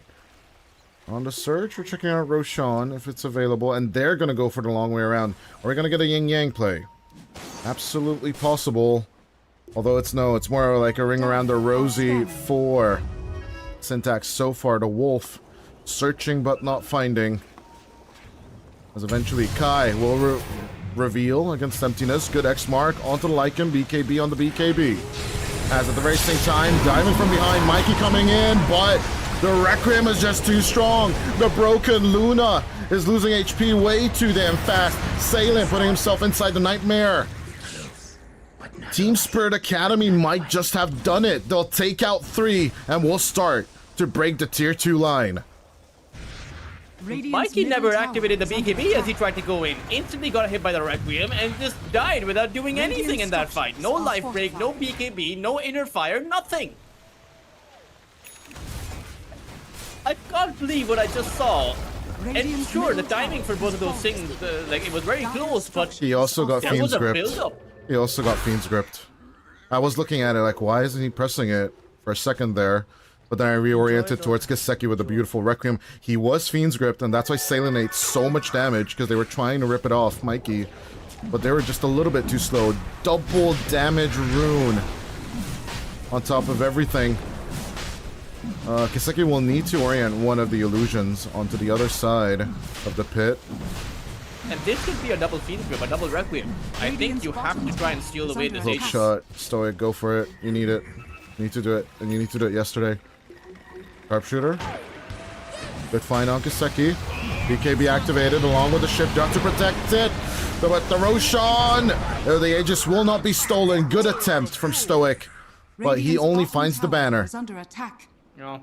The Kiseki activated his BKB right before Roshan was going down. He did not want to take any chances with that, recognizing that Stoic was going to jump in. The ghost ship was definitely the savior as well in this fight, right? Yeah. The ship hit immediately as the Clockwork was coming in with the hook shot. What a perfectly timed one.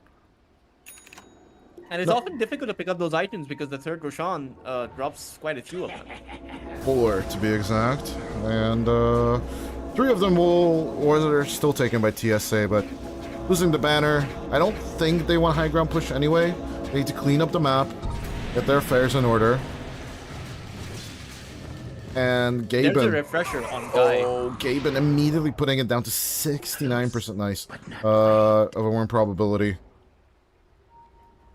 On the other A side. double ghost ship and a double Fiend's Grip. Like, you're telling me 2 of the Radiant size heroes are going to be binded?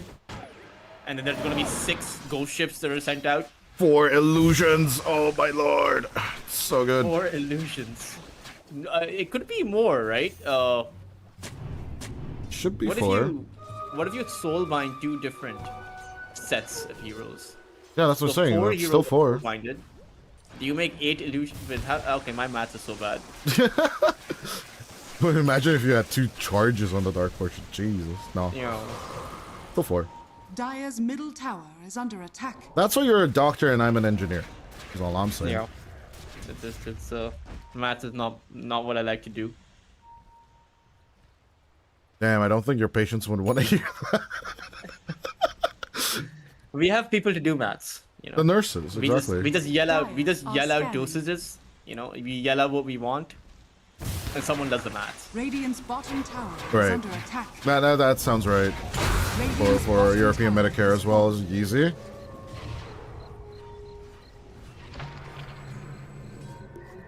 Good catch on Salem.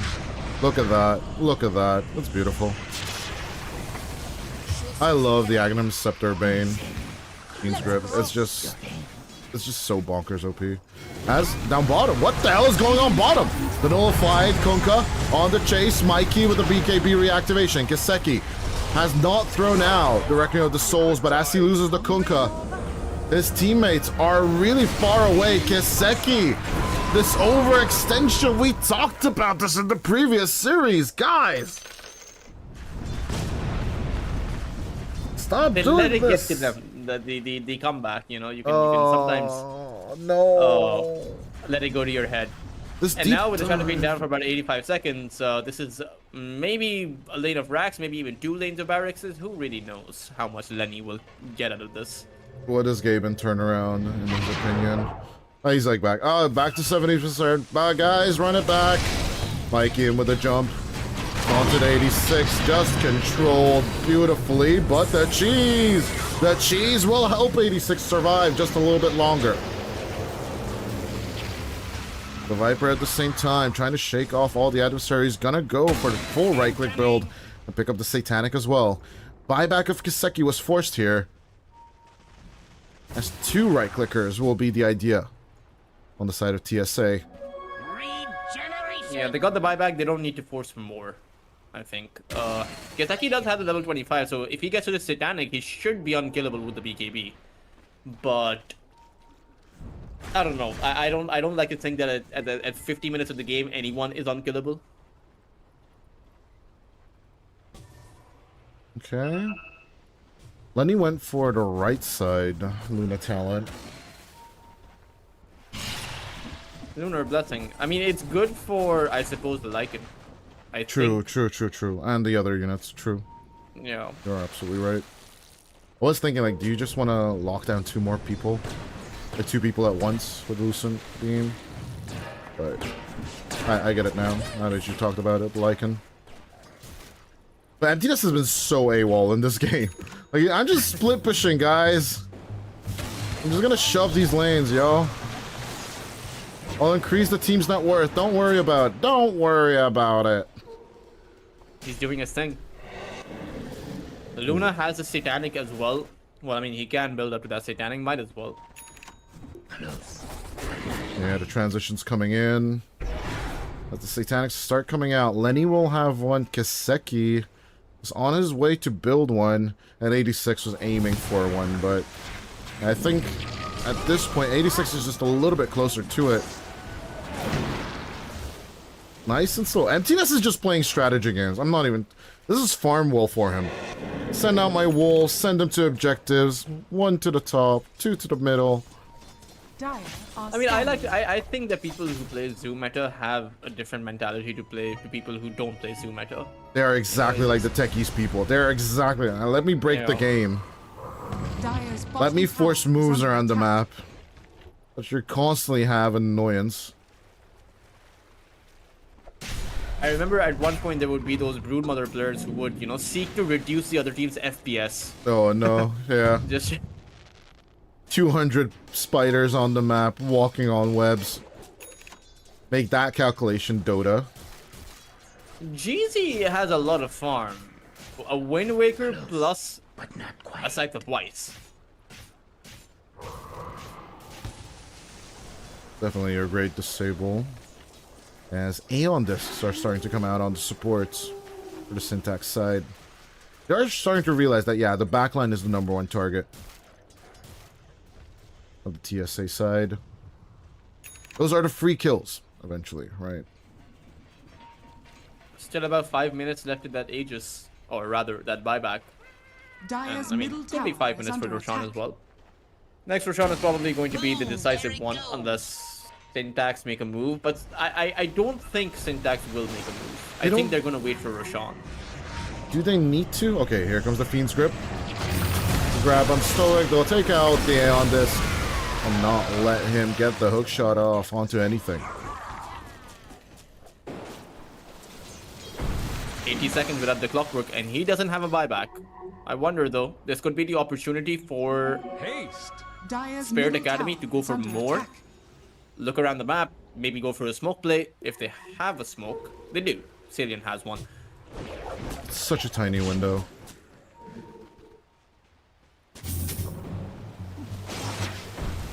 I wonder what the Kumka is gonna make. It kind of has everything. Shiva's Guard is okay. I don't think it's super necessary, personally. I would much rather love to see an AC on him as well. Counteract the enemy's Assault of Caress. That attack speed aura. I actually think that Scythe of Vice is necessary in this game. Start things off with a Hex, and then actually get be that able on to land supports. spells. Put that on supports. Get out Giga Chads like Idar, who's just hitting all the spells.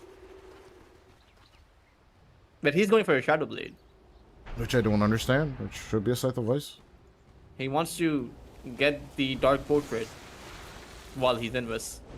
He wants to be sneaky about it.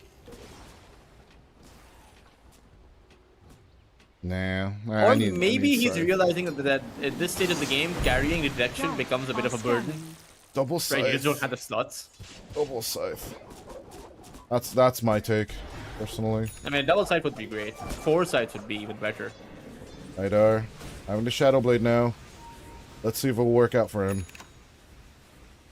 Satanic 1 on the Dire side will be taken as hookshot play onto Kai.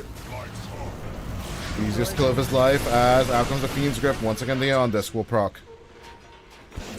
86. Don't want to overextend. Killing the boundaries as easy. There's that Yule's emptiness on the chase. We'll find Kiseki.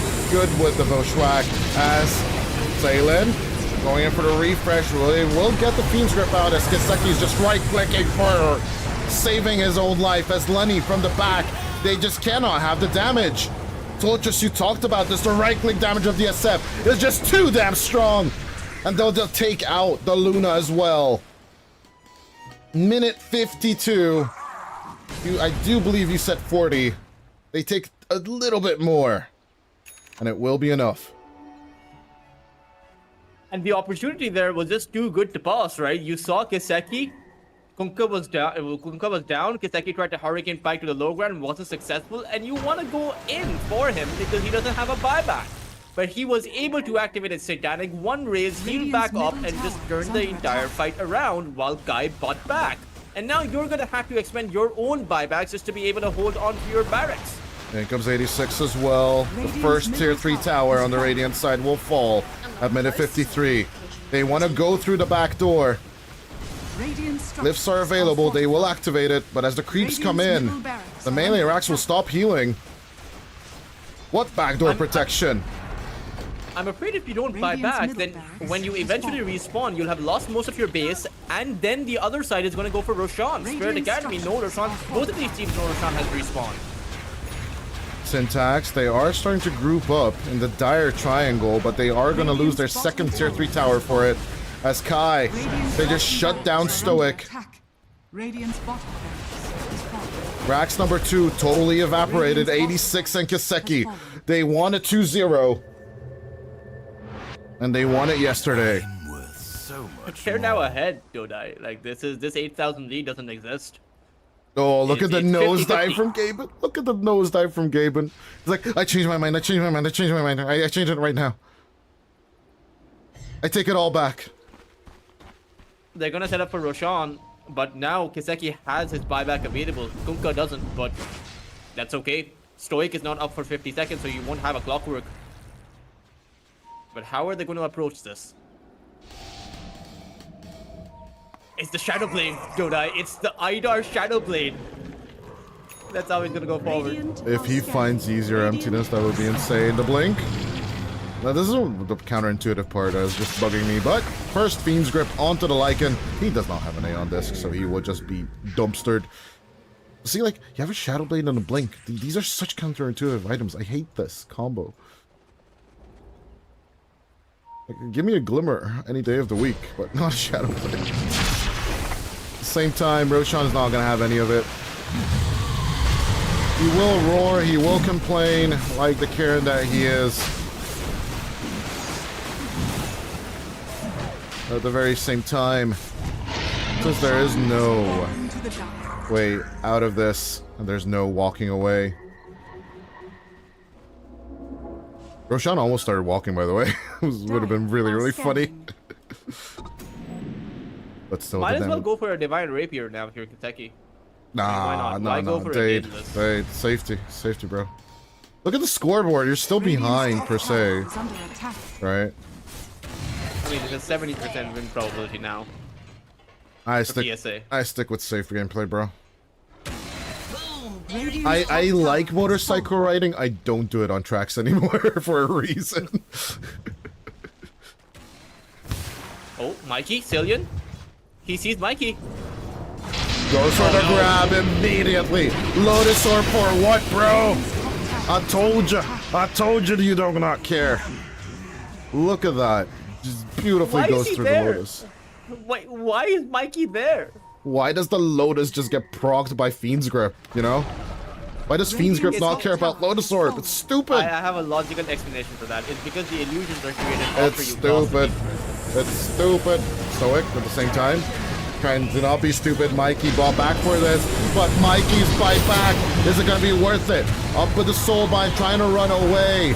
In comes Reckoning of the Souls from the behind. Askeseki will just execute Mikey. The Huskar is not just countered, it's just gone as our camera is just not wanting to correspond with us. Emptiness on the run away with the shapeshift. As Lenny didn't even join this fight with the Luna. He read it a mile away that it's just a dumpster fire. Kiseki gonna be grabbed, but still has the Aegis.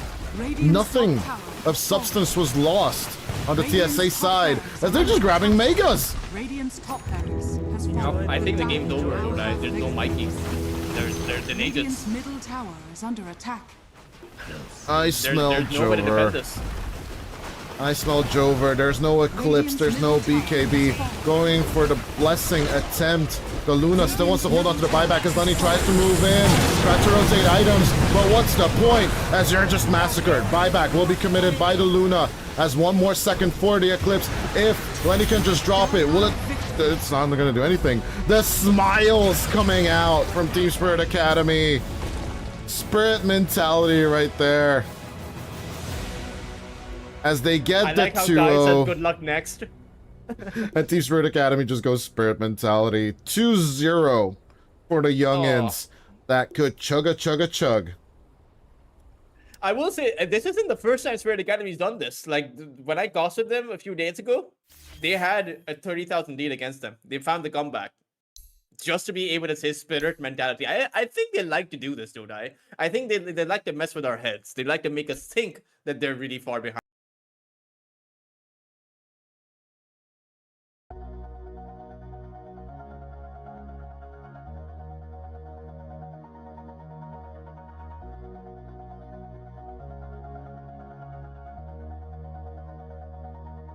All this time, I've been holding on so tight, 'cause all that I do was easy to use. So call my time, but you weren't really mine, just something to do. Thought I never knew. No surprise, but nevertheless, I'm still stuck in self-defense. No surprise, but nevertheless,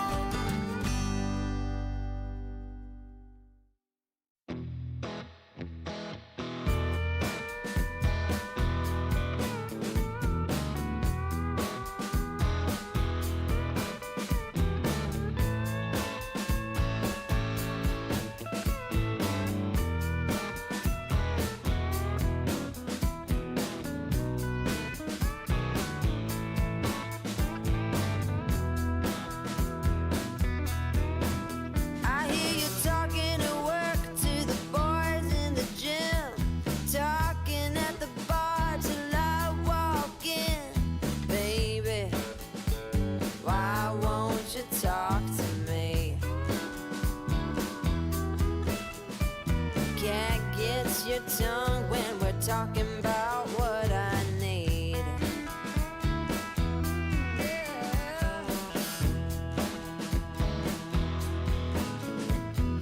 Say what you will at the hardware store. Don't get you started talking about sports, baby. Why won't you talk to me? Can't get your tongue when we're talking about what I need.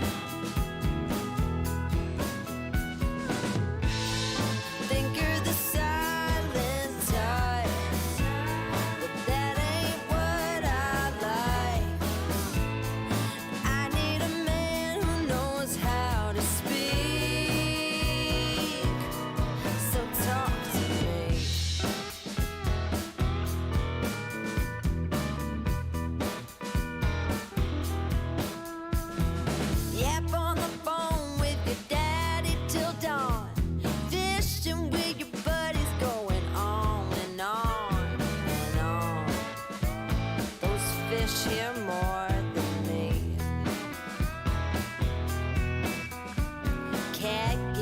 your tongue when we're talking about what I need. Think you're the silent type. That ain't what I like. I need a man who knows how to speak. Oh, you think you're the silent type. That ain't what I like. I want a man to keep me company. It's up to me.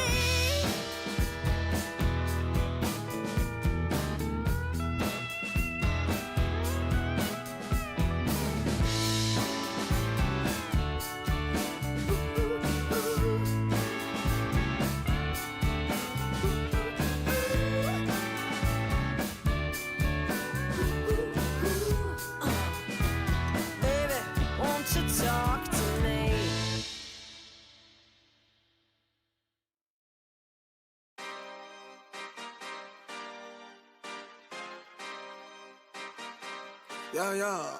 Yeah. Pop in, burning like this, ain't checking my wrist. Third is my shift. Rolling all night like flex. We look at the clips, these credits are lit. Stacking miles, I'm far away from home. I got what I wished for. Taking that risk, I'm checking my list. Marathon man, it's run legit. Can't let it slip when it's all in my grip. Talking too much, he probably not it. All that I did, calls I missed, time I spent. Yeah, that's that blood, sweating my love. Checking that tug, out of the mud. Rough only get picked up like a truck. Win in the clutch, that is a must. Wake up, get to it, ain't nothing about it. The only way to it is do it, no way around it. Avoid it, we cruising like the Caribbean with mileage. I'ma always be solid, I'm a young brother with knowledge. Go do the science, dog. Always I'm like a pilot, dog. Look at my eyes, I'm tired, dog. The time that it takes, I'm aiming for the space. Gotta build my empire, dog. I make sales, not a buyer, dog. You don't compare, he a liar, dog. Stack it up till it can't fold, huh. I just did 10 in a row, huh. I just did 10 in a row, huh. I just did 10, gotta go, huh. Stack it up till it can't fold, huh. I just did 10 in a row, huh. I just did 10 in a row, huh. I just did 10, gotta go, huh. Go, go, go, huh. Go, huh. Go, huh. Go, go, go. Get off your phone, can't sit at a green light. Look how that shine reflect like a ring light. This is my podium, talking to 3 mics. I'm not no Brennan, have the team winning. If I said it, you know that I'm in it. They tryna live on the corner, I bend it. Can't take those chances, ain't talking about bend it. When they too lazy, they talking like critics. Why you so mad? Go get a bag. I'm in the lab, I don't move the same. Off of the password, back in my lane. I cannot sit in one place like a stain. Sharing that paper like ripping the page. I'm gonna be the last one to remain. Walk with the nearest, I'm spitting that flame. Hop out the cycle like it ain't a thing. Doing them hills, we running up. Hotel bar after the gig. Something to sip and getting drunk. For the queso, baby, we gonna dip. Was on bad in them apartments. Started hitting the target. Started flooding the market. Started moving smarter until we rose about the garden. Stack it up till it can't fold, huh. I just did 10 in a row, huh. I just did 10 in a row, huh. I just did 10, gotta go, huh. Stack it up till it can't fold, huh. I just did 10 in a row, huh. I just did 10 in a row, huh. I just did 10, gotta go, huh. Go, go, go, huh. Go, huh. Go, huh. Go, go, go.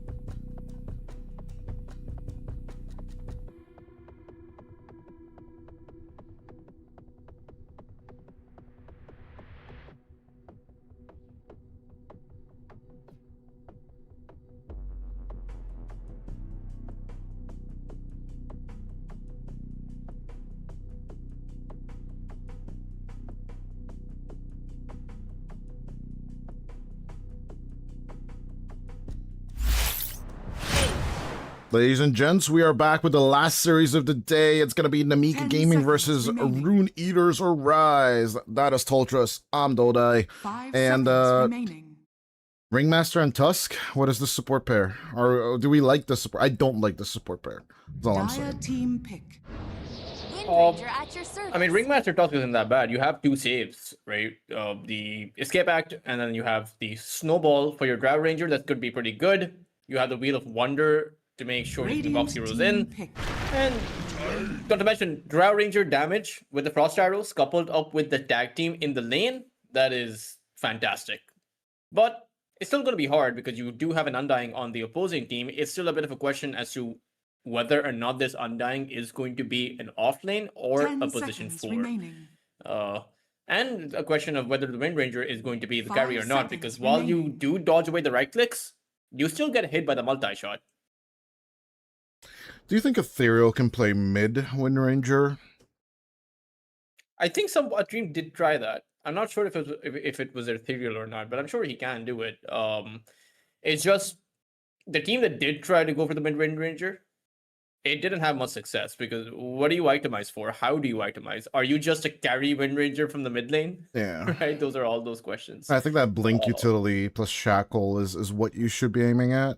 At the very same time, it just feels a little bit lackluster. But on the other hand, when I look at the RE.Arise support pair, I'm just a little bit concerned. As, Radiant I don't know, the team Undying just feels not enough.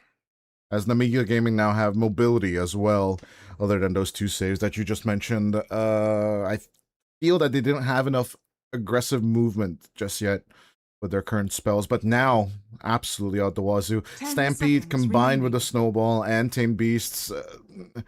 How do you survive 5 currently seconds if you're remaining. RE.Arise?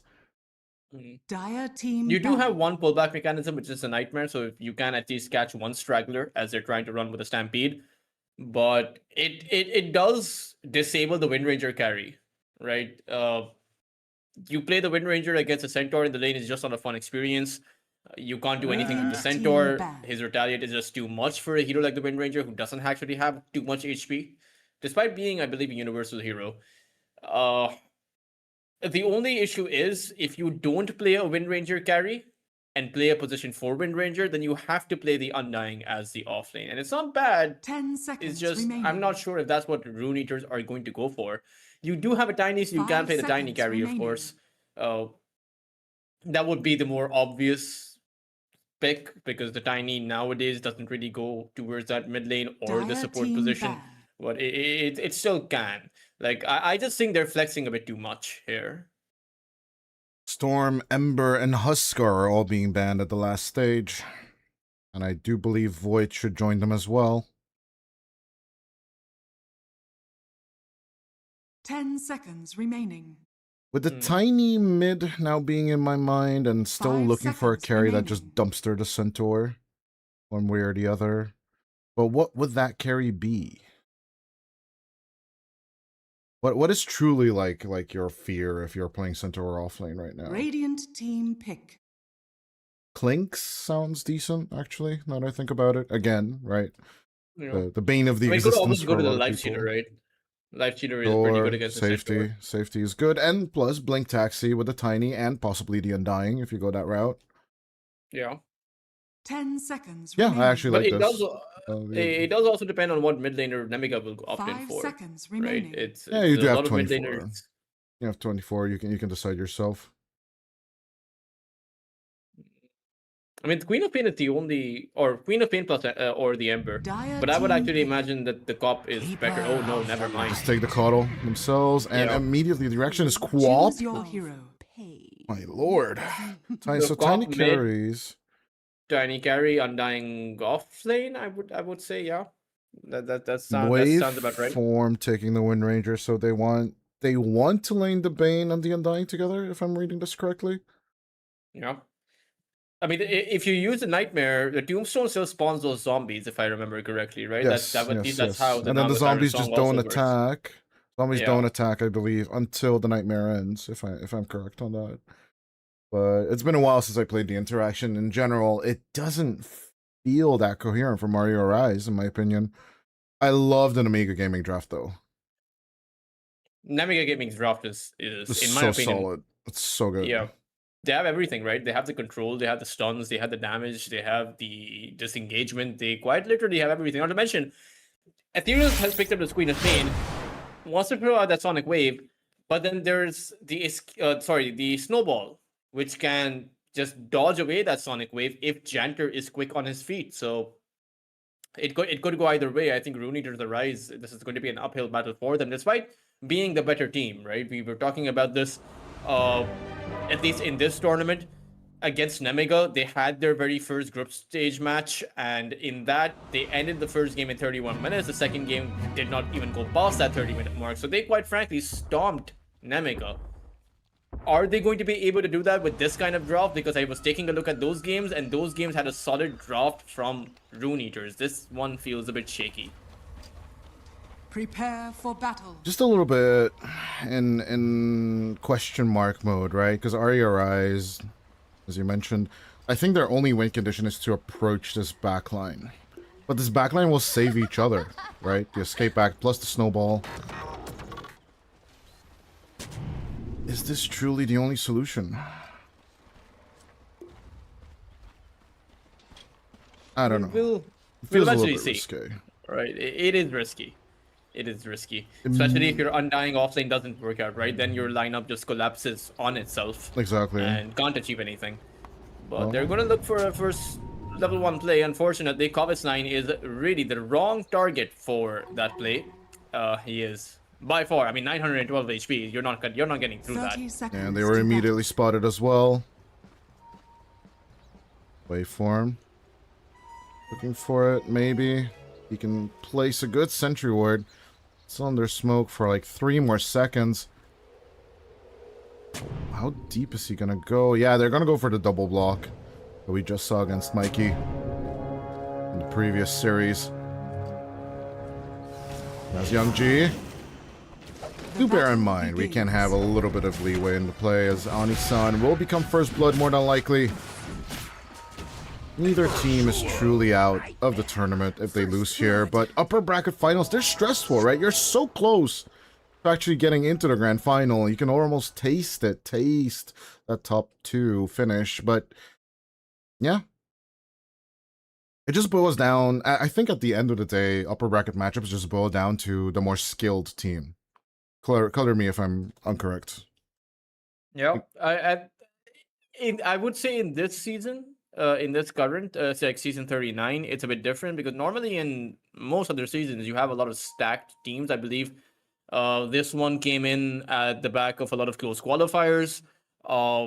There were a lot of other things going on. You know, this was more of a bonus season, if anything. Yeah, there's no Liga team, there's no level up, there's no... Like, a lot of the teams currently that are playing in EWC that are having a hard time, I should say, are actually usually EPL attendee teams, but... You've got nothing. Yeah, that's all. It's no surprise that some of the teams that have the good time here did manage to qualify to EWC overall, and we're extremely proud of them for even making it. But yeah, currently the teams that are here, it's more of the new generation is starting to peek into Dota. You know what I'm saying? Yeah. Which is good. It's good for the game that there's a little bit more representation and there's more backup, new talent to be had. This is the ugliest cuddle set I've ever seen. Holy hell, I hate this Griffin.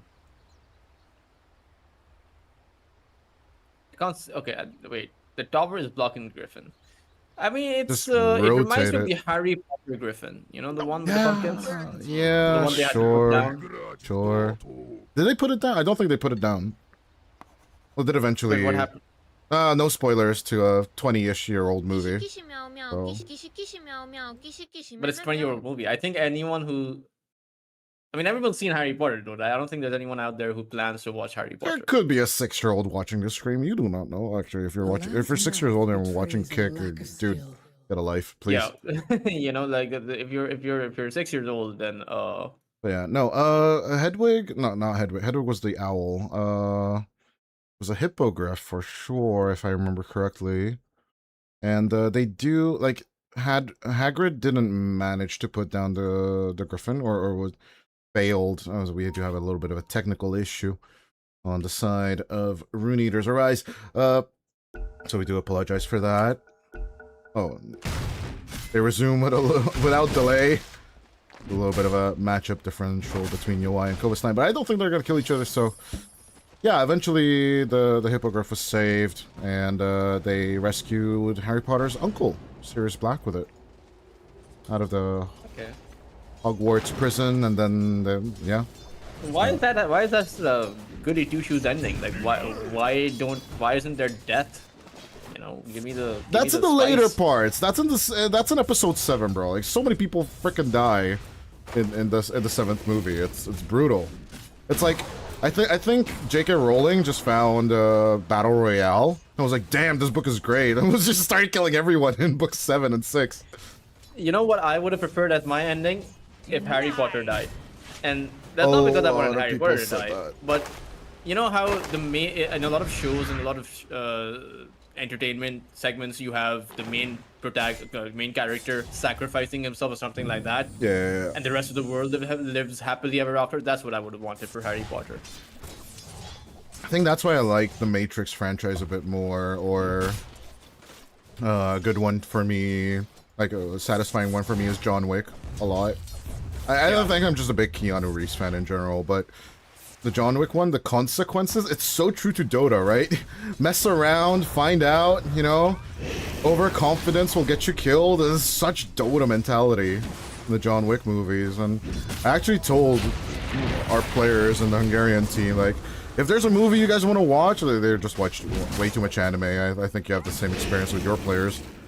But like, if there's a real-life movie you're gonna want to watch, good mentality, spirit, body, and mind, John Wick, bro. All day, every day. Ariel. Well, he might not have a body, spirit, and mind because he is just a construct on the Ringmaster, but he will survive. Does have a healing self, so he'll top himself back up. Not too bad overall. And the lane is and everyone is too. getting their last hits in. That bottom lane is looking spicy though. I mean, constantly there is action. Young G is being pressured here by Onku. He's not letting the Drow Ranger be because he went for this naked soul ring. It is a lane without Caudle or Omni Knight, right? So the deep dives are not going to be as upfront. And as of course we did talk about the Tusk as well, having them punches. Yeah, as soon as they get level 3 on Yanter, I'm pretty sure there's just going to be roly-poly time with the snowballs.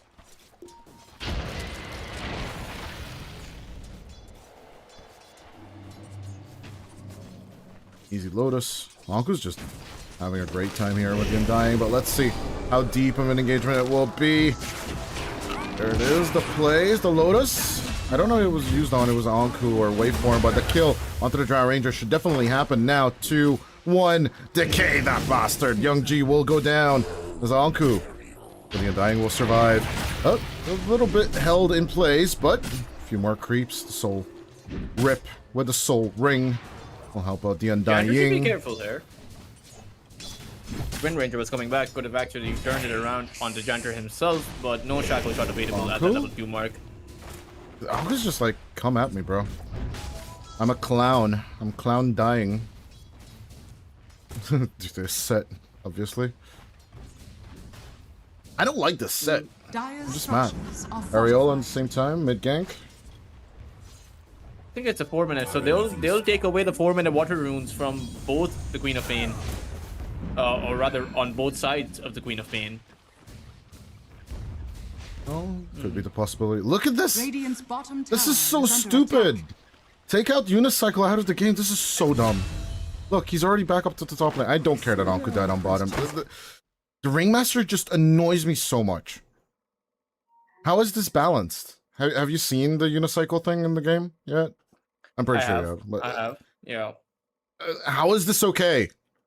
It's like a wind run, right? Except with the... It's just without so the much evasion. better than a wind run. It's a haste rune. Well, look at that. There are a few disconnects here and there. I'm not sure if Onku's kind of having the lane that he needs to have against the Drow Ranger. I mean, Young G has a lot of farm has the Falcon Blade already built up. But to be fair, the Tiny has more CS, right? 24 CS compared to the Drow Ranger 16. So Onku is at the very least being disruptive to stop the Drow Ranger from farming. I'm But still let's. I'm still pissed. I'm still pissed at Unicycle. I see this spell. It just makes me fill up with a red hot rage. And the rest of the spells aren't as as strong. Like you would you take a look at the 4 spells, you would always want the Unicycle. Stupid The game. Funhouse Mirror is the worst one. Like I don't. Oh, Funhouse Mirror is great for like sending it into a creep camp and then just farm out at least a creep. Whoopee Cushion is basically a Tumblr's toy. Yep. That was a big. And Tonic is just dumb. That was a big. Wait, Whoopee Cushion leaves a 250 radius stink cloud behind for 3 seconds that slows enemies by 30%. I never actually knew that was a thing. It doesn't really feel that much of a slow, honestly, compared to like a true slow. Does it even leave? And like I have never seen the what do you call it? The smoke cloud itself, the stink cloud. Like I don't think it has an animation per se, other than the jump itself. It might be like Luminosity was bugged on Dawnbreaker for so long. DS drop, Discord drop. I'm guessing.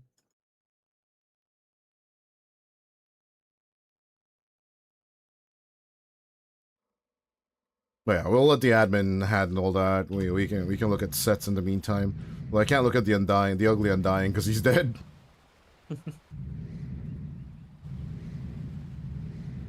So yeah, back to Goody Two Shoes endings, right? Have you seen Code Geass? Code Geass? No, I don't think so. Oh, that had a pretty good ending. Code Geass. I definitely Code Geass, like Geass. But it's an anime. Yeah, sure. I'm not a big anime fan, despite being a Dota fan. Geas, like this. Yeah. Yeah, but with a double S. Okay. It's one of those old anime. It's pretty good. Sure. For old animes, I'm a Ghost in the Shell fan. Cowboy Bebop, absolutely. I really like my Okinawa Akira, or whatever the way you want to pronounce it. Big favorite of mine. And there was this ghost one with devils. Girl goes over to the other demon dimension, whatever. I always forget. Inuyasha, yeah, that one. Big fan of that back in the day. But yeah, overall, no. I think the last anime I saw through and through was Naruto. And I started Boruto like 3 or 4 times, but I always get stuck. Just fall asleep. I have seen a few episodes. I've seen the movie of Boruto. Right. But Naruto with machines? Nah. No. It's like just make a new anime. Like why do you have to milk Naruto? Yeah, same thing with Bleach. I think after the original series, it's just a kind of a bore. And then there's Dragon Ball Super. I do know that when I retire, all I will do is just get a streaming service that has every Dragon Ball episode and just watch that till the day I die. That's my retirement plan. I'm not gonna go anywhere. I'm not gonna go play video games. I'm gonna be watching Dragon Ball Z for like a year, at least. I don't care. Let it rain, let it fall, let there be nuclear warfare outside. I'm watching Dragon Ball Z, bro. I don't think you can watch anything if there's that kind of warfare happening. I will get a bunker. I don't know. That's what I'll sink my money into. Get a bunker. So that I can watch my Dragon Ball Z in peace. We're gonna be neighbors with Elon Musk at that rate.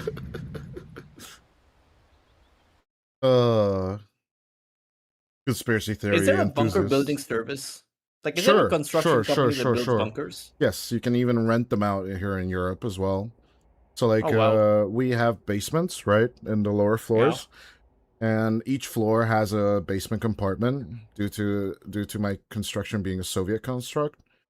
And floors sometimes agree with each other that they just rent out the bunker space for stores and storages and whatever. How much does a typical bunker cost? Typically you were to rent one out. around like 100, 150 euros a month. Not that much. Oh wow, that's actually surprising. Wait, why It's don't people just surprisingly live in cheap. bunkers? Because that part is illegal. So like you can't use the bunker. Like it's in the contract that you can't use it to live there, right? There are certain functions you cannot do there, right? It's listed out in the rental agreement what you can do in the bunker space. Yeah, it's kind of cool. We have those spaces in there. As we still persist with the technical issue, we might be going to a little bit of a break, people. As admin has given us permission for that, so yeah. Overall, it's just going to be a bit of a technical pause as the boys sort out their Discord problems. We'll be right back. Oh, never mind. Yanter's calling for continuation. As we are back in play. 5 minutes in, night's about to fall, Radiant's bottom tower is under attack. and we shall see. The teams will be able to get on top of each other. Ethereal, still without regen. He still has the binaries to reach. Push comes to shove. Anisan. Dire are scared. Avalanche for the follow-up, but there's no toss. Good with the tame the animals. Uriel will just whip him back into place.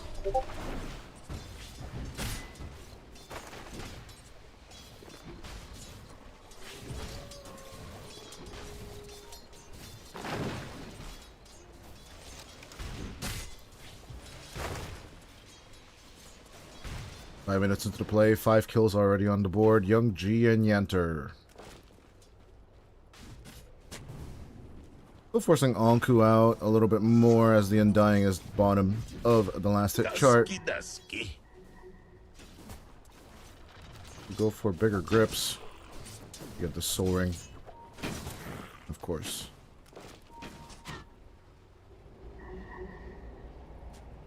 Good old decay stacks. Bit higher. They form disengaging, as it looks like Anku.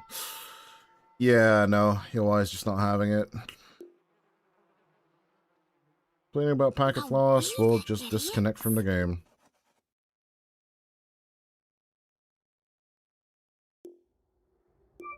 Yeah, for those of you who are not aware of it, though, packet losses don't usually tend to happen within public matchmaking games. So if you only if you compete or if you play in houses and lobbies, will you truly experience it. It just immediately makes your game look like some kind of comic book strip. And then the fastest way to just lose it is basically reconnecting to the game. So although conspiracy theorists will definitely tell you that this is when they do the match fix, bro. Definitely that's what's happening. They are betting on themselves or against themselves depending on their skill. I don't know what they're writing about, by the way.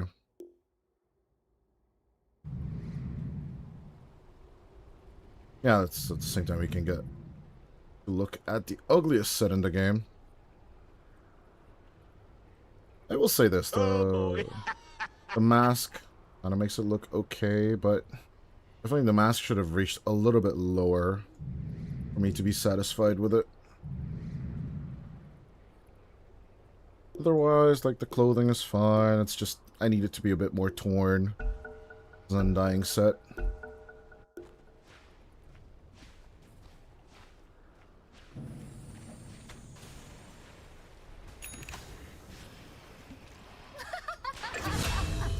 Ani-san will be taken care of by Yanter. A little bit of a tag team between the supports as the 6-minute power rune will be grabbed by Ethereal. Very last second. Anti-Narwhal. There's spirit form to be used here if they want it. No. And he wanted to stick with the standard player. Illusion. Got it. seconds. You're just at 7 Radiant's minutes top in. tower is under attack. I mean, both teams are going pretty much evenly from what I can tell. But Not much has happened. A few support kills here and there, but obviously this nighttime beginning isn't really going roly-poly as you'd expect it from the Dire just yet. Radiant are scanning. well, they're hunting for Vayne. I feel Again, like it's gonna be another one of those support kills. Radiant's waveform middle though, and tower is Alku under coming in. attack. No tombstone just yet. His waveform will just be executed. Anisan. There's nowhere to hide. There's nowhere to run. There's no TP that will save you. Radiant's As you top get tower whipped into is shape, under Young attack. G will gladly take the kill and get the double. 6 for 2 now. I mean, I think a lot of this comes down to the draft. And it's just so hard to execute unless you have your Queen of Pain with you. But she doesn't want to be with them. Ethereal just wants to kind of do his own thing as far as that is concerned. Yeah, no, RE.Arise definitely not in that tempo play just yet.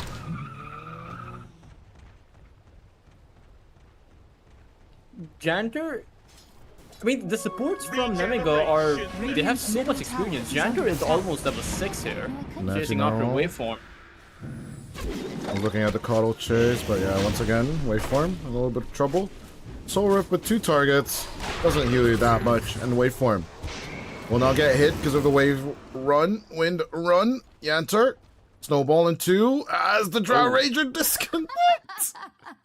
I can't, it's the 2 carries getting DDoSed or something, I don't know what's happening here. It's Yowai or Young G Janter's- every time. Yeah. UI does have quite a bit of farm, but it problem is Young G is getting so much around the map. He's 4-1-1. If he gets this last hit here, I don't think he oh no, he might actually get the last hit because the snowball is going to be absorbed by the infused raindrop. And so the Wind Ranger won't die, but will be 1 right tick away from dying. So Young G can just snag it up if he wants to. Let's get waveform. There's a right click show, and the Ice Shard should be the finish. Well, that's a good attempt from waveform. Radiant's Just throw back middle one more tower power is under shot. attack. Young G repausing the game. Ping 200. That's kind of insane, not gonna lie. Yeah. I like the voice line though. The Cloud Fox voice line. There's some really, Some really of the good voice ones. lines that aren't in English that I can't understand them, they're still pretty entertaining to see. Like this Money and Bones. Well, Money and Bones is obviously English, but there are some which are like pretty Yeah, cool to have. the cat sounds from, was it from Valisha maybe? Are really, really Think so. catchy. And then there's the good Chinese voice lines, the old ones, you know, the WoW Yeah. from back in the day and all. Those are really, really fun to think back on, right? Because there were some games that were not covered in English, or were like the English caster was just not as good, Worthy tribute. etc., etc. And of course, like if you just think about it, the good old Lakat Matatag voice line, right? And the Set Chief Exactly. and goodness gracious, Papa boy. All of those are like those are Pinoy voice lines. You just don't really think about it, right? But it was always a dream of mine. Like the Hungarian community tried to do their best to get my voice lines in there. I have a few clips still on my Twitch channel, Radiant's but top tower is under attack. in all obviousness, as Kovis 9 dies, we're just not that big of a community. Nah, TP away for the Tiny. Seems like the right decision. Ani-san might have to eat another Illuminate for the team. I am wondering though, when is Ethereal going to plan on, you know, doing something? Doing something? Yeah. Maybe once you get your Kaya, is what I'm reading right now. But Ethereal just wants to dance. Look, all he wants to do with the Queen of Pain is just use this taunt. I mean, if he wanted this kind of an approach, he could have just picked up an Ember Spirit or something like that, rather than playing a Queen of Pain. Like your Sonic Wave is Are scanning. essentially a guaranteed way to get a kill. You have a 260 damage Queen Scream of Pain, and then a 325 damage pure AoE ability. So Gives the invis why to not go for the route? waveform. I don't know what's going on. with the queen for sure. Finally, it looks like they heard us. Okay, okay.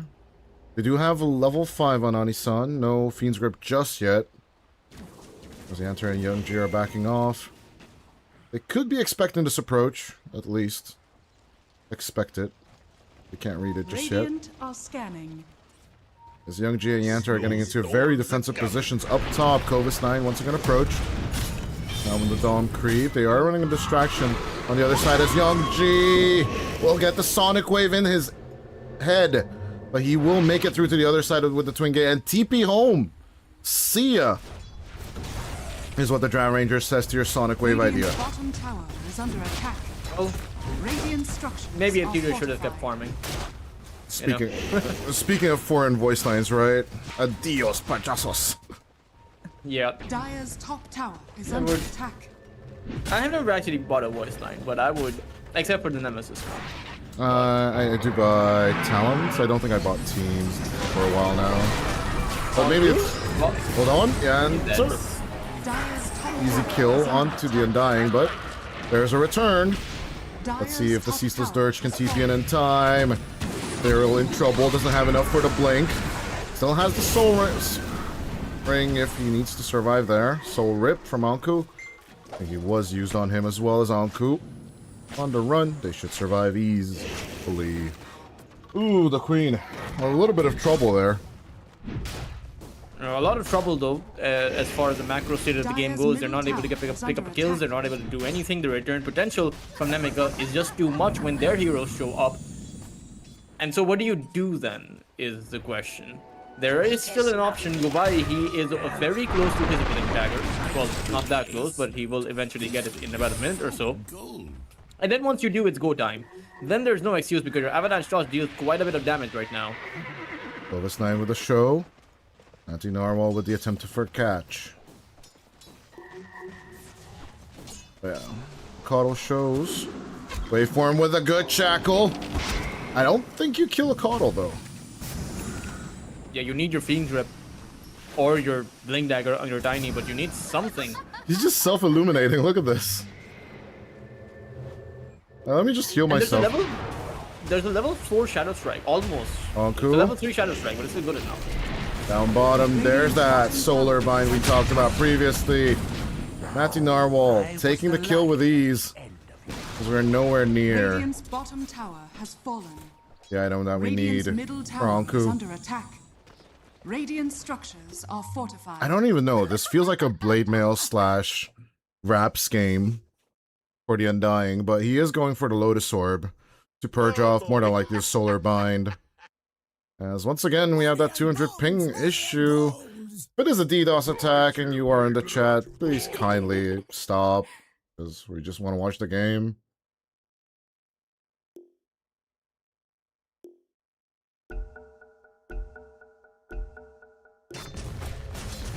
I don't think they'll be able to take this tower. They will try and though. Jander are here. Waveform. Trying to run away, but I still think they'll just pick up the Wind Ranger and back off themselves. There are 2 supports after all. I like it how the supports are just coming to the call like, "Sir, can I have some mana? Sir, can I please have some more?" I've seen the movie. The Oliver movie. Which one though? There's like 6 of them. Actually, I've only seen. There's so many iterations. I've only seen one.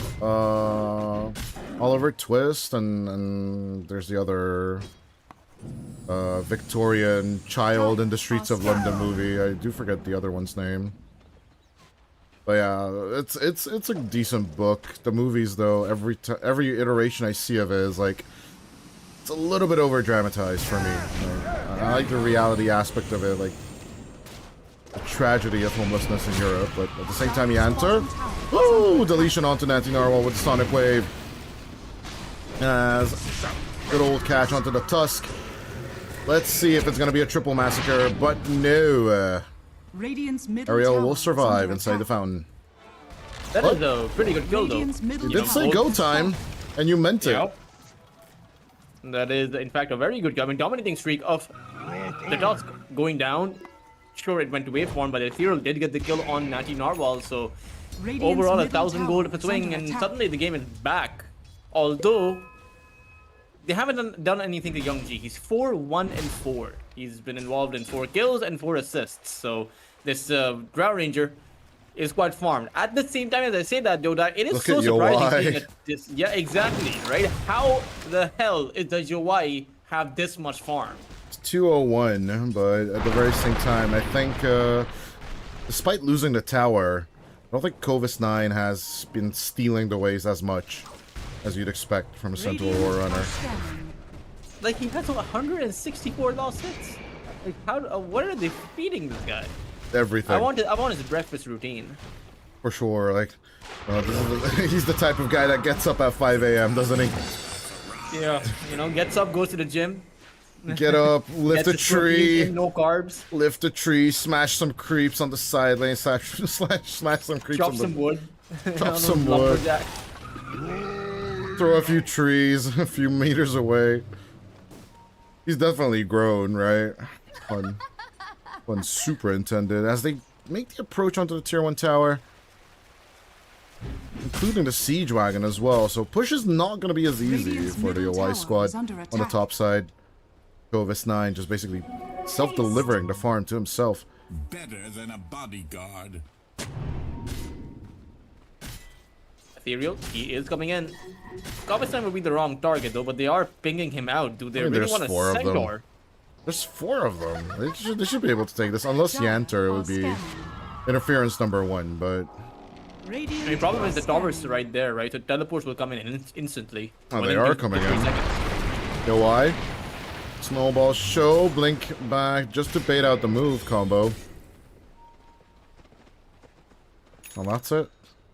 Trench warfare, baby. Just keep your distance, keep shooting things at the enemy, and escape. Run away. But, boy, we run at them. Yo, why with the double avalanche? Straight onto Natty Narwhal and Ariel as well. Ethereal gets the double kill with Sonic Wave. As the Stampede this time around will not save anyone. The Keeper of the Light is slowing down right now. Sure, he has the Boots of Travel and the Spirit Vessel, but they're able to catch up to him really easily and disable Janter saves. Radiant's middle tower I mean, is sure, under when he attack. gets that Blink Dagger, his saves will be a lot more potent, a lot more successful. But they are applying pressure now towards that mid lane tier 2 tower. What? Why is back to farming. Waveform may not be able to get away. Ethereal immediately approaching on there as well as the zombies start spawning in. Anku still gets the decay off and they still get the kill onto the Tusk. Dominating streak for Ethereal. He is now 4-0-0. 3 of his last few kills being just picked up. He is catching up to Covis 9 as well in terms of net worth. And has outfarmed Young G. Yeah, it definitely an impressive performance once he gets going, right? That's the fun bit about Ethereal, I suppose. I still don't know. Eventually, they will target the Drow Ranger, right? The late game still looks really, really good for Nemiga. So Yeah. it's time to start throwing bodies at the problem on the Nemiga side of things, right? Despite the cuddle slowing down, despite them just starting to suffer. There's no Roche threat, so that there's no threat of RE.Arise taking Roshan, in my opinion. What timing are we looking for, though, if you're Radiant? Probably it's the late game timing, right? Probably that 30 to 35 plus minute mark when your Drow Ranger can join your team and dish out some serious damage. The only issue is, even in that late game mark, Drow Ranger is always going to be vulnerable against the Queen of Pain. Not necessarily the Tiny, but the Cop is going to be a big factor. That Sonic Wave, it's just too much damage. Especially when Ethereal gets that Scepter he's building up.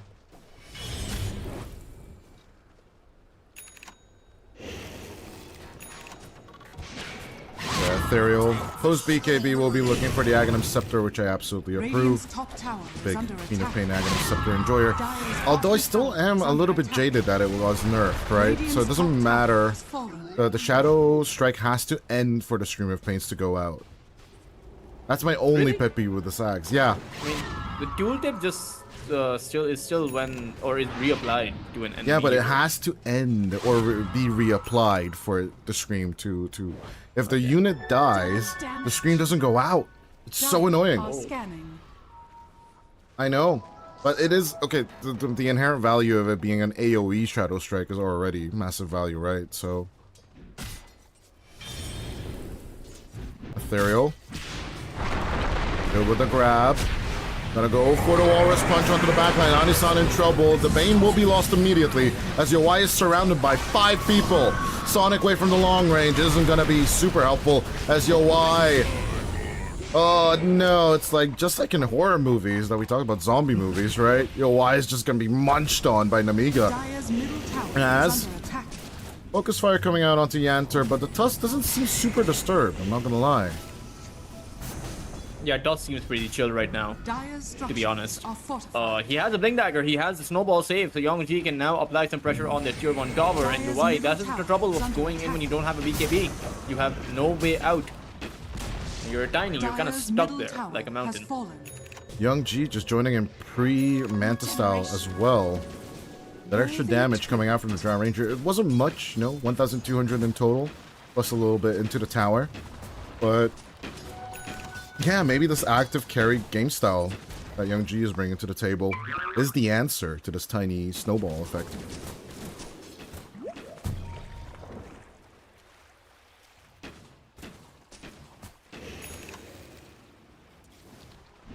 Radiant are scanning.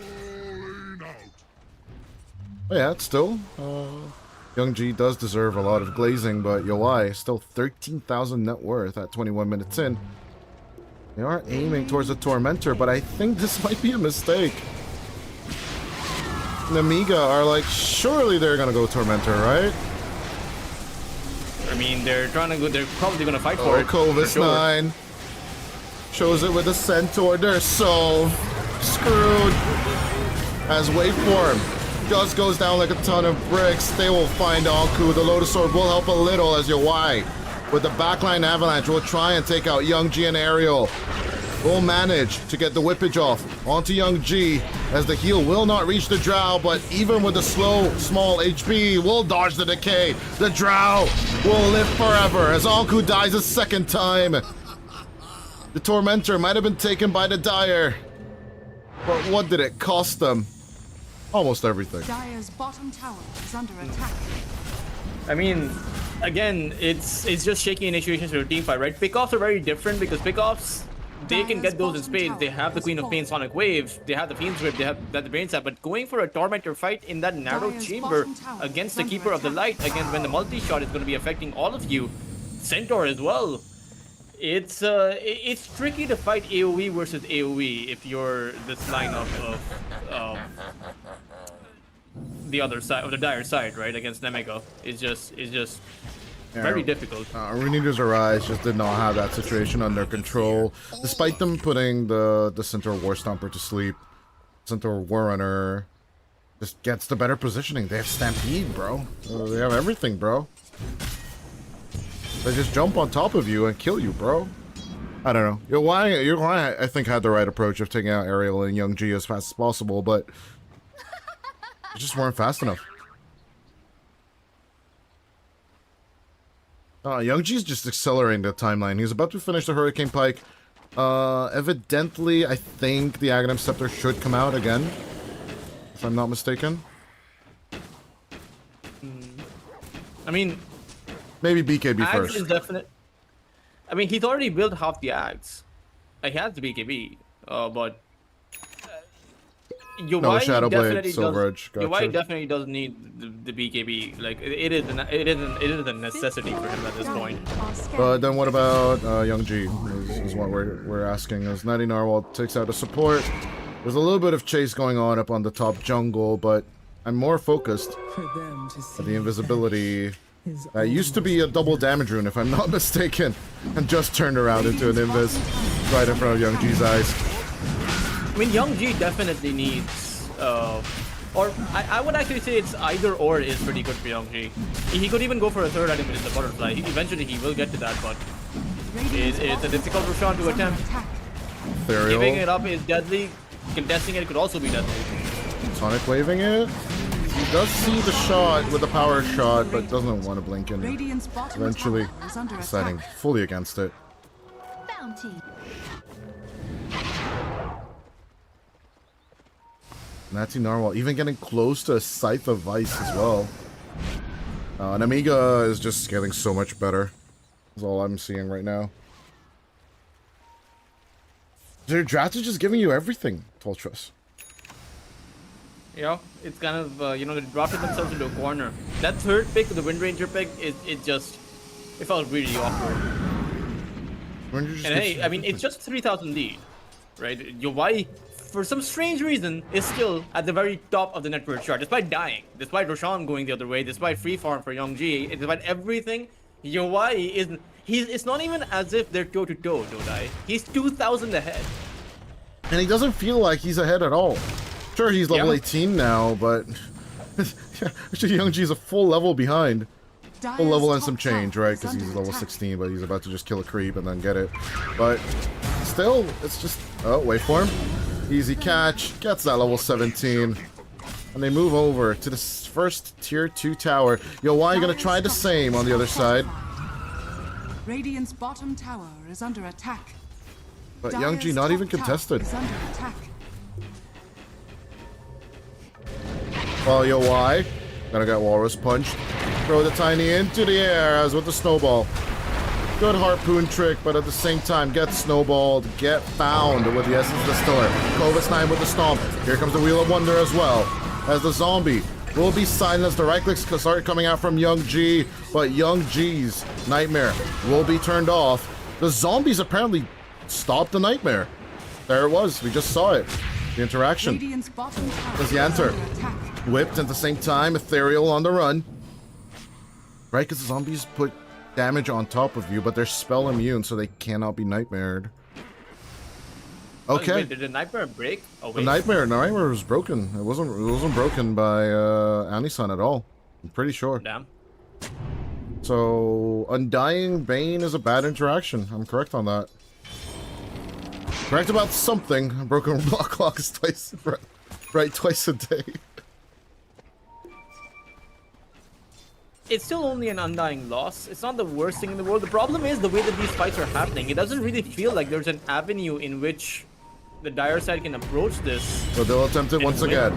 Clovis 9 jumping forward. A Lotus Orb doesn't do anything for Anisan, as the Bane is out of commission for 30. Ethereal, even with the BKB, falls down to half HP and is needed to blink away. Focus Fire used onto the Drow, but it does nothing as Ethereal once again on the run. Natty Narwhal giving a little bit of mana help to his Drow Ranger as they force out a shove onto the top Dire's lane. bottom tower is under attack. Young G is ticking, but he still has the Aegis. He is not scared.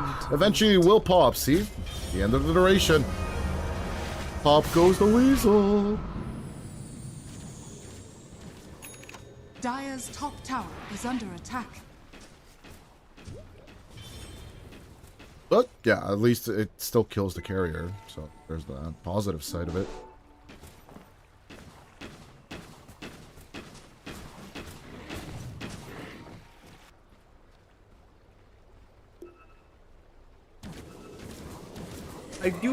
I'm not sure how they need to take a fight. Like it's a damage that they're lacking, because it really just feels like no matter what they do, either Janter's gonna save everyone or the Ringmaster, right? I'm thinking If auras, but what aura would actually solve this? I mean, a Crimson Guard is not gonna help you. Driving No. just cuts through that. No.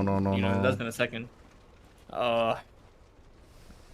Maybe an AC, perhaps.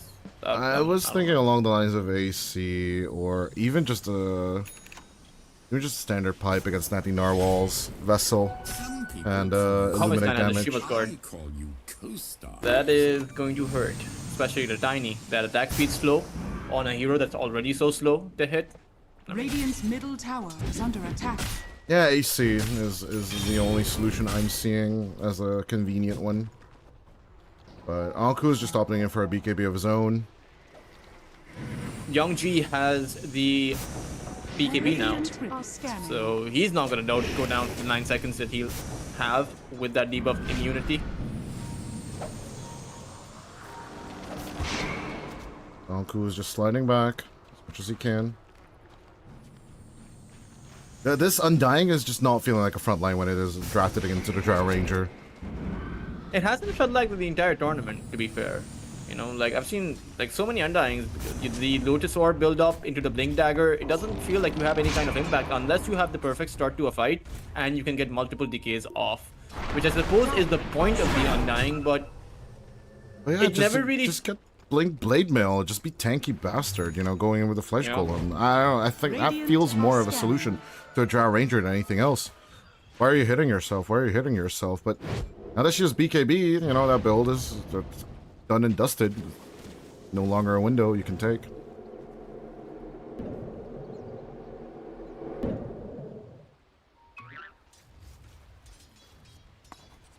But where is the approach going to come from? Because they are in a 5-man smoke. Aerial is going to break away their smokes as UI gets hit by the Whiplash. They know where he is. Good find. Well, it's Aerial, that is, but this is not a smoke kill you want. You wanted cores. You wanted something more. You want the Drow. Radiant's middle tower is under attack. I think you'd be even Or the happy Keeper with of the the Coddle. Anything at this point, but yo, why?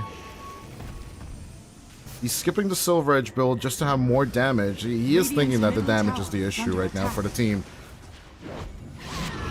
He's looking at UI and he's like, I'm out farming this dude. How are we not killing this guy? I might just not be the solution.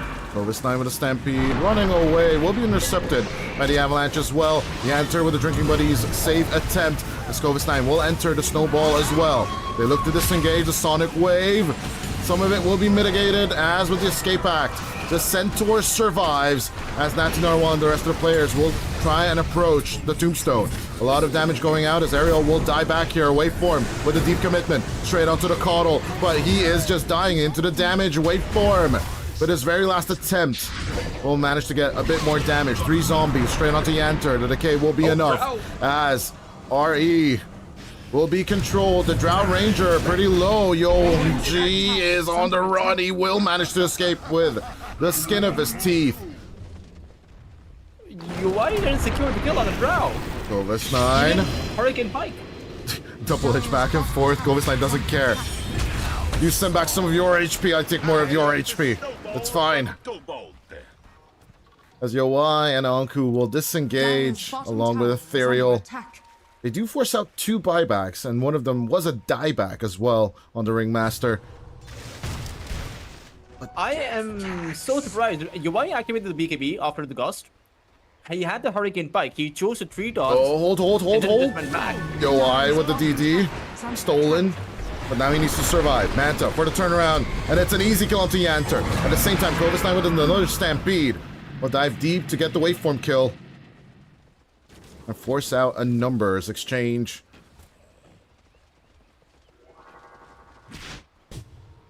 So yeah, no, a little bit of a deep dive that does not end with killing off the Drow Ranger. That was truly essential in the previous fight, wasn't it? Yeah, I mean, he could have harpooned on the Drow. He thought the 3 dots would kill him. But that's quite the gamble that you're taking when you've already dove that far. But at the same time, that's probably the best fight that Rune Eaters have gotten all game long, right? They found 2 buybacks. They've also found 1 dieback and a Drow. Once again into the air, Young G with a sliver. There's the harpoon, grab him. Escape back, going in for the save. Covis 9 tries to slow down the approach as Yowai will need to BKB TP out of here. Oh. Young G has some very thick plot armor here in this game. I will say that. That's so true. Plot armor on the Drow. I literally cannot. He just doesn't die. It's just watching Game of Thrones. It's just Jon Snow just dodging dragonfire everywhere, isn't it? Yeah, like, I mean, it's so weird. Why doesn't he die? Why doesn't he just He doesn't even have a butterfly. Like, it's not as if he's dodging those hits. It's just armor, he's and like the hit critical me. strikes don't come out. Hit me, I can take it. He's like Thor, you know, opening up, trying to make the hammer happen. Oh no. Oh, I literally can't. Tyrion says no, Anisan says go. It's not a no, it's whatever. Cyrillic. What else would an N It's be? Cyrillic. Not a true N. It's I don't even know what letter they pronounce that as. Cyrillic is weird. As a base defender, she knows these things. I never learned Cyrillic, actually. Like, my parents tried to teach me, but I just, my brain just doesn't, like, no. Land and ABC, thank you very much. As there goes the Fiend's Grip. Easy deletion onto Yanter. Yanter has gone down too, and I mean, Roshan is probably going to be the objective to fight for if you're Nemiga. And that's where we're You gonna... can't let it go in the hands of the Tiny, or maybe even the Queen of Pain, who is also now in possession of the Shiva's Guard. I believe that is one of the main reasons why we're having so many jungle fights, right? You're trying to shove the enemy back in their place, per se. But Kovis 9 and the others, they are trying to just stampede and get key targets out of the way. So that they can just counter vision themselves as it's just a massive, massive play of vision back and forth in between the two teams. Yeah, here's that smoke. Let's see. Will Nemiga find? They need something way bigger than this. Sentry ward. Skewed out. Anisan. Now aware that there's some kind of movement happening. Roshan is up. Waveform is not going to cut it. They cannot Roshan after him, but they'll still get the kill. Onto the Wind Ranger. Yeah, it's an easy, you know, pickup. They found it 9 times overall. Like, 1/3 of the kills that Nemiga have just been on the Drow Ranger. And on the Bane, to be fair. Like, the Bane and Drow are 1/3 of the kills. Rune Eaters, if they want to take the net worth lead for the first time this game, like, actually take the net worth lead for the first time this game, it should happen during this Roche fight, but Anku going down doesn't really mean much. The Ceaseless Dirge will force the revive of the Undying as Yanter, once again going down for 50. It's a good window. Rune Eaters could take it. That is a really good bait. You know, when you have the Ceaseless Dirge up, you know you can send the Undying in first and trade 1 life for the Undying, and suddenly it's a 5v4 now. At least for the next 30 seconds, as Rune Eaters will go for a Smoke of Deceit. And they chase this They're time. gonna brute force their way through, right from in front of Nemiga. 2 seconds in, they find Kovis 9, but that's not a good target. Goes into the backline, Yo Y with a perfect avalanche toss. Onto Ariel and Nati Narwhal, but will let go of another kill. Yo Y, you need to finish these kills, and you need to do it right now. Young G and Kovis 9 kind of stuck. Out comes the Roof Stomp, but with the Fiend's Grip, the neutral creep will try and save Young G, but it's not gonna happen. Out comes another Illuminate as Anku, super low, but Kovis 9 just does not have the HP to survive. Triple kill for Yo Y as under the tower, we see Nati Narwhal chasing Waveform with Yanter, but the Coddle will also be going down, and Rune Eaters are gonna get their team wipe. Rampage for the Tiny, and it is time to keep pushing. That is why Yo Y is very farmed up. I mean, 1 team fight win and he's now at 28,000 net worth. That was perhaps the best fight they have gotten, and they've got quite a few of those. For some reason, you know, they've shown us their struggles and they've shown us how they can actually dominate in those positions. Yo Y with the perfect jump on the Ringmaster, right? Throughout this game, Nemiga have used their Tusk and their Ringmaster to save their allies, save their mighty Drow. But what Rune Eaters did from the very get-go, trade their Undying Ceaseless Dirge with the life of the Tusk. They knew he didn't have a buyback, and then they went in for a fight. Yo Y disabled the Ringmaster, and suddenly there were no more saves. Take out that backline. Take out that backline, and everything will just fall into place. Rune Eaters Arise, just as your plan perfectly, as you mentioned. And we'll get Roshan number 2 as their prize.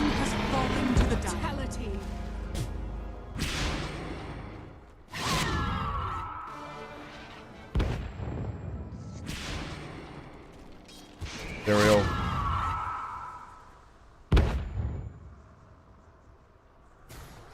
Leaving Madstone bundles out in the open. It's a go Queen of Pain player. Oh, we were just watching Ethereal's farming pattern, by the way. Are scanning. Oh, yeah. 10k net worth lead, the biggest we've had in the game so far. Gaben's still not convinced that Rune Eaters has gotten this. Which I'm kind of questioning if the Dota Plus algorithm has a fever or something. I mean, it is a Drow Ranger, right? Dota Plus is always going to favor the Drow. Nah, biased. Theoretically, the damage on the Drow is more than anyone else on this server. Are you literally telling me Dota Plus is simping Drow Ranger? Ugh, typical. Yeah, I mean, it's true. Over Wind Ranger? But Wind Ranger's a redhead. Like, ugh, have some class. Bottom tower Like, is there's the under Keeper of the attack. Light, right? But still, like, the Keeper of the Light should bring it down, because Dota Plus does not like the Keeper of the Light. Yeah, Natty Narwhal just not getting a good position in that previous fight. I really thought that Hex is going to have a bit more impact on Natty Narwhal, but apparently not. Why? Looking to pick up the last tier 2 tower. No more outer objectives on the Radiant side of the map.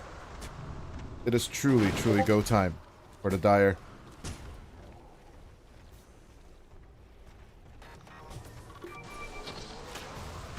Ultras, what is next? What are the next itemizations? The AC will be built up by OI. Anku hasn't gotten a new item in ages. He is aiming for a Shiva's Guard of his own. Nice waveform. Going in for the focus fire onto the mid tier 3.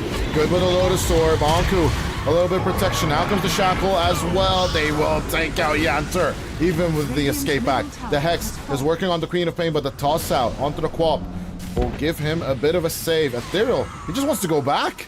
Send me up there. I want to live on that high ground. He has the Aegis, and unfortunately, the Ring Monsters boxed the wrong target. Had to box the Dusk because the Centaur wasn't gonna die, but now they've lost their first lane of barracks. For as long as they don't take a fight, these barracks fall within seconds. Radiant's bottom tower And they need to do something. Another focus fire able for waveform. Buyback from the Tusk will need to be used. Out comes the workhorse as Covis 9 looks to protect the backline if need be. Young G is like, I am fine. Save the others at the same time. Even with the Aegis broken, Yowai and Anku are just pushing forward. The Will-O-Wisp does nothing as Ethereal and Anku just keep on chugging forward. Yowai with the Aegis, half HP, but will back off into safety. Ani-san will be taken care of, but the Drow Ranger buyback was forced. What else can you do? They got. There's a giant. There's a Dusk dieback as well. They just forced out the buyback of Young G. They have everything they wanted from this Aegis. They still haven't lost the Aegis. They have lost the Aegis. Oh, they did lose the Aegis. My bad. My bad. Because Ethereal went in 1v4 and decided, you know. It's fine. That's the problem. That actually is the biggest problem there. If it's not Ethereal, it's Yowai, right? But every single time, how they break through is by jumping in that backline and creating a vulnerability in Nemiga's lineup. And Nemiga fall prey at that. Nemiga become divided between Covis 9 on the front line and their Drow Ranger on the back line. Their middle ground is so exposed to Rune Eaters that they're unable to fight back once their territory is reached. Double escape act coming out from Ariel. It's just doesn't feel like a true solution. Drow has to hang back. Drow has to hang back until both Ethereal and Yowai have both revealed their position. That's the only way to take a fight right now. And I think Janter needs to hang back as well. Like, stop going for the Walrus Punch. Who cares about the Walrus Punch anymore? Like, just stay alive for your Drow. That's your only requirement in this game. It's a triple blink lineup coming out from the Dire, and it looks like Yanter does not want to listen to you, Toltris. He wants to go for even more aggression. Pulling in an Aghanim Scepter eventually. He wants to kick targets to the team. But at the same time, that would just show the rest of the team where to jump, where to go. On the Rune Eater's RE.Arise side. You don't need to kick Rune Eaters into your lineup. They're kicking themselves into your lineup. You know, they're blinking into you. Maybe he wants to kick them back, Yodai. We haven't thought about that. And maybe he's just watching the World Cup too much. Too much football in the mind. As Ethereal jumps forward, Anku throws down the Tombstone. Counter snowball in to the Tusk. As the escape act will help a little. Ethereal's just alive. Yeah, Even though he he's disconnected disconnects. in the middle of that fight, and no one was targeting him either. He's just there. He's chilling. You might be wondering how I got into this position, you know, like a big ass zombie and a centaur behind you. Like, Yo, why though? He's the actual person in danger. He's about to get punched by the tusk. Although, I don't know if Yeah, Yowai will he's- mind. That's the problem. Oh, Natty, Narwhal, and Ariel are truly in trouble, though. Okay, Yowai doesn't have Avalanche for 8 seconds in hand. Waveform won't have Blink for 9, but we do have Anisan with a Fiend's Grip, with the possibility of coming in. Good when ready, Nemiga. Go in with the pause. Let's see the find. Sonic Wave goes out onto the backline as they find Yanter. They immediately dispatch the Tusk and will back off casually. As Waveform moves back in, Yowai as well. Hexed up is the Tiny. As it's a good control onto Yowai, they will get him for 2,500 gold. Anku is next for a little bit of change as Waveform will be illuminated. They will get 3 as Covis 9 wants to reveal the last 2. Chase up play onto the Queen of Pain as they will find Ethereal. Pause 1-2 of RE.Arise is dead.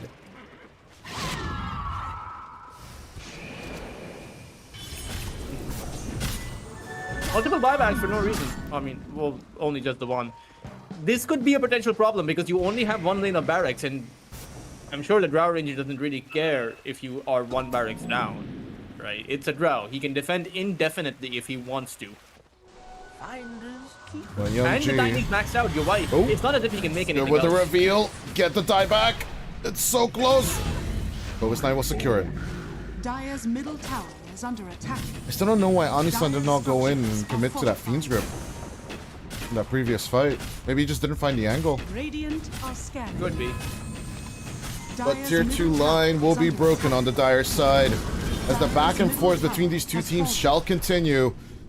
Swing and back and forth we go as Young G. They commit to the high ground with the Glacier. Manta Illusion's also getting a little bit of bonus damage, but they could be fast enough. Trying to force buybacks. Dire's middle tower. I think they're going to let one Rax go. This Because is you gonna already be have your 2 tier 2s, so you don't want to buy back into this. could just be an even Steven of Midrax versus Midrax. Young G kind of wants it, but kind of doesn't. Tiny They let being the range alive. Rax go. It's still alive. You can still save the range Rax. You're white. Okay, no, he doesn't. He.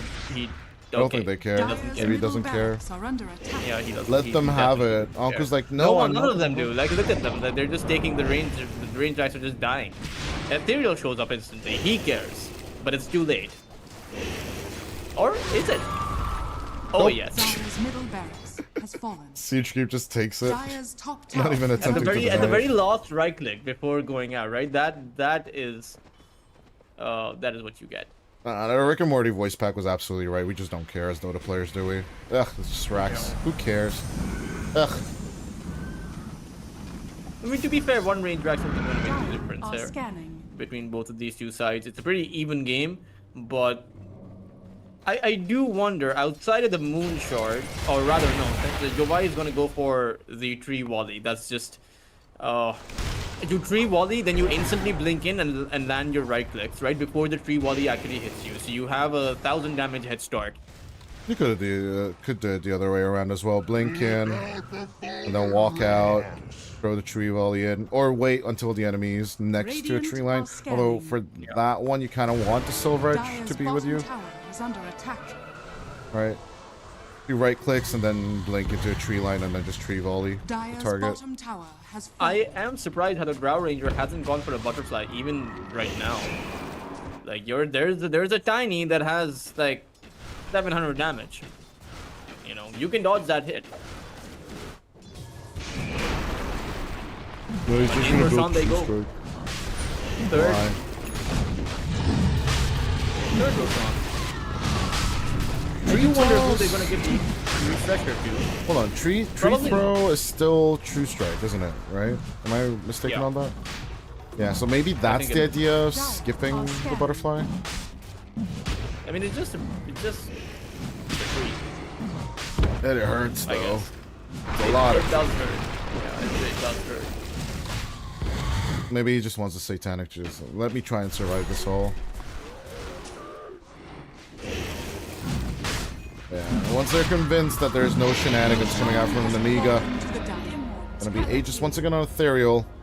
The Gem Throne to Ani-san. All the goodies going to the dire side of the map. I'm very surprised they gave it up without any kind of a fight. Like, they could have at least tried. They didn't manage during that time clean up a little bit on the bottom lane and the top lane being now pressured. But Nemiga immediately taking up defensive positions are ready to receive the Aegis lineup.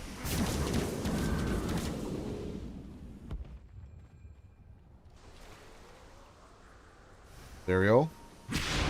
Here he comes. Here comes Speed Racer. He's a demon on wheels. Ethereal. No way they do not see Covis 9. There's just no way. But he is hidden. Covis 9 jumps onto the back line. Tries to get on top of Waveform and the others. Yanter joining in with the Walrus Rush. They'll take out the Wind Ranger as they'll take out your Y as well. No Aegis on your Tiny. We will massacre him. As Anku, Solar Binden, Ethereal tries to escape. But as they take care of the Zomboid, 85 seconds without their frontliner. Ethereal, you might have gotten the Aegis. They might have gotten display. But they're taking 3 people away from them without any casualties on Nemiga. How did they have so much damage against that Tiny? I feel like he could just got shredded super easily without even being able to fight back. And the fact that they did not see Covis 9, he just ended up with a 2-man stun. How did Covis 9 had 11,500 damage? Do you see the damage breakdown on the Tiny? He took 2,600 damage from Covis 9. How is that happening? Is it just a Stampede? He double edged. He also had the Stampede come out. That Stampede alone did 802 damage. But I think it's buffed up massively by the Solar Bind as Ani-san dies. That is 2 sets of the base taken by the Radiant. As Covis 9 is bringing in the wave number whatever onto the top side. Ethereal can't cut, but it's not going to do much. One last fortification for the Dire team as 15 seconds until the Tiny's back in play. All buybacks available on the Radiant side as Covis 9 tries to join in the Gale Force. Will push off Covis 9 as he will get a little bit of help once again from his buddy. After keeping his distance, Covis 9 trying to purge off all these screams. And out comes the Tree Toss. Once again, the Stampede. Ethereal will miss with a Sonic Wave. Will-O-Wisp onto the Quap. But good hiding inside the Tombstone.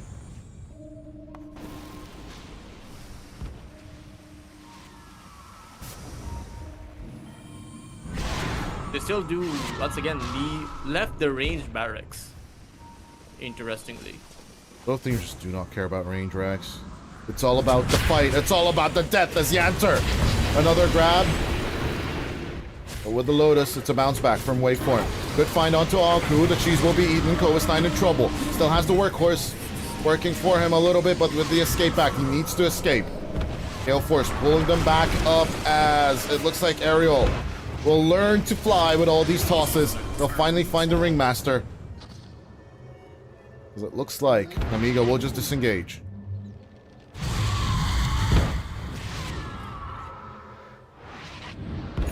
Not about the objectives, Toltrus. It's about sending a message. Even with the 1k network differential, Gaben is so absolutely on the side of the Drow Ranger. Yeah, 86% win probability. That is so 90%. biased. That is so biased. I mean, come on, man. You know, I mean, it's also the fact that Youngji hasn't actually died too many times, right? Like, you take a look at these scores. He's 9-3 and 15. Comic is 10-2 and 16. Sure, Yowai hasn't died much, and Ethereal has only died once, but going high ground against a Drow Ranger, I don't like those odds. Covis 9 finding 2 once again. Yowai. He's a little bit at HP. They are realizing that this is the Solar Bind. Is truly the problem that they're having to deal with. this Natty Narwhal just enabling so much damage against the Tiny.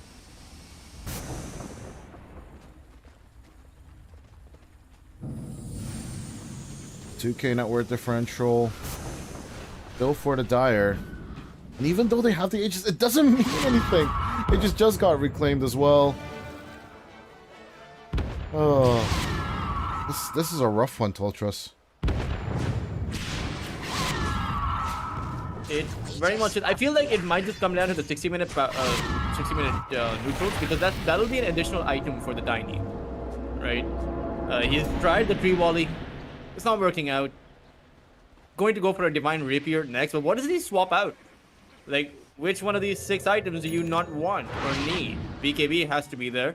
Harpoon for and Swift Link for the maneuverability. Do you get rid of the Manta style? Because technically you don't. I mean, you need the crit. You need the crit. That's what I'm saying. So like, divine rapier plus stateless combined is massive amounts of damage. I think Manta. Yeah. I think you're on the money with the Manta. Because as long as you have your BKB up, you don't need a dispel, right? The silence is not going to affect you. None of the spells are going to affect you regardless.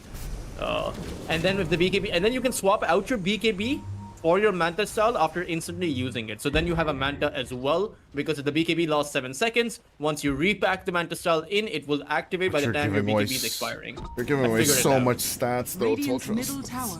It's a rough one. It's logical. You know? Lenny tried this in the previous game as well, right? Switching your itemizations, but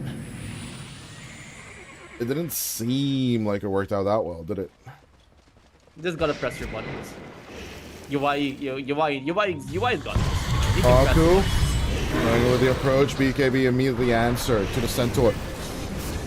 Avalanche will not reach. Massive amount of Illuminate and multi-shot. Look at the creeps just trying to walk all through it. They're just getting gunned down by spells from both sides. Like, this isn't a game of Dota. Like, this is just... I don't even know what this is. Like, it seems like these two teams are on 2 different continents, like throwing away mortars at each other rather than... Exactly, I'm saying it's like trench warfare. Absolutely. They're on each other's... they're on the opposing sides. Opposing territories. It just doesn't make sense. But Kovis 9, once again with the approach, the Shiva's Guard roll 3. Out comes the Tombstone save onto UI. They want to keep the Tiny alive as long as they can. But in with the Wheel of Wonder. Can the Tiny come out now and start smashing people? Or will he be the one smashed? UI, his BKB is expiring. But the Tiny will get grabbed onto. Kovis 9 just walks through the Tiny. The damage is just too much to handle. The Tiny buyback coming through against the Bane. This might just be the fight. But still, Nemiga are just holding on to their itemizations. The escape pact will save the Drow a little bit, but they will manage to catch out Young G eventually. Anku, with a sliver of HP, will survive, but it did cost 2 buybacks on the Dire side to make this happen. Yeah, and the Drow Ranger had the buyback, so unfortunately for Rune Eaters Arise, they have to force out this buyback and also make it out of that alive in one piece. And your Tiny can't die. Anisan can't die. Wait for him. Going in with the pursuit. Yanter getting counter grabbed. The buyback of the Tusk comes through first. Yanter, is his presence going to be enough so that they can save the Drow Rangers buyback over here as Kovis 9 stampeding out and running away? The tree toss comes onto that Narwhal. The Keeper is dead. He is dead, Toltrus. And the pause 1-2 missing. Will they manage? They decide to just give up on the top tier 3 plus maybe racks. Buybacks are available at any point. They can come in for a fight. 60 seconds remaining on the Drow. 80 on the Caudal as the tree volley just keeps on coming from UI. They'll commit onto Yanter. 100 seconds without him. The pause 1-2 buyback immediately will come through. Ethereal on the run as Natty Narwhal and Ariel will try and engage with the Quap, but as soon as they have this forced out, Rune Eaters Arise will back off. I feel like the game just got delayed by 7 minutes because neither side won. Because neither side now has a buyback. You know what do you do? This game just feels like we're at a seesaw, you know, and both sides are just trying to weigh out the other side. Oh, Kovis 9 losing out on the Wind Waker for 3 minutes is kind of a pain. but it is what it Young is. G's courier also died. He had bought something. Oh, it was a swift blink, I believe, if I saw it correctly. Yes. Natty Narwhal. His courier is still alive. Dire are scanning. And now he's the only one with a Wind Waker. Roshan cries, but I do not believe Nemiga will make it out in time. They have Stampede, but it's a 4v5. No matter how you look at it, this Roshan is lost. Roshan has fallen to the Dire. Can't. Now, Drow Ranger and as well as the Keeper of the Light, Natty Narwhal, they don't have a buyback. The Tiny, he has no buyback, but he has an Aegis, so technically he has a second life. So this could be pretty tricky for their lineup. I mean, when I take a look at the buyback status, even the Dusk doesn't have it. Only 2 heroes on Nemiga's lineup actually have a buyback. Meanwhile, the Queen of Pain has a buyback, the Wind Ranger and the Undying have a buyback. This could be, I can't even do the numbers, but this is probably like an 8v4 fight. Something. 8v6 fight, something like that. Did you also add the Cecil's Dirge of the Undying? No. So there you go, even more. You know, there's like, okay, Undying, buyback, and Cecil's, that's 3 lives. Wind Ranger is 4, Queen of Pain, oh sorry, Wind Ranger is 5 because of the buyback, and the Queen of Pain is an additional 2. That's 7 plus the 3 they already have alive. They have 10 lives for that fight. Math is hard. Nemiga, meanwhile, they have 7 because they have the 5 and then they have 2 buybacks. Although add it that, you know, the Undying would have to start off from the home base after the buyback, and then he'd need to run all the way back into the fight if he dies. Yeah, I mean, he can only teleport once, you're right. Yes. So it's more like a It's kind of 9-ish. right. You know. But will they even make the approach? I think you just chill. We are 2 seconds away from tier 5s. Let's see. What will the tier 5 gods give Rune Eater's Arise at all?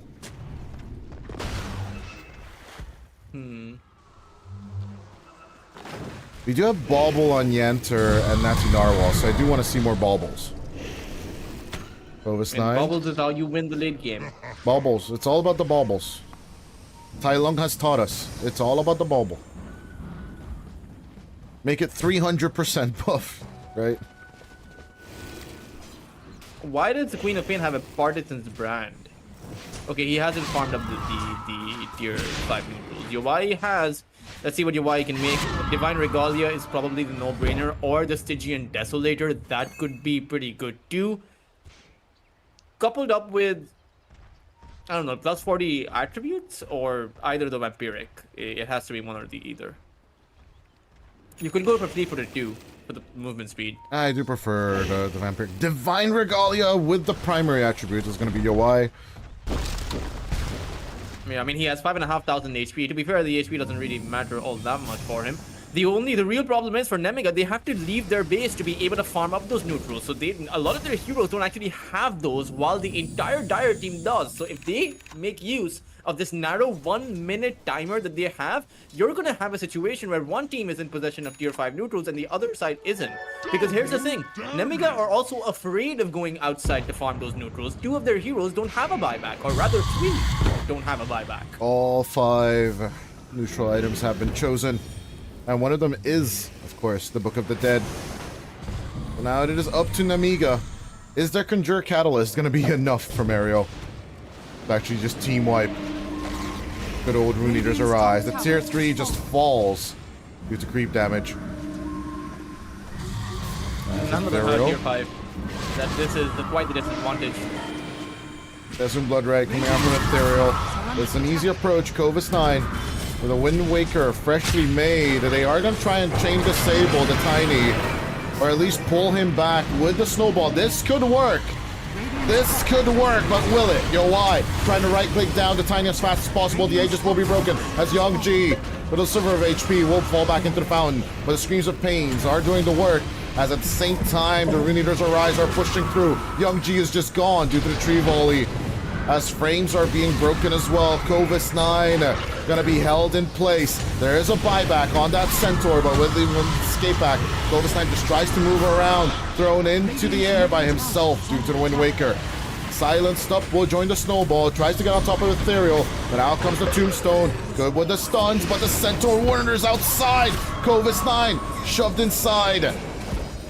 As inside the fountain, he will be forced to stay, but the tier 4s are falling away really fast. Still 90 seconds without the Drow Ranger, and without those buybacks, as you mentioned.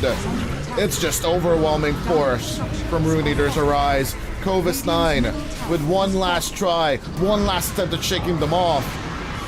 But at the same time, they are just being out-pushed, out-shoved, out everything. With a tree volley, Covis 9 tries to respawn. One more Wind Waker play. As he gets tossed up into the air, they'll finish off the Centaur. And with no more defenders left, GG will be called as Rune Eater's Arise will take the money and the bones off of Nemiga. Dire victory. One tree volley to end the Drow Ranger within her own fountain. What an ironic ending to this game number 1, when it was Young G who proved to be the impenetrable force on their own high ground. For Nemiga, that was a brutal loss. They had, quite frankly, everything working out in their favor outside of Yowai just farming up. I don't know what he had for breakfast this morning, Dodai, but god damn it, that was impressive by this Tiny. 20k net worth at 30 minutes in. That is, I mean, even his 20-minute mark is just insane. Almost 13k at 20 minutes in. With Tiny. Like I don't know. Overall, almost 1,000 creeps.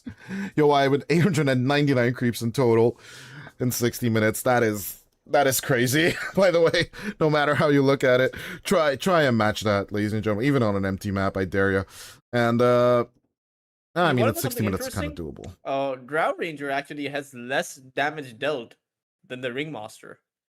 Drow Ranger has the second lowest hero damage in the game.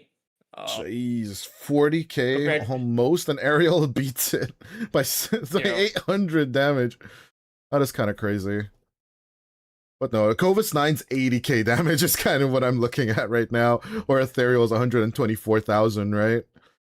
Yeah, Covis 9 also received 200,000 damage nearly. Yeah, those numbers are kind of insane. But yeah, Nemiga at the end, of course, they did have that mid-game ball to roll with, but eventually they will drop it at 40 minutes in. And of course, despite all that, like the last 3 Roshans of the 4 Roshans actually went to RE.Arise. Maybe a bit more net worth differential, right? Could be built just by taking Roshans, people. Roshan's important. It's also the fact that Ethereal only died once the entire game. That was very impressive. 10-1 and 17 to end it. And considering, right, how brazen his blinkins were, like he was playing behind enemy lines. He was blinking in without a fear in the world, as if he had a Tusk and a Ringmaster in his lineup. But he had no saves whatsoever outside of that one Bane Nightmare. And despite of the silence present, despite of the Ags on the Keeper of the Light, the stun from the Centaur, the stun from the Ringmaster, the Wheel of Wonder from the Ringmaster, and even the Walrus Puncher Snowball from the Tusk, they couldn't bring Ethereal down consistently, or even just more than once. I will say this, I wasn't dissatisfied with Nemiga's performance overall. The aggressive backline approach, right, will try and force out most of the spells that the Bane and the Wind Ranger has. So Anisan and Waveform's attention was definitely pulled in by Covis 9, and his damage output and his movements was what got Nemiga this far. It's just that Young G's damage output at the end there was just not enough, you know? You needed a bit more from their side, and the very end, yeah, despite the Drow Ranger and despite Gaben cheering for it way too hard, eventually the numbers game is just going to be won by RE.Arise. But, I mean, with the way that they played, you know, this is a far cry or a big difference between the first day of the group stage where Nemiga lost to Rune Eater's Arise within 30 minutes, right? This went to the 60-plus minute mark, and, you know, they played it really well. Maybe they can even play it well enough to take it to a game number 3. Who knows? Well, let's see. Our last series will continue right after this break. Nemiga Gaming will take the RE.Arise will take the first game of the series.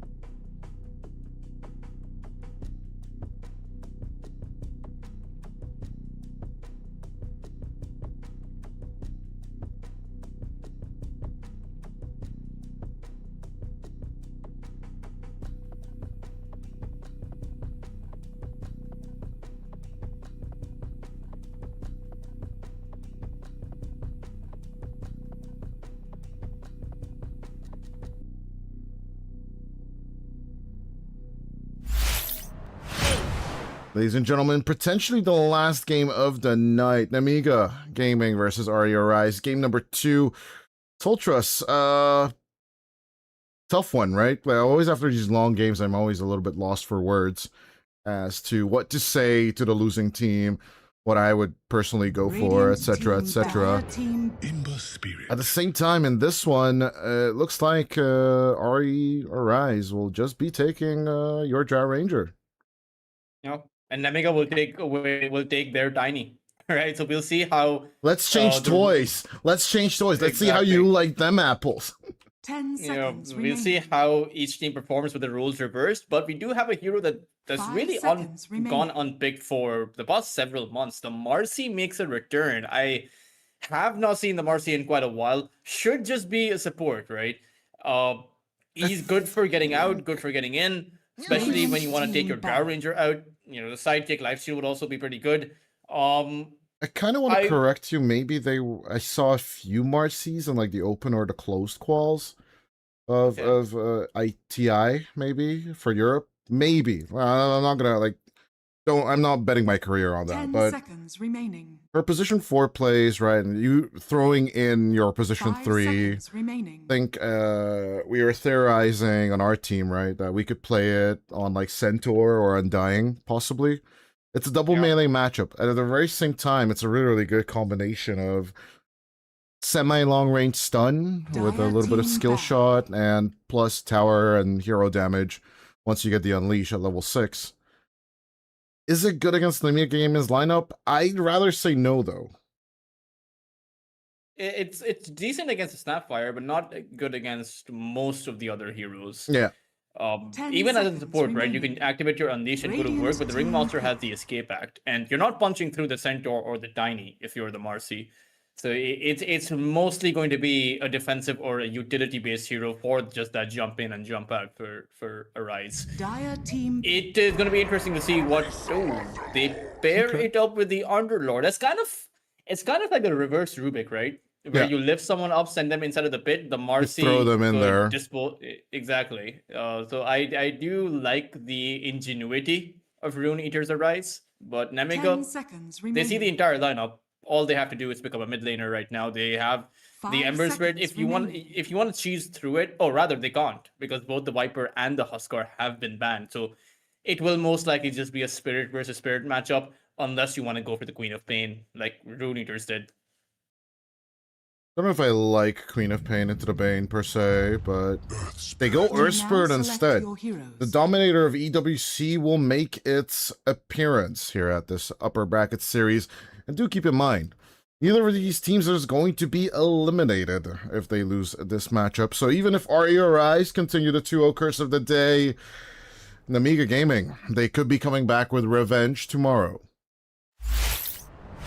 I mean, the Earth Spirit is a hero that has made its resurgence back into pro play. I feel like pro players always have this itch of playing the Spirit heroes, and they fight the urge of not picking up the Earth Spirit, and eventually it makes its way through. And sometimes it has a pretty dominating performance for a lot of teams out there. My favorite Earth Spirit player was Stormer back with Abulus when he would play the Earth Spirit. Was pretty darn good. Really? And no, by far for me, or when it comes to Earth Spirits, it's either Afu or Jerax. No, those were my by far favorites. Third closest is it's a very close third with Crit or FY, but I would have to say Crit because of the personal acquaintance. Yeah, let's say acquaintance. Let's be honest here. He hardly remembers who I am, but every time, it's always really, really fun to tell the hamburger story. Have I ever told you the Berlin hamburger story? No. So during my first LAN event ever, Slacks invited me to Berlin. Upgraded my ticket, everything. Super, super nice experience, right? Because we were working together on like DPC Tonight or whatever. And I was just hanging out with Low Skill, our carry player for the Hungarian national team, for our audience, and we were just having hamburgers. And Crit didn't have cash on him, but the booths were only cash only, and One of the reasons I think I got into EPL Europe is I got that picture with Crit, and then I got into the VIP party as well in Berlin, right? And ever since then, I'm like, yeah, I gave Crit the hamburger buff, and then he wins TI in Hamburg. I tell this story every time. I am the cause that Falcons won TI last year. Because I gave Crit the hamburger buff. Medium rare. I'll stand by that statement till the end of time. You know, I mean, it's always fun to go to those events, right? I do not know what that's like, but I can imagine it at the very least. So. We'll get there. I'm pretty sure you're gonna be like, oh, this is my 15th TI. It's 2048. Life is nice. I don't even know if we start now, if we'll have a 15th TI from now, but hopefully we do. You think they're gonna stop it once the Aegis is full? I don't think so. Like, that's 20 slots currently, right? On the back. Yeah. There's gonna be some form of competition at the end of the day of Dota. That is true. It might be called Dota 69 by the time we retire. I don't know. To be fair, I don't see a reason why TI itself would ever stop. You know, it's just so huge. It's a phenomenon. It created esports, right? That's people think Valorant or CS2 or League of Legends, etc. But TI is what started all of it. The first $1 million tournament, people. You know, like even if you watch the players' documentaries, you know, if you go back to players talking about the very first TI, people genuinely did not believe. I didn't believe it. Do you believe it? I don't know if you followed it back in the day, but I was like, nah, this is stupid. This is some fake news BS. And Gabe is coming out with his $1 million check ready to hand it to you. I'm like, who's this guy? I don't even know who he is at the time, and I didn't know it until like 2015 that he was the CEO of Valve. I was like, wait, Valve is, and I mean, that's a fair point as well, right? For a lot of people, Valve was this software company, right? For Steam. Mr. Gaben and the workers at Steam, relatively behind the curtain, right? Yeah. A lot of their popularity, a lot of them becoming famous and like public figures in that kind of way is because of Dota and Counter-Strike 2. It's because of what Valve did with these games. No one's going to be searching up who the owner of the Steam store is, you know what I mean? Like, but people are definitely interested in something like esports and Dota in general. But we'll see, you know, interest in Dota and all those arguments. We leave that to the podcasting casters of Avery and Cap. Is your why? Covis 9. Well, a little bit of a repeat, right? For Covis 9 to just once again lane against UI, but this lane is a little bit more painful, even if you have to retaliate in later levels. The Centaur is just not going to have as much fun. But talk to me about the Ember Spirit versus the Earth Spirit. This one I'm very much unfamiliar with. They just don't play it in Southeast Asia, or didn't used to play it when I used to be a mid laner. And it's just not a cookie cutter Spirit matchup like Storm versus Ember or Ember versus Void, etc., etc. I mean, Earth Spirit has a lot of damage, that's for sure. Probably the most amount of damage compared to any Spirit hero on the mid lane as far as the laning phase is concerned. But I think that the Earth Spirit is the most momentum-based Spirit hero there is. The comeback mechanism for the Spirit... Oh, Anisan, he goes down towards that bot lane. Yeah, no, this is definitely a worse lane for Anisan or Ariel and Covis 9. Yeah. I think the comeback mechanism for the Earth Spirit is a lot weaker than it is, because think about it, the Ember can flash farm, the Storm can flash farm, the Void can also flash farm, but the Earth Spirit can't. Or at least it's a very slow burn to his farm. So you need to be ahead of the Earth Spirit. You need to constantly be making plays, constantly be making rotations. Now it's good that the Earth Spirit is the Spirit hero that relies on his abilities to rotate rather than any sort of key items that, you know, a Spirit hero like Storm wants his Gaia, Ember wants his Vessel, and Earth Spirit wants it too, but you can make plays a lot earlier on. I think that's the benefit of Natty Narwhal's hero. Okay, cookie jump coming out from Ariel. As in with the rebound, they are looking to lock down Snapfire and Covis 9. As Waveform makes a rotation onto the bottom. No denying for you, Mr. Centaur War Runner. 2 heroes for the price of 1. I feel like that's pretty much worth it, especially since Ariel got the kill on the Bane. The Centaur only got 54 gold and then died afterwards. So pretty good start for UI, a kind of similar start to how Nemiga's Drow Ranger, how Young G had his kind of start. So they're being dealt a taste of their own medicine. May the I doubt it drow tastes too keep you sweet. safe. Yeah, well, overall. Did you know why they add, why certain medicines taste sweet? Like cough syrup? I don't know, they just add glucose. Oh, hold on, Young G. Good with a rebound, no dispose, or he just doesn't get the range. Good play from Yanter. Young G with the avalanche and Tame the Beast. That's just glucose, I'm guessing. Yeah, I think it's because if they didn't add sugar, It's then way it too would bitter. just taste.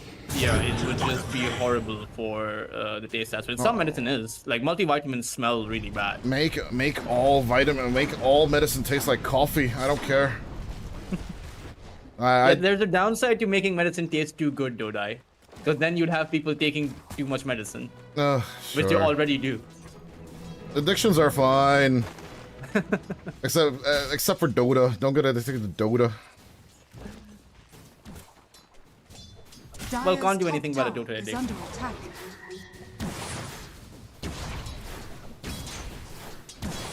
Very Thomas same Knight? time. Yeah, this is basically like the first game I predicted wrong. It was the previous one, right? In game number 1. Yeah. But I wonder what the Drow Ranger is gonna go do next, right? If Nemiga managed to repeat what they were just dealt in the previous game, I'd love to see a game 3 between these two, right? We were just talking about this off screen, but this is such a match between these two teams. I'm not gonna lie. Like if you do just open up Liquipedia, ladies and gentlemen, and just go through these two teams and their head-to-head matchup histories, I don't think we've had a more even match throughout the season just yet. The matchup is definitely. I think these are the 2 strongest teams out there. And keep in mind, like this roster, like UI's roster, as good as it is, they're in the upper bracket finals. On a regular season of the European Pro League, there are several teams out there that would give a very tough fight to both UI's team as well as Nemiga's team, or Nemiga. So this might be the top or peak for this season. Great grab onto Ethereal, but they do get the Young G counter kill on the top lane for it. Good holds so far as he That's enters. a pretty even Dire's exchange. courier has been Yeah, killed. and Steven is fine. Also, we did not talk about the great advantage to the Marcy lineups, right? Good rebound. A little bit of a pick-me-up as Yanter tries to shake off his adversaries, but the Pit of Malice is truly malicious. As Yanter will lose his life, Young G cannot join. There's a massive circle blocking him in as Ariel does not make the cookie jump in time. Waveform is just breaking ankles left and right. You can't catch me, you can't break me, but eventually Young G will take out the kill. Yeah, he was trying to play Matrix. But seeing him dodge the cookie was that was pretty smooth. Oni-san Pretty well done. securing the arcane rune for his teammate. But Natty Narwhal also trying to just do the remnant equivalent with the rolling boulder. Radiant's top So tower far, is so under attack. good. In Radiant's terms of the top last stand. department, it is right now. It might not be a tiny thing in the previous game. Look at Yoaya once again. 3.3k Radiant at a structures are 6.5 minute turn. 3.3k at the 6-minute mark. I Dire's mean, middle tower it's is also under the fact that attack. the Tiny hasn't had a good enough game, right? Young G was just taken out a minute or 2 ago. No. Hold on. Like Young G just didn't have a good game last time as well. I don't know, man. They are just looking to pick up Kovis 9 with the 2 supports. Easy brain sap onto Kovis 9. And they're just going to sit on the Dire's Shrine of middle Wisdom. tower is under attack. These are no, smart that's a supports, disaster. but at the same time, good grab onto the Drow Ranger. They'll commit the Magnetize for this, but Ethereal comes in from behind. Revenge is a dish best served by supports. Best served hot. Radiant's Ethereal is just demonstrating that. Double Shrine of Wisdom grabbed, as they will just take out Ariel as well. Yeah, that's Rune not worth it. Eaters. I think dinner is served somewhere. They are looking to hurry this game along. Natty Narwhal could have rolled towards the shrine, but he chose to roll towards the drow. And they made a mathematical decision that to let go of the shrine, which is a lot more experience than the Death of the Drow Ranger gives you. Dyer's It's just middle tower is 492 under experience for the Death of the Drow. That's nothing compared to getting your supports to your level 6. Especially Nemiga's supports, Dodai. It's the Mortimers. It's the Dyer's Wheel of middle Wonder. tower You is will under need attack. those abilities. Dire's structures are fortified. And now you're just given an early Unleashed waveform and maybe an early Night Fiend's Grip to Anisan. As they're hunting Kobe Sign, they do see him, but they're alone. Okay, never mind. They're never alone. Radiant's top tower is under attack. They have the Firestorm. Ethereal. Nah, he's got Remnant. He's alright. Radiant Kovasnine once courier again has being been grabbed by the killed. 2 supports and Anku joining them, this time with the Fiend's Gate. They're just playing 5D chess right now by Rune Eaters. This is... Dire's bottom tower is under attack. I'm looking for the words. Never refuse. I just can't find them. I mean, it's the mental exhaustion, right? You are when you play the game number 1 in the best of 3, you're ahead, seemingly Dire's so, bottom right? tower At least has 2 out of fallen. the 3 or 3 lanes are ahead. You see a way forward. You Dire see a way are to win. scanning. You know that you have the better carry, and you should be taking the game. But then it goes to 60 minutes and you lose. And the hit on your Radiant mentals are is scanning. often, you know, Dota is a very unforgiving game emotionally. It's just sometimes you get brutalized in that way, and it's very hard to recover. Yeah, I don't yeah. know if that's happening right now. Of course, I don't know the players. I haven't spoken to them, but Yeah, Nemiga, that's what I feel. That could be a possibility. to me, I don't think Nemiga's playing angry. They're playing a little bit with despair in mind. You know what I'm saying? It feels like they are not mentally exhausted and they're mad. It feels like they're mentally like they were drained. Drained is the right word. You're absolutely right. And it's rough, right? You and I have just been out of a recent coaching experience on 2 very different regions, to be fair. But yeah, the mental warfare that players put on each other, it's a rough one. You know the only reason why I like playing the Underlord, by the way?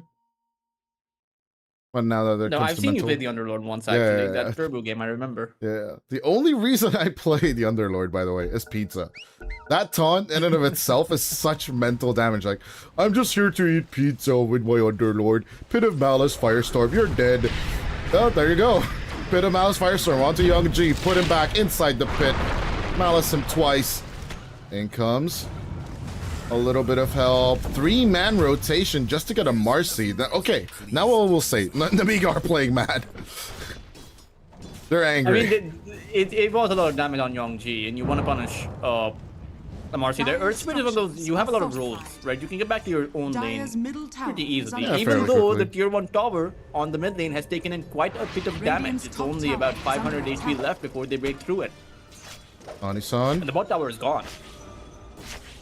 Anisan severely tickled. 2 knives into his back of the Bane, but with a unicycle, once again, this stupid spell will be joining up straight onto the Bane, but the Pit of Malice, along with the Root, Escape Act will help Yanter as he's escaping with the Stampede. Natty Narwhal puts out the Magnetize onto 3 people as Anku and Ethereal will not absolutely care about the Earth Spirit Ultimate.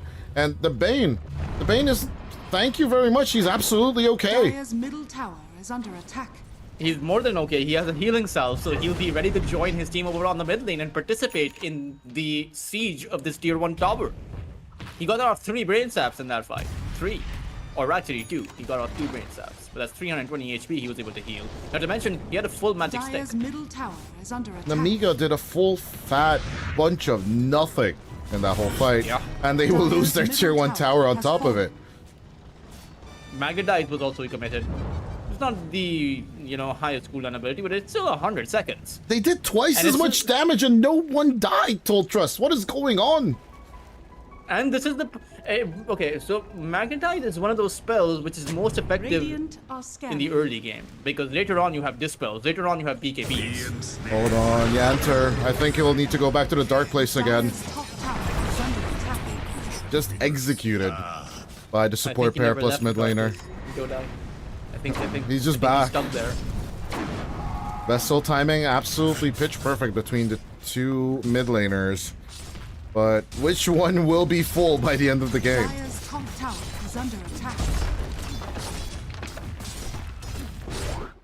I wonder what the difference is. There's 500 net worth of difference between the Ember. Okay, so the Ember has a chainmail, so he'll have the boots, the phase boots a bit earlier. Is this a good phase boots game? Kind of wondering it doesn't if I hurt. would gun It's for the kinda TP whatever. boots. I would kind of gun for the TP boots on this one. I don't need to You kind of- chase because You also need the Mage Slayer against the Earth Spirit, so you might as well. Might as well get it. I see. Yeah. You're right. You're always right. That's why you're the analyst and I'm just a yapper. Oh, good with the Oh, grab no. though. It's a dark place again, Dodai. The dark I'm telling you, place. he never left. The back Like, rooms are opening. This is where he this is where he died before as well. This is his dark place. The PTSD of the top outer lane. Oh no. It's like, Janter, you need to put a sentry ward there. I don't want to. Janter, you need to do it. And Yanter, then he do dies. something. No, I am dying here now.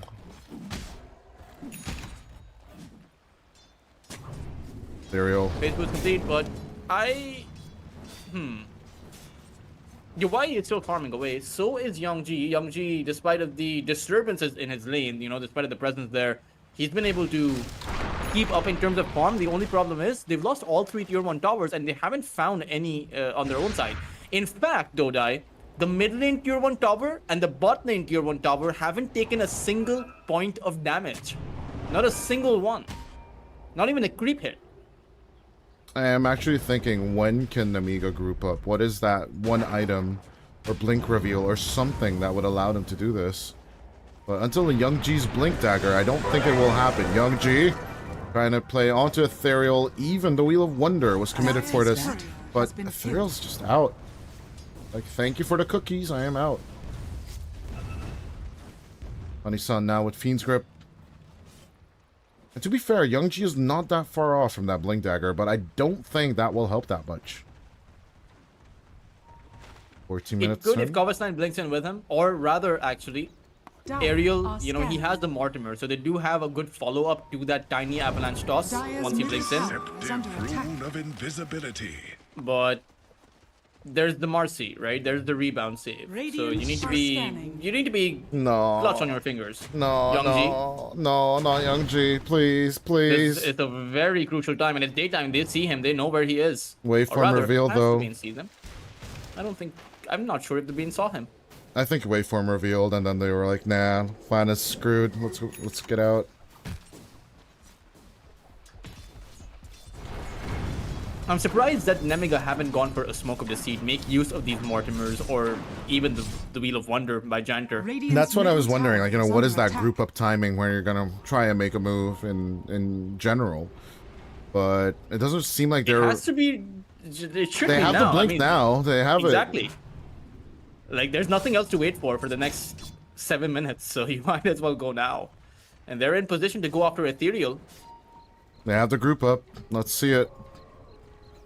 Ariel, Nani, who has the smoke? Who has the smoke?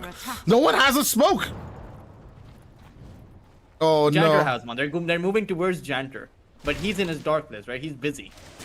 He's busy with the dark place. Oh, he put out the observer ward straight on the sentry. I cannot told you. I'm getting tilted and I'm not even playing. Dire are scanning. They're gonna Let's go after scan. Waveform. Sure, find a Marcy. Free kill. Take the free kill. Is it? It should be a free kill. Waveform. It's a Naruto They run. even commit the stampede. Waveform is truly on the Naruto run. Tries to fight back to Young G. They will get the kill. On the other side, though, mid lane does nothing happens on the mid lane. Right, more immerse kisses despite everything else. Blink reveal was already dead. A rolling boulder will be escaped by a remnant play. Fusion's Yeah, on the the bottom. observer ward on the dire jungle, I believe it saw the Earth Spirit and the Snapfire move in. The natural progression would always be a roll on the Ember Spirit, so he just remnanted out. It's they're avoiding these plays and only sending a support on that top side to die. And right now, no one is farming that top side. Nemiga clearly want to group up, make something happen, but Rune Eaters aren't giving them that luxury. Even right now, the Radiant's bottom waveform tower is on the is front under line to attack. tank this gank. Hey guys, did I just rebound in and we kill them? Yes? No? At the same time, good backline catch onto the Bane. Anisan is gone, but Ethereal, who's on forward, along with the waveform, the Fiend's Gate plus Pit of Malice catches 2. At the same time, even with the Mortimer's kisses, Ariel will be approached. Ethereal tries to come in from behind. The Underlord in a little bit of a pickle. Young G gets the kill. Double for the Tiny as Yo-Y is looking to fight back and take on to Covis 9. Retaliate does nothing. Good with the cookie jump. Can't they 1v3 the Drow Ranger? They will try, as it will be a triple kill now for the Tiny.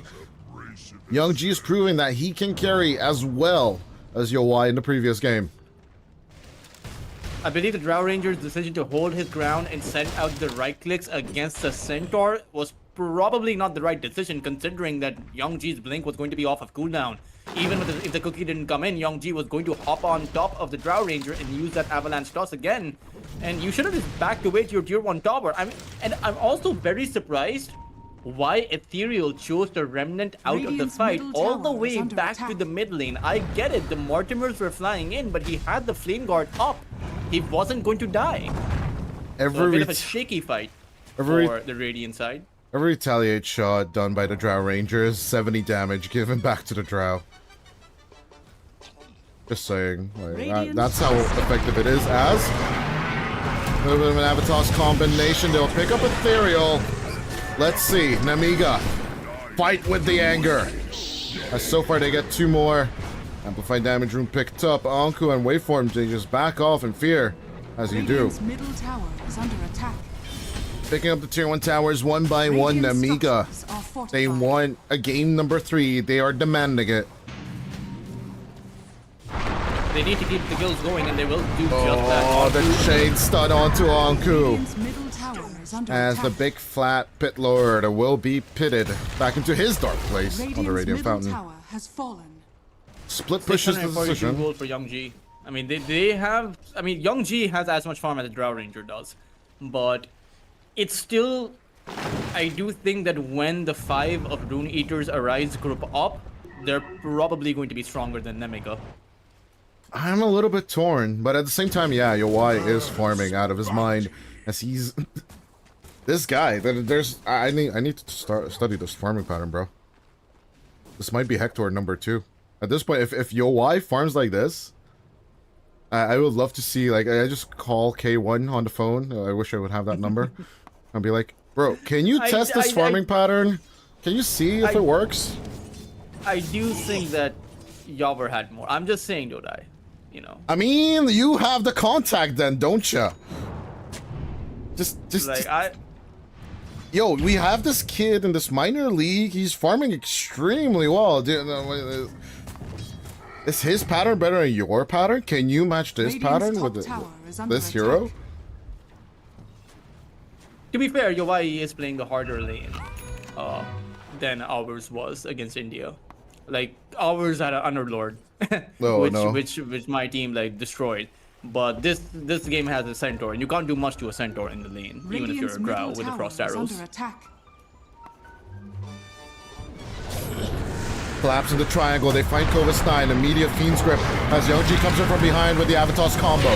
The 2 supports stuck inside the Pit of Malice, but that Pit of Malice is not Malice-cient enough. Anku will manage to go home with the Fiend's Gate. This Covis 9 actually survives. Now.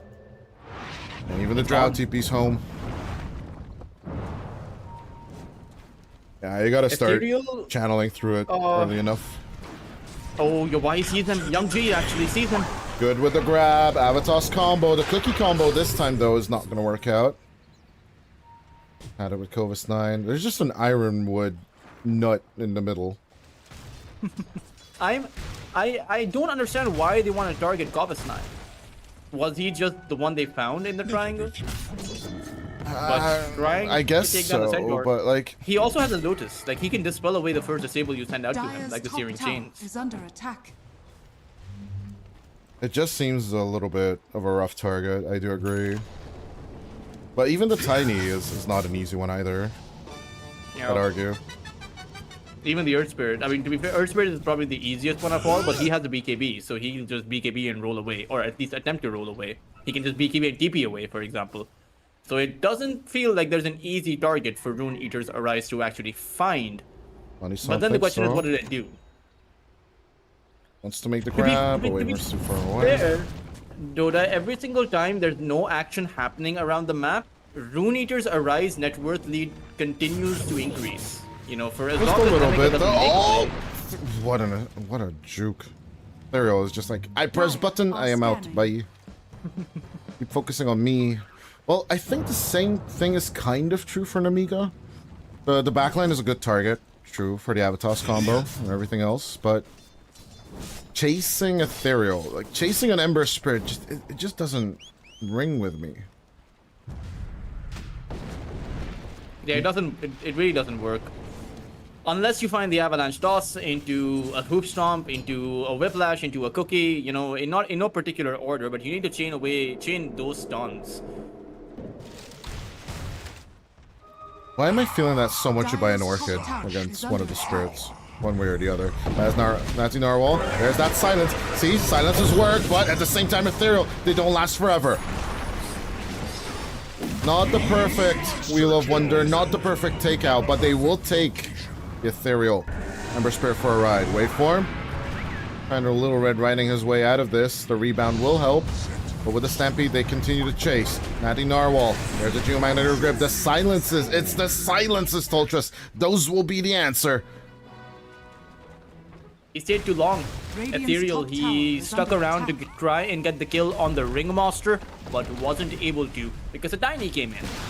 Sure, he didn't expect the Tiny to come in, but at that point, it's not worth it to trade your life for a potential support kill. I know you want to play flashy, but man, you're not that far ahead.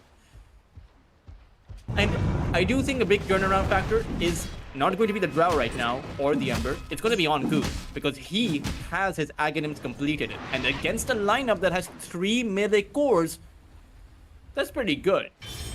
Two of them don't have a BKB right now.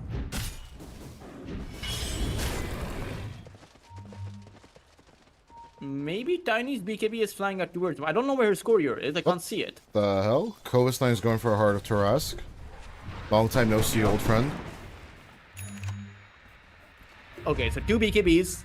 Tiny just got one. Natty has already a BKB.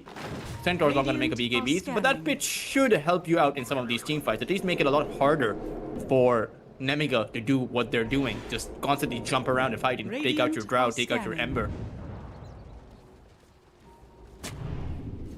I'll take that. As you do have a smoke post Twin Gate situation, Anku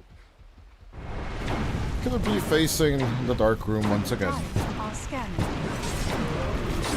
Just trying to short farm for as long as possible, but it will be held in place for a little bit longer. The 4-man move will be the end of the Pit Lord. As Kovis 9, facing a similar situation, will not be able to stampede away. Position 3 Fate is just a little bit rough, isn't it? Oh, no, wait, no, guys, timer! Oh, they started the Tormentor! That's gonna swap in 2, 1, see ya! Ooh, they almost got it. Almost. They almost had it. 500 HP, But though. they brought it down low enough for Nemiga to actually take, but Nemiga don't actually know that Tormentor attempt was happening. So they're not gonna go for that. It's gonna heal back up completely. Up for grabs once again. What have we here? Onku took out a lot of HP in that last fight. Like, he may have died, but he dealt about 3.7k damage before going down. The Earth Spirit went from 2400 HP to 1000 HP with just within his Firestorm and Pit. Firestorm strong. This is what I learned from playing the Underlord. 100 damage plus 3% max HP burn. A second, 2-second burn you, but it lost for the whole Firestorm, right? That's a lot of damage.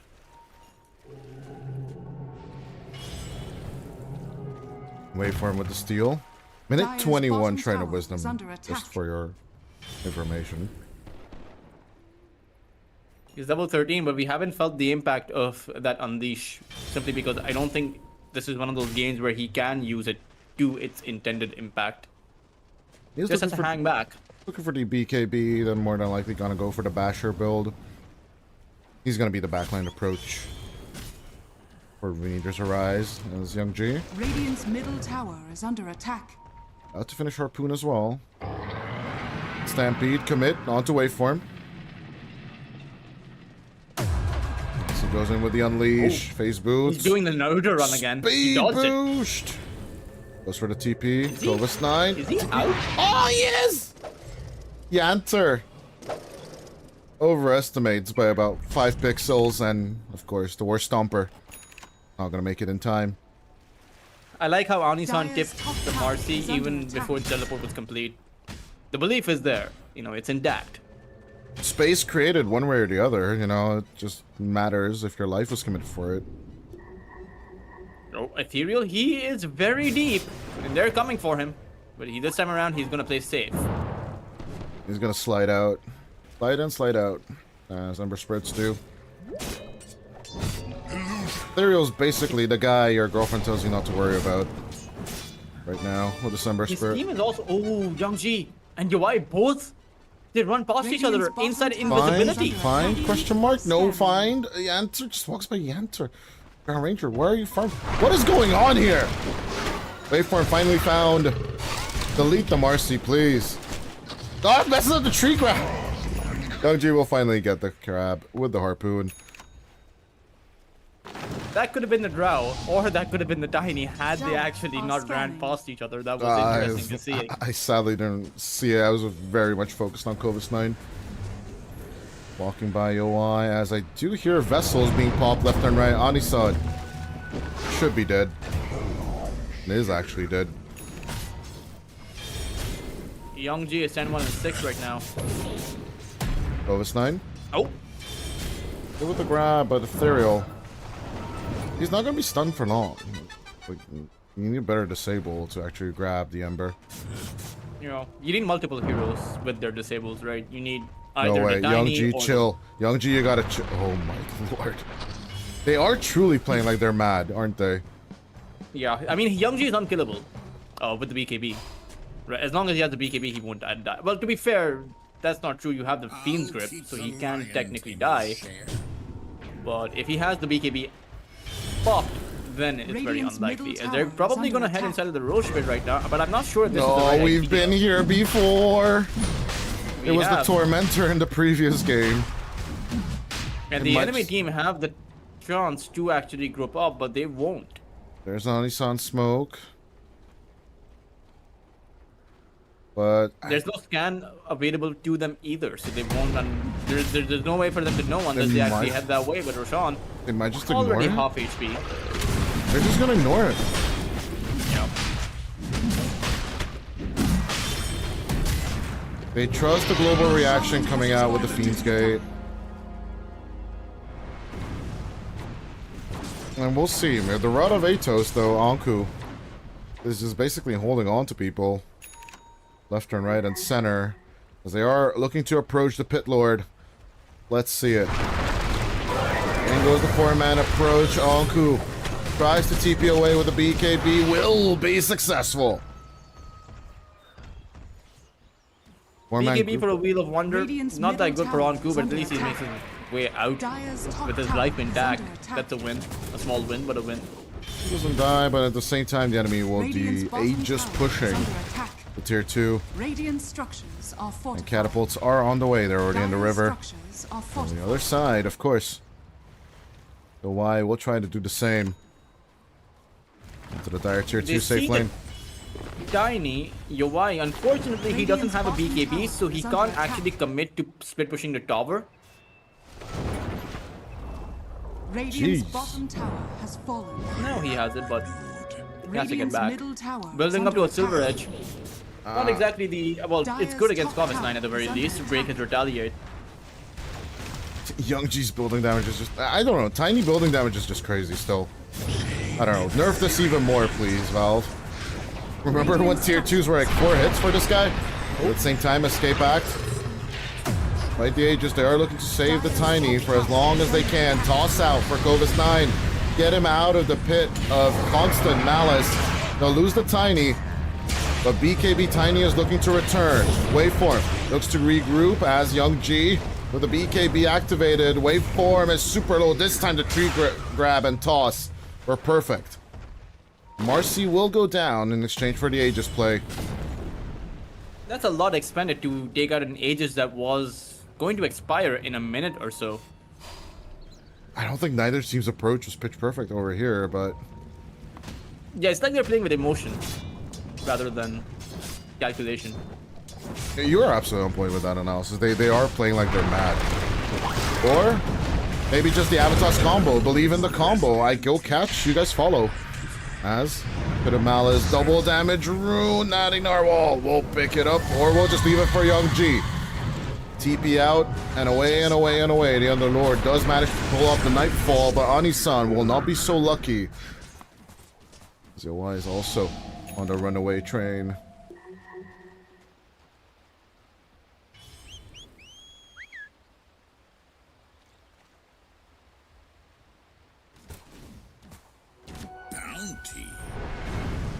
Now, who's gonna win the late game?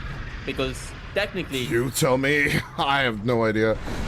even Waveform? if Nemiga come out ahead, even if they win the next few fights, going high ground is as if you're, you know, if it's a 15,000 net worth advantage that Nemiga have at that point, they're still not going to be ahead when they actually approach that high ground. You still have 3 melee cores, and you're walking into a Drow Ranger and an Underlord. Both of those two heroes are extremely strong at their own high ground. And if you're going at it in an even net worth state, then that's just suicidal. Like, you just can't go up there. So it's a long way to go. I feel like you need to brace yourself, Dodai, because this is going to be another one of those 50-minute games. I already leaned back in my chair and pulled the mic closer, so I'm horizontal already. I'm watching with half an eye closed. That's fine. Nah, obviously, as the tier 2 line breaks on the Radiant side, I don't know if I agree with you. That high ground defense is that easy, because you've still got Mortimer's Kisses plus Stampede. So there are a lot of team fight elements to fight into the Pit of Malice craziness, plus Searing Chains, plus Atos, but everything. But it's all up to Young G. I think once again we are seeing that Young G is under pressure, right? But it's extremely aggressive. Could possibly Rune Eaters just punish these moves, right? And at the very end of the day, look at the net worth graph. 33k at 1k at 33 minutes in. Nothing. Absolutely nothing. Even Stevens. This is anyone's game in my book, if it comes to if my opinion matters at all. But obviously, the bigger question is the Silver Edge plus Crystallis combo from UI. Yeah, there's no one else to turn it on to, right? But Kovis 9. I think the Ember Spirit Axe is also going to change a few things. That overall damage increase that he's going to get. And then we do have to talk about whose supports are going to be better in that late game. Because super late game, 60 plus minutes, you're going to have Ariel on the Snapfire with the 25 talent, which is probably one of the best talents in the game. The plus 8 Mortimers, you just can't react to it in time. And you might actually have the Chanter's Axe as well, which gives you the 2 charges on the Escape Act. So there is, this game so far has just been the tip of the iceberg. There's a lot in this game that has yet to be explored. I don't know if we'll get to that. We might, with the way the things are going with with Nemiga coming out ahead in these team fights, but that's how it was going in that last game as well until Yowahi and his crew evened it, right? Achieved a state of equilibrium where it came down to a coin flip. We'll see if it will work out this time around as we continue play for sure. I'm more excited to see what waveform build we're going to see. He is currently queuing up the Nullifier, but I do really want to see the Aghanim Scepter and Basher build as well. But maybe just a good rebound hex. What the whole Radiant team needs. I want to see this high ground defense. Will it be as effective as you predicted? Or are we going to see Nemiga just steamroll into game number 3? My question. Could be.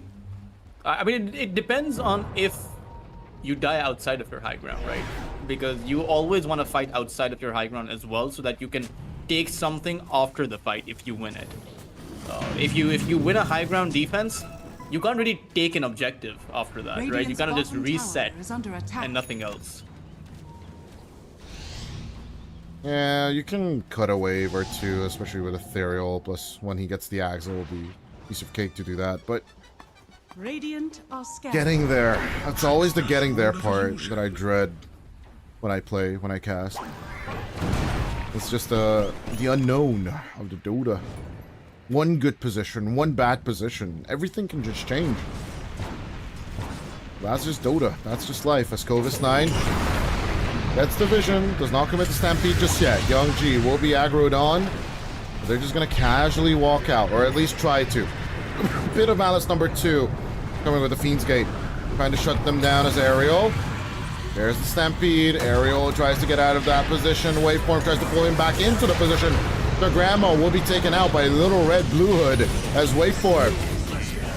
They just get this position perfectly onto Covis 9 and Aerial. They might lose the Bane, or what, they're gonna lose the Underlord too. Young G looking to fight back onto the Pit Lord. But it's a 2-on-2 so far. One support, one position 3. They need to let go of the Tiny. They'll get Natty Narwhal in exchange, but 3 kills will actually happen to the defending team. And there it is. Rune Eaters, yeah. The turn. It's That not is the turn. That's how it started in that last game as well. And that's how it the started thing at the is, 30-minute mark too, but it's not big. We're not super convinced. They still didn't get the main target, which is the Tiny, but you know, you take more and then you lose. and it was the fact that both the main heroes of Rune Eater's lineup stayed alive and got the credit for a lot of those kills. Ethereal. Oh!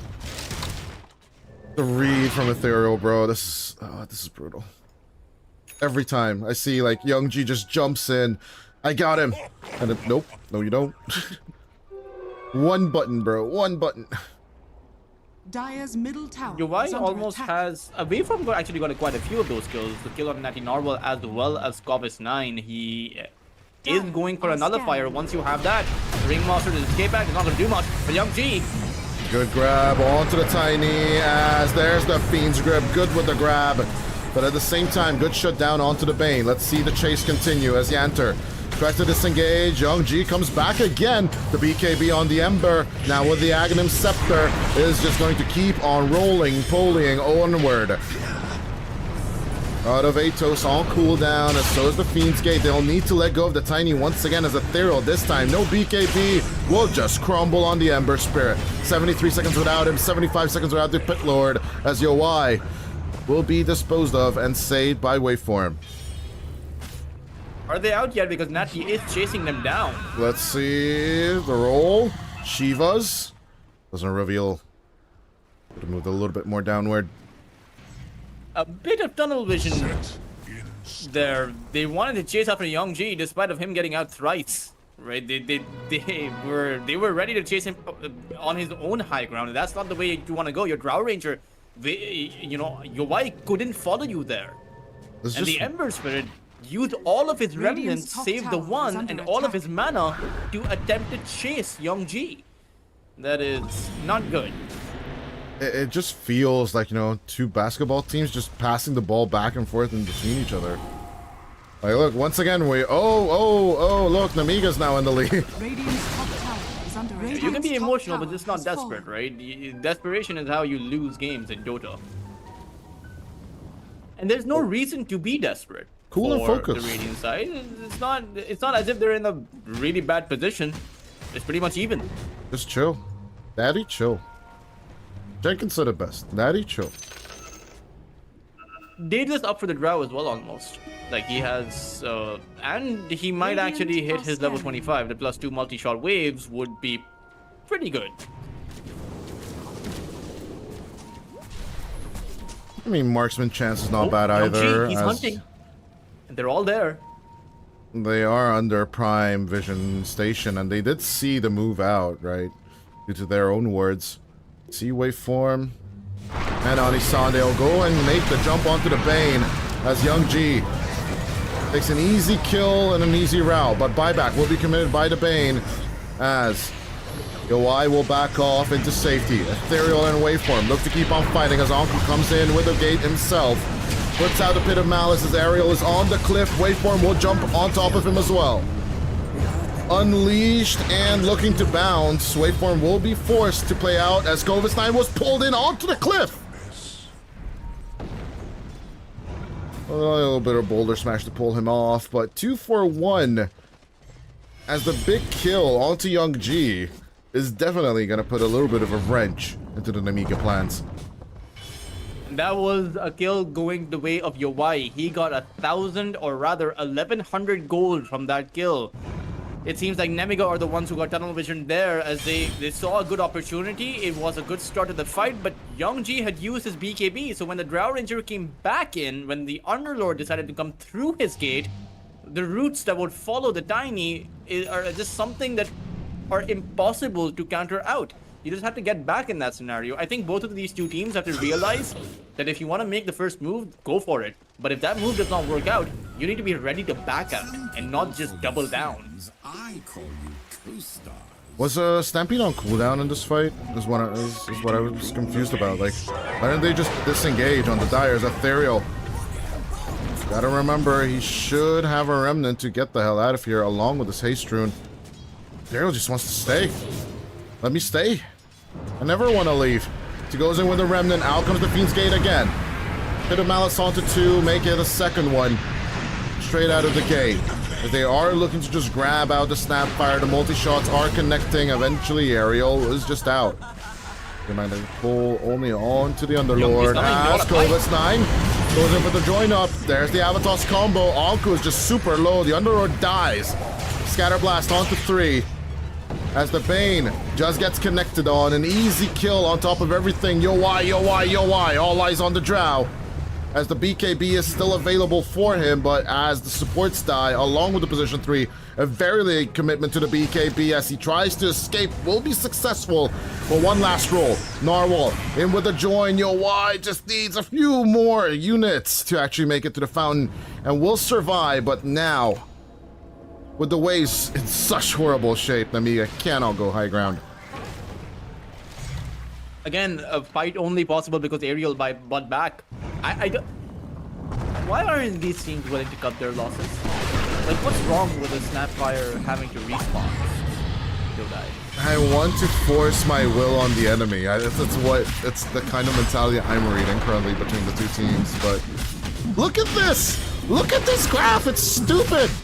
It's like they're making a sawtooth knife or something. Yeah, it's an EEG. That's what I feel when I look at the second half of this draw. That's my heart for sure. My heart rate for sure. Casting this game. As Young G picks up the Aegis, number 2, if I am not mistaken, and a double damage rune waiting for him on the bottom of the river. Absolutely not called out. They're not giving it to the Tiny. I guess, sure. Dire are scanning.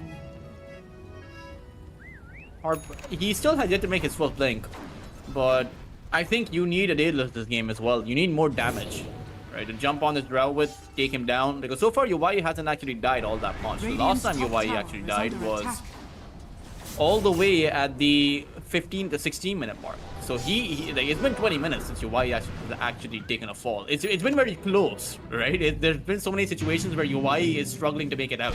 Yeah, say what you will, Yowai just surviving these fights could still keep Rune Eaters in the game as Young G, himself only dying twice so far, is looking to just try and run away. The Nullfire will connect as Ethereal will as well. The BKBs from wave 4. There's the Unleash. The Tiny will be taking out the ones. But in comes Natty Narwhal and Kovastein. Can they keep the connection onto the Bane? As no Fiend's Grip, lockdown will be available against the Tiny. But the Tiny, silenced and controlled. They are just cool about the whole ordeal. Yowai though, no more BKB. Will try and shake off his 2 adversaries. And it is Nemiga this time. It's literally 2 kaijus just fighting each other right now. That's what this game is. It's literally 4 remnants being used to chase after a tiny. Like everything they're throwing. Despite of him having an Aegis, by the way. Despite of them not even thinking about what happens if in between of this 15-second chase, does the rest of Nemiga show up? What do we do then? No, they don't care about that. They just want the kill. They just want the Aegis out. They want to take Youngji down. They've had enough of this shit, and they lose the drought for it though. They want. They lose the drought for it though, and now they're losing towers because of this. Like, this doesn't feel like these teams are playing for the championship. They just want to beat the other one down. Like, no, Yeah, you stay down. No, I'm not staying down. You stay down. No, I stay down. No, wait, what?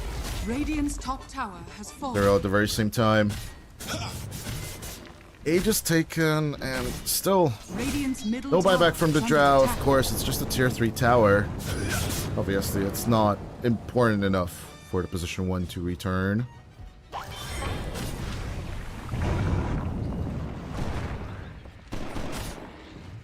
With all this control, Nemiga, it's only a 6k net worth lead at 44 minutes, and this is nothing. Once again, still Gaming gives them the 68% pat on the back. Good job, but at the same time, I need way more from this. And Ethereal,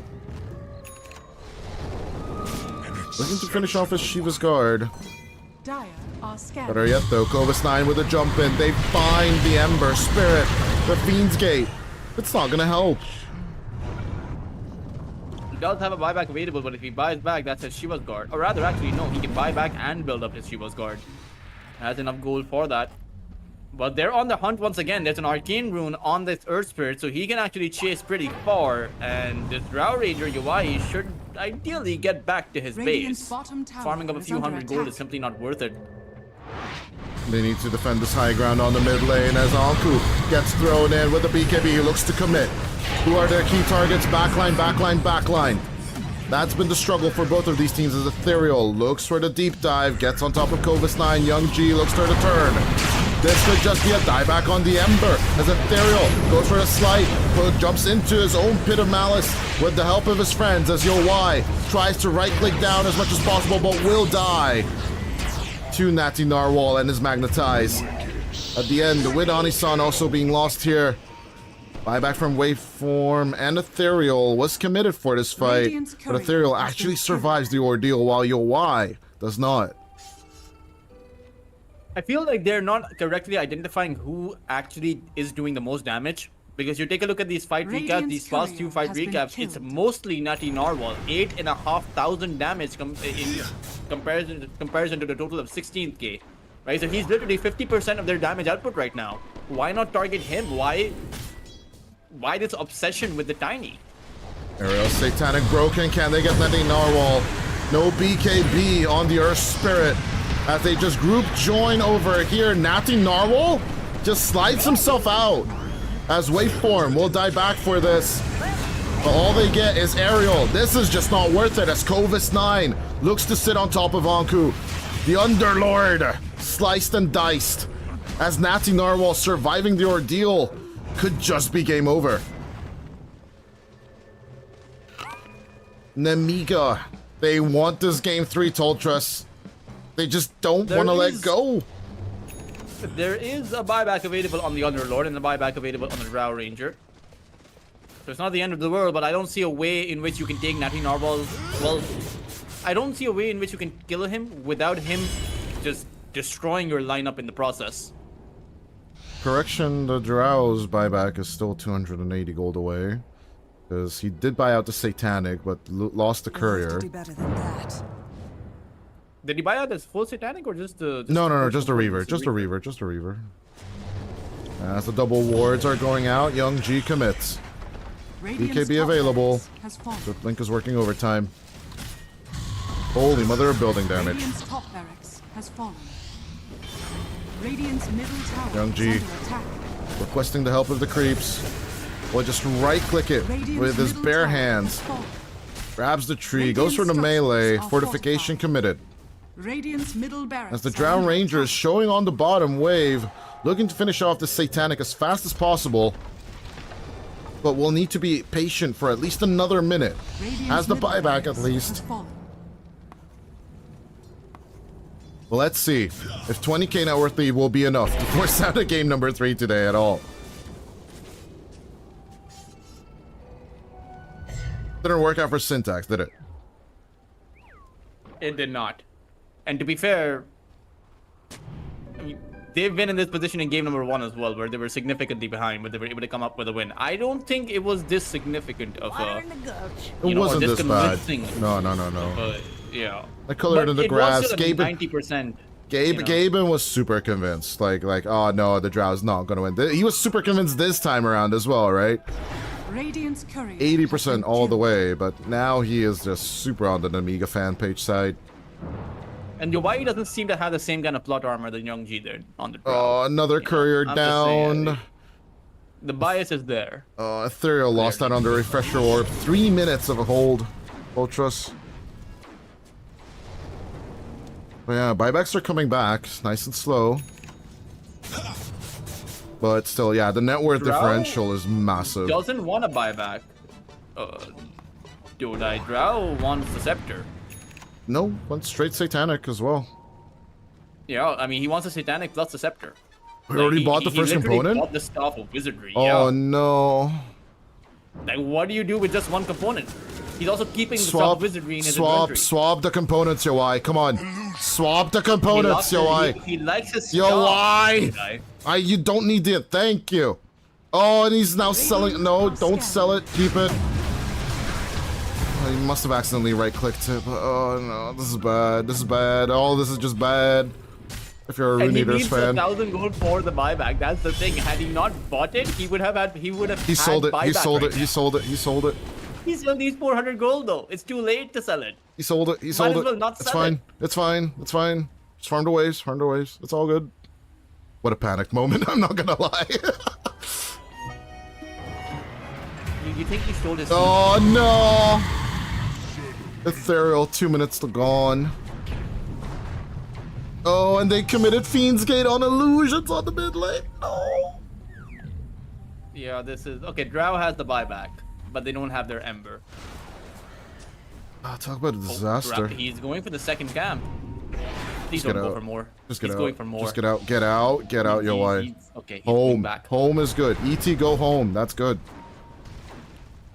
Only have one lane of barracks to defend, but Natty Narwhal, I mean, the amount of damage the Surge Spirit will do is, I mean, good luck. He also has a Scepter. He has the Aghanim's Blessing. And Natty so Narwhal is about to turn into stone. He's going to get turned into stone, yeah. But all he has to do is just wait for the BKBs. The rest of the team is just great at forcing those out, as we saw it previously. Lessons the Stiller scene. Yowai jumps in. Let's see those forces. Natty Narwhal waiting patiently. He finally comes into the back line. Yanter is gone. Ankubay's back as well. But at the same time, those pits, they're not locking in that well. Yowai set all the way back to the tier 3. They'll rip the Drow a new one. Crush them like the stone that they were turned into. As Young G survives the ordeal, the last tier 3 is gone. Tiny likes high ground. And as there's only a Bane buyback remaining, and 40 seconds until the Ember's available, Nemiga, it's a now or never situation. Atos is the backline separated, but the grandma will spin in the air. Uncle looking to defend himself against Covis 9, and if, just in case, the Centaur comes to join in. Ethereal will respawn and have their refresher, but I'm afraid they're too far behind. I'm afraid that all it will come down to is Natty Narwhal turning a Drow into stone once more, sending him out of the base, and there's not going to be a high ground defense. I mean, they don't actually have a high ground to defend any longer, but... Young G. There's the walk. Yowai so close to the sentry ward, but was actually seen by the Essence of the Stiller. Yowai on the run. Good with the catch.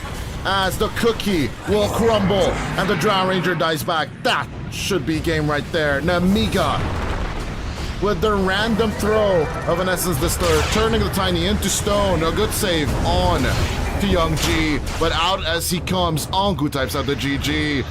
Game number 3 for the first time today, as Nemiga will take away RE.Arise toys and will win game number 2. That is a very anticlimactic end to an otherwise really good game. Drow Ranger.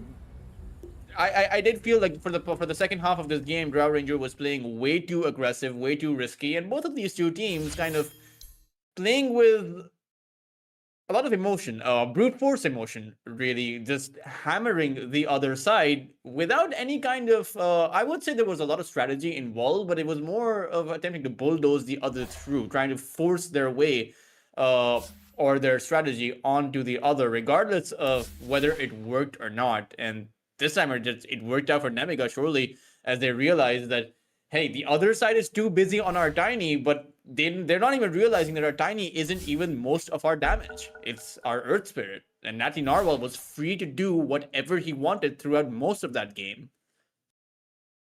I do believe all 10 players currently in the lobby, or that were in the previous lobby, or whatever lobby they're in, should do the Jinkyu right now and then just try and forget these first two games, because the amount of chaos we got throughout this series is quite intense. Like, if these teams have coaches or managers, I do believe some of them have like analysts, draft analysts at least. They should start like, you know, just let's outplay them with the draft and then let's go for like a clean approach. Because nothing about this was clean. Double Shiva's guard on both teams on top of that. No AC counter on one side. And you're just overwhelming one side or the other with spells. That's all the strategy is. If there's more of us, we beat them, you know? And it's just not what Dota should be about. At the very same time, it did feel like YY was playing like the Tiny and Youngji was playing like the Drow. Didn't it? Or am I wrong about this? I don't know. Yeah, I mean, it was. I'm not sure. I mean, that last game, Dota, it was crazy. Right, it didn't feel like a game of Dota. It felt like a game of tug of war. You know, both Tug of war, teams yeah, that's a trying good one. to grab, pull the other side to what they want, and you know, sometimes it worked out for Nemiga, sometimes it worked out for the other side, but it didn't really feel like. I don't know. I haven't seen this much. What's the word? Not anger, but. Aggression. No. I think aggression is the right approach. Lack of discipline from an otherwise disciplined roster. It's a brawl. Like, you know? Both teams. Yeah. We had 78 kills in total. It felt like someone introduced team deathmatch into the second half. Exactly. That's such a good way of categorizing it. Absolutely. This is everyone's playing. Ich will andere Tournament Spieler, you know, and just go ham at the enemy without reckless abandon. It was just insane. Well, yeah, with that, ladies and gentlemen, let's take a breather ourselves and let's wait for game number 3 as Nemiga Gaming, with a lot of skill and determination, will even up the series.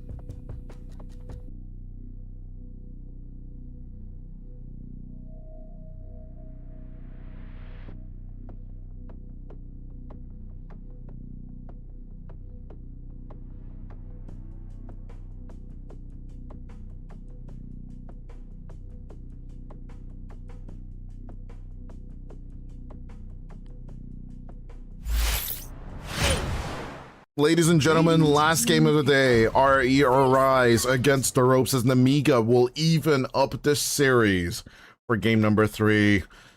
I'm joined by Toltrus, my name is Doda, and welcome to EPL Season 39, the upper bracket final. Toltrus, finally, we broke the curse of the 2-0! Let's go! I can't be more hyped. It only took 60 minutes. It only took 120 minutes, actually, across both of those two games. Oh, but Rooney did the rise. I need to conserve my energy. Different, bro. I need to conserve my energy for this game 3. Yoda, Nemiga are picking up the same thing. They have gone for the tiny. Terrorblade. Oh, that Terrorblade is for your wife's specialties. Signature. Yeah. Well, it's not. At least it's not the Morphling. Holy puke! Please no Morphling in its current phase. And I've seen a few Immortal games before they close out the pubs. Right? It's just not good. I remember we were picking up the Morphling for Yawar in our earlier scrims, and he was so good with it, and we wanted him to pick up the Morphling, but he was like, "Nah, man, it's such a bad hero." And then that's why we never played the Morphling afterwards. I'm kind of wondering if we beat it in one of our mutual scrims or not. But I don't think so. No. We played your Faceless Void, we played your Weaver. We played 10 seconds remaining. I don't have the chart in front of me, but you and I scrimmed the Hungarian and Pakistani team so much. Yeah. Because we're acquainted. We had a lot of scrims. Right. A lot of fun times. Really fun times. Like the hours were good for us. Or decent for us, I would rather say, because at the end, right, the prime pub time for Immortal Europeans, by the way, I shouldn't actually say this on stream, my team would kill me. But there's a prime time zone where they like pubbing, and the Pakistani scrims kind of always fell into that prime time. But yeah. Coming back to Rooney to the right and Nemiga, though. Whose lineup do you prefer? I kind of think that this is probably the most even lineup we've had, or even draft we've had so far across both games. Or I would actually argue that across all of the series today. I don't see the Rubik value just yet beyond Avalanche. Just yet, right? But even so, you have Rubik. You can lift someone back into the Frogstomp. Sure, but Dire team pick. And you can steal the Solar Guardian really easily. True. Like Solar Guardian, you see the Dawnbreaker fly in, you just steal it. Shackle Shot as well as a pretty good ability to have. I like the bombs. I wouldn't say steal the bombs. There's no big wombo combo. Steal proxy. Steal proxy mines, please. The proxy mines. Just steal those or blast off.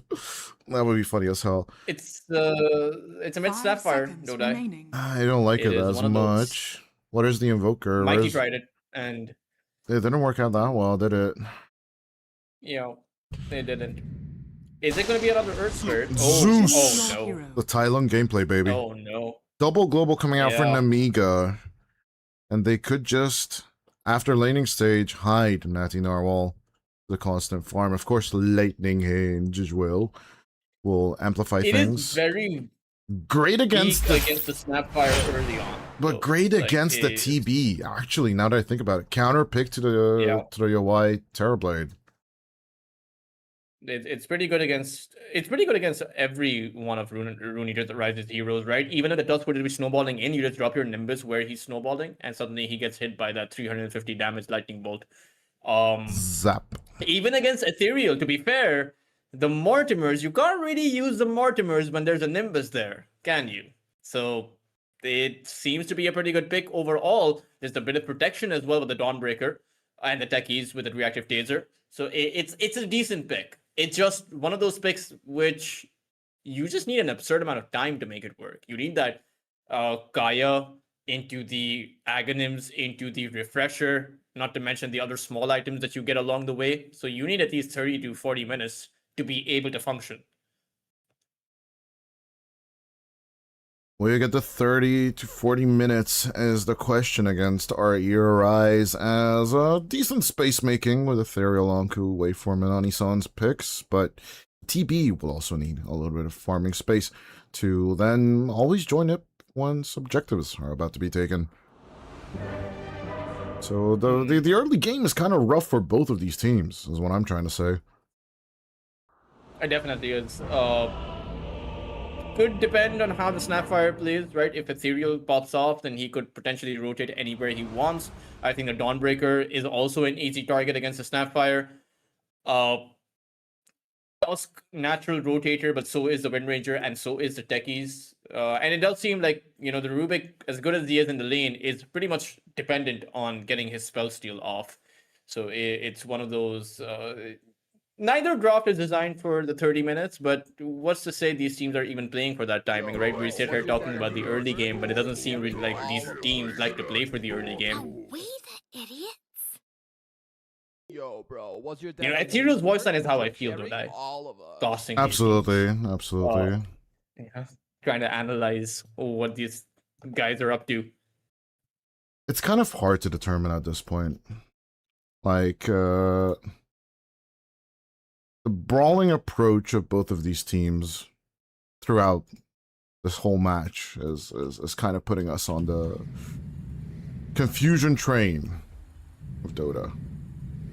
Like, not you and I aren't familiar with the game in any shape or form, but on a dime, especially at that 30-minute mark, this could be anyone's game. And that part is just frustrating, to say the least. Could be anyone's game, but if I were to pick a favorite, it would probably be Yowai, simply because he's on his signature hero. And I think Drow Ranger versus Tiny, maybe the Drow Ranger is not that strong once the Tiny really hits his 6 slots, right? Without the boots. But Terrorblade against the Tiny, I in my head, it's if the Terrorblade gets to that Ioskadi, then a Tiny can't do anything. But at the same time, you brought up the point about the Zeus. That's always going to be a factor. You never know when you're Toltros? We might have lost Toltros. prepping for a catch-22 of the Terrorblade against the Zeus, which doesn't exactly favor him. Hold on, I think we lost half your sentence there, so start the sentence again. There was a little bit of an internet lag, maybe on our end. Well, it shouldn't have been on our end. Oh well. But yeah, so It's okay. the Terrorblade and the I Zeus matchup. Yeah, Terrorblade and the Zeus matchup. It's as the Terrorblade, you want to drop low enough to use your Sunder so that it's effective, right? You swap your HPs, but the Zeus prevents you from doing that because the Zeus has a Thunder God's Wrath. So as you're dropping low and as you want the other side to be baited into how low you are and go for the Sunder, the Zeus can just pop his ulti and take you out, and suddenly you don't have a Sunder. So it's one of those weird situations to be in if you're UI. You could just save the Sunder as a possibly saving grace, right? Yeah. Where's what? Could use it on your ally, I suppose, earlier on. Conjure Image Deny a little bit early.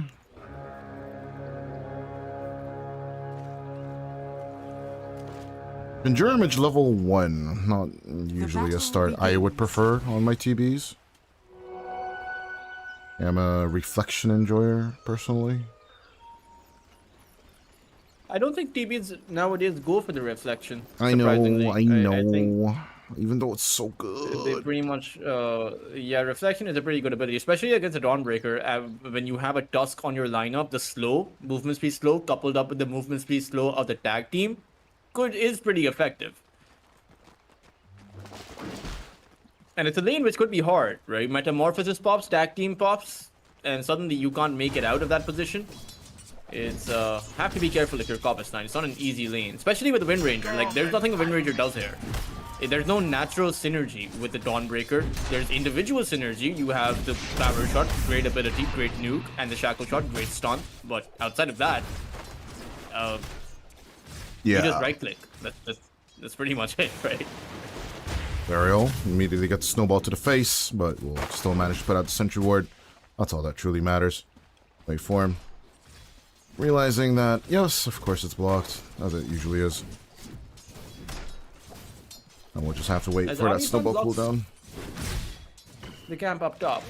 Now, even though you are playing a Rubik and a Largo, it's a pretty strong lane, but you're against a Tiny and a Techies. And Tiny has too much HP to take down. Janter has to be your only target, and he can't blast off away, so he needs to be careful in his positioning. It just negates all your right-click damage with that good old Razor Taser.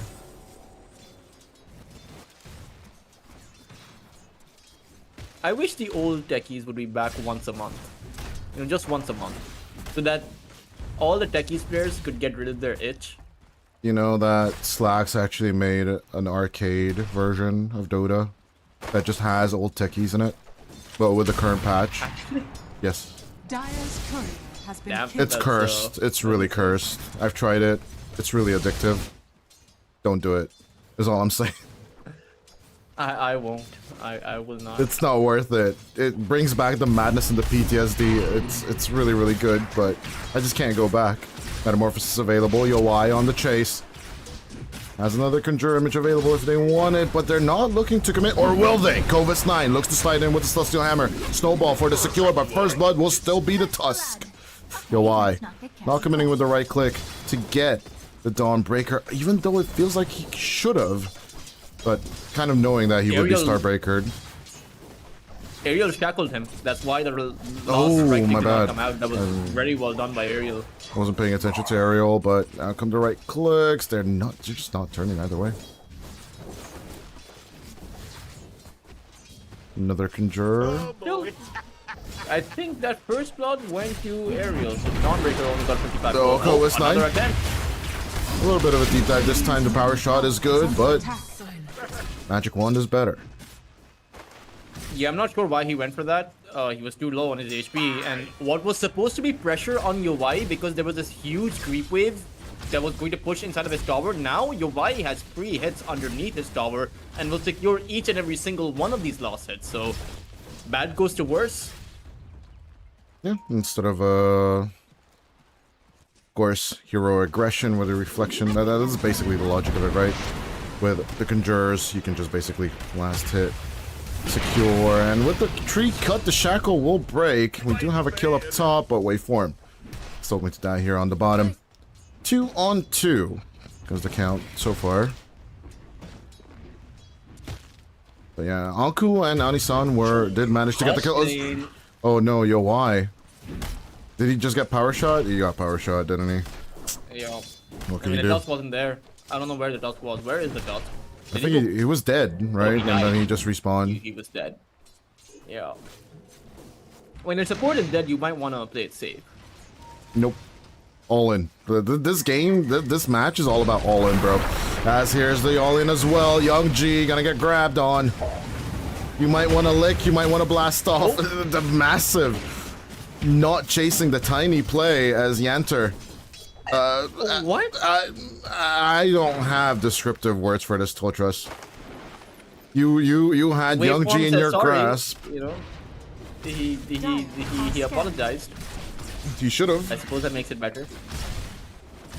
You know, like what was that snowball like this? He snowballed the I rock. don't know. There was no avalanche. I don't Young G know. was literally a sitting duck, a headless chicken at that point. I don't even actually see this sorry ping from him. Weird. Maybe he has me muted. Oh, I did. He's, No, it's the allied chat. I can see the allied chat. Waveform blocked me. Attack. Oh, Mortimer's? On to Kovis 9 they go. The kisses will be enough to take out Kovis 9, and Zerial will waveform out of here. Ethereal joining the party on the bottom lane. It's just a nice Pretty little good. secure.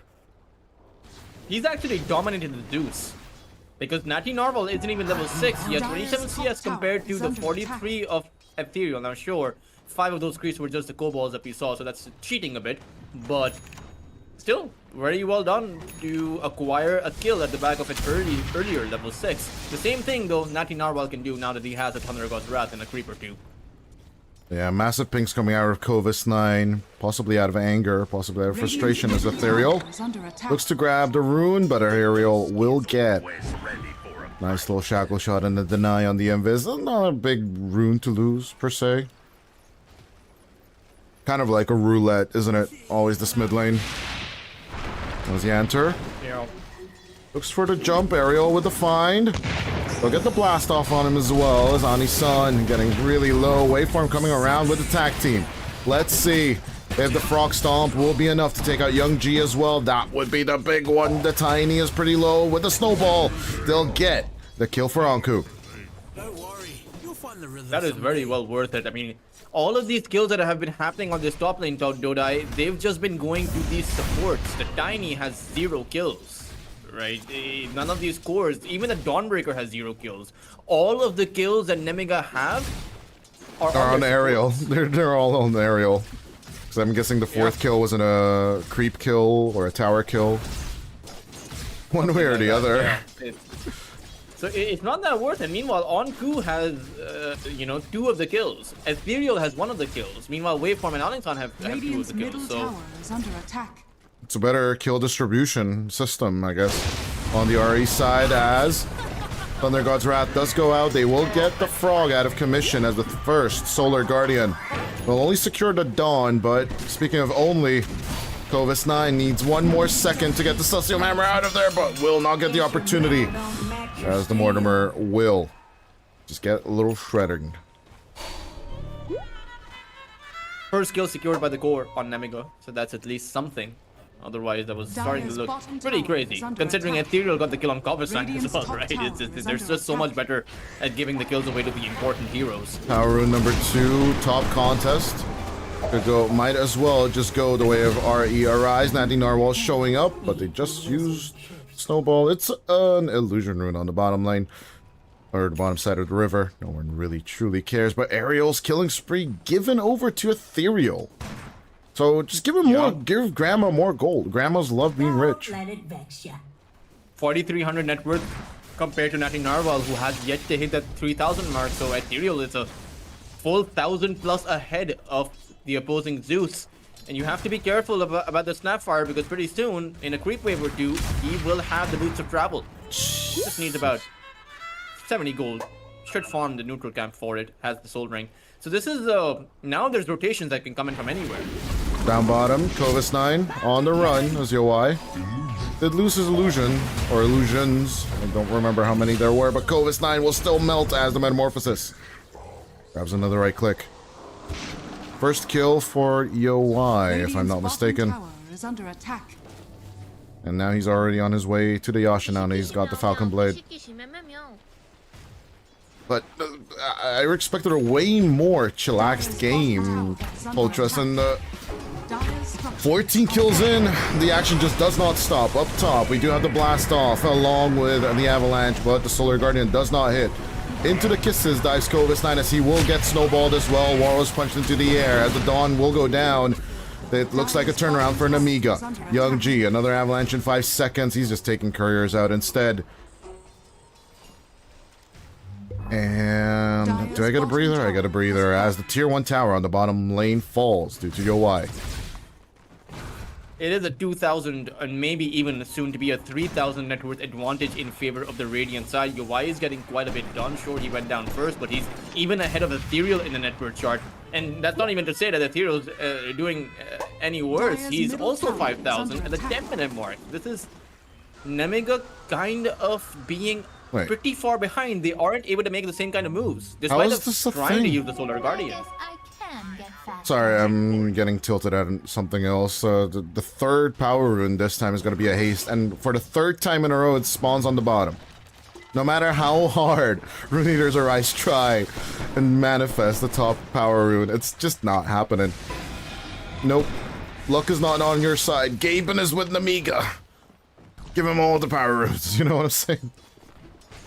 I mean, he's predicting a 71% win probability for Rune Eater's Arise, so it is again significant. Just give Nemiga a chance. Give him all the power runes, you know, rig the game for them. Gaben is with Nemiga. It was written in the stars, but yeah, so far so good. The steady rise. Oh, look at the graph now. The steady rise of Rune Eater's Arise will be halted a little bit, right? Because a few camps were farmed, but there's the counter stack farm coming out from Ariel and Waveform along with Ani-san. Running out of songs to sing as well, but the Frogman is about to get the Kaya, so he can sing a bit more.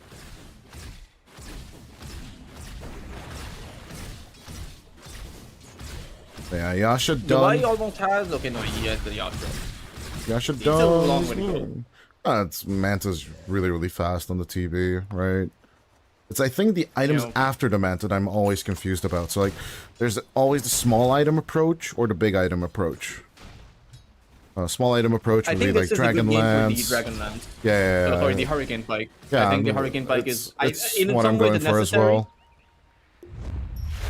well. So you can essentially just bike yourself out of the Solar Guardian or dodge away the blast off, dodge away the shackle shot. You don't disjoint the shackle shot, but you can still attempt to dodge it, right? If it's about to stun you and someone else. For a second thinking that maybe the status resistance would be worth it this game, but yeah, more mantas, faster farm is always seeming like the better option. Is Young G. They will double shackle stun, or actually avalanche and shackle stun the grandma, but that's just an opportunity to take out the tiny a bit faster. Young G's out. That's twice the avalanche in the Yo, of the Rubik. Yo, why? What is good? You just cannot finish your sentence. The action doesn't stop. Grandma is going down. As with the metamorphosis, Yo, why and Waveform are looking for the turn. Covis 9, protected by the proxy mines. Dire's structures are fortified. Maybe now. Maybe try now, Toltros. Maybe now. I actually forgot. The avalanche catch onto the grandma. Avalanche on the Rubik is so much better than the avalanche on the tiny. I mean, that AoE bonus on the Rubik. Look at this. The stunning of the Wind Ranger. So far away. Gonna make it out though with the wave run. It's just an urn for now. Onisan could make it a vessel. Nah, he's making a Essence Distiller. Boo. Boring. Anku not looking to build the vessel himself, so someone should though on the team. It's great against the tiny, isn't it? It is. It's also pretty good against the Solar Guardian heal, right? Just about good on anyone, right? Because the Solar Guardian heal is then not going to be providing as much heal to your chosen pick-off target. But I suppose they don't think damage is going to be the issue here. I think they're estimating that it's just going to be survivability. Ethereal can't go for the vessel. He can, but I think he would much rather go for the standard Snapfire item. It's just that Blink Dagger that he now has, so can potentially make a play on Natty Narwhal, and I do think they need to make a play on the Zeus. You can't allow him to get to his timings as he pleases. Dire's bottom tower is under attack. Natty Narwhal running on his way to the shard, and then of course the ever-loved Aghanim Scepter with the Nimbus, as you mentioned. Xanter gonna be in a little bit of a pickle due to a Frog Stomp. No TPs coming in to assist.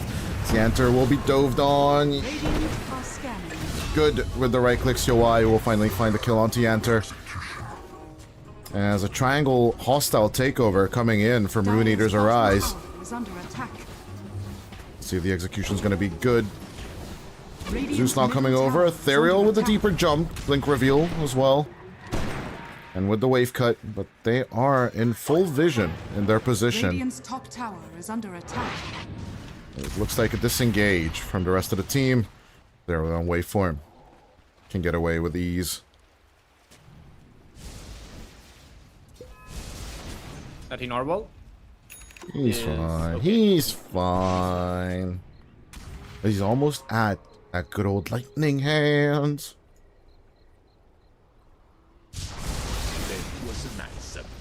Double damage rune or amplified damage rune available on the Zeus. He also has his Thunder God's Wrath, so how much bonus does it give? Is it like 25-30% bonus, or is it like 50%? I think it's 50% would be too much. I think it's 80 plus 15, something like that, right? The magic amplification's 15, and then 80% lightning damage. But now we can see the buff. Yeah, I was absolutely right. Damn, this is why I'm Coach Toltros. See, 8% base damage increase and 15 amp. Yep. Yeah. Well, I would never give. We would never give the Zeus to. It should be 20%, and then we can call it double damage again. That's what it should be. It's never going to be, because Valve just wants balanced gameplay. Oh, so boring. Valve does want balanced gameplay, or at least their version of balanced gameplay. Boring. Unbalanced gameplay. But Zeus is too much of a backseater for our mid lane. You know, our mid laner likes to get his hands dirty, I suppose. Same kind of. These people just love their active players, right? Spirit, Pug, Quap, well. And they like their flashy heroes. Invoker, all day, every day. Ugh. oh, let me play the most complicated hero, bro. I got this. And then they actually got it. And then we're like, oh my god, why are we doing this? As a UI, gonna be hunted, but playing a nice little distraction game with a Conjure image. The very end there. They're thinking he's in the outskirts, but he is in the inner jungle. I'm surprised that the Dawnbreaker is actually the highest farmed hero on Nemiga. Like, well, you know, despite of Kovacs being 1 and 5, by the way. Like, he's died 5 times, but he's still the most farmed hero. That's kind of brutal, not gonna lie. Highest level as well. And as the second, we're actually the one kill that he got that's like... I don't think that's the differential. He got the kill on Ethereal, if I remember correctly. That's it? Like, that's the only reason why he got more gold? For getting your grandma like, kill? He has more experience as you pointed out, right? Like, True. He's level 14 at the 17-minute mark. He's clearly Waiting doing by something waveform. Right. Breaking smokes, and as he goes in for the snowball, that's perfect vision onto Young G. They're looking to collapse onto the Tiny, as he will melt inside the kisses. Kovacs arriving with his shard, as Ani-san will be deleted. Supports are falling like flies, as Natty Narwhal will be chased down, but the Zeus, the TB counter, is getting right-clicked down by the TB itself. Ariel looking to chase down with the proxies, and Yanter's little explosions will be a deterrent enough so that the chase will halt. 3-4-2. I mean, why he got so many kills there as well, right? The kill on Young G, the kill on Natty Narwhal, he essentially took down the second and third highest net worth heroes on Nemiga. He got the kill credit for that. 634 goals in the pockets of the Terrorblade, and no matter how good the Zeus is at disabling your Sunder, at the end of the day, you're still dealing with a Terrorblade. Like, you can't allow these team fights in which the results are so one-sided in favor of one team, in favor of the team with a Terrorblade. Next round, possibly Ariel. Looking to hide, but will get caught. In comes Young G, but where's the damage? Where's the damage? It's just a mass amount of protection onto Ethereal due to that shield rune, as Yanter with the chase. Cookie does the lesion on 2. I think he's... okay. Just shards. Shards everywhere. Shards on everyone. Shard on Natty Narwhal, shard on Kovacs, shard on Ethereal. Grandma seemed like a nice target, but Grandma has a shotgun.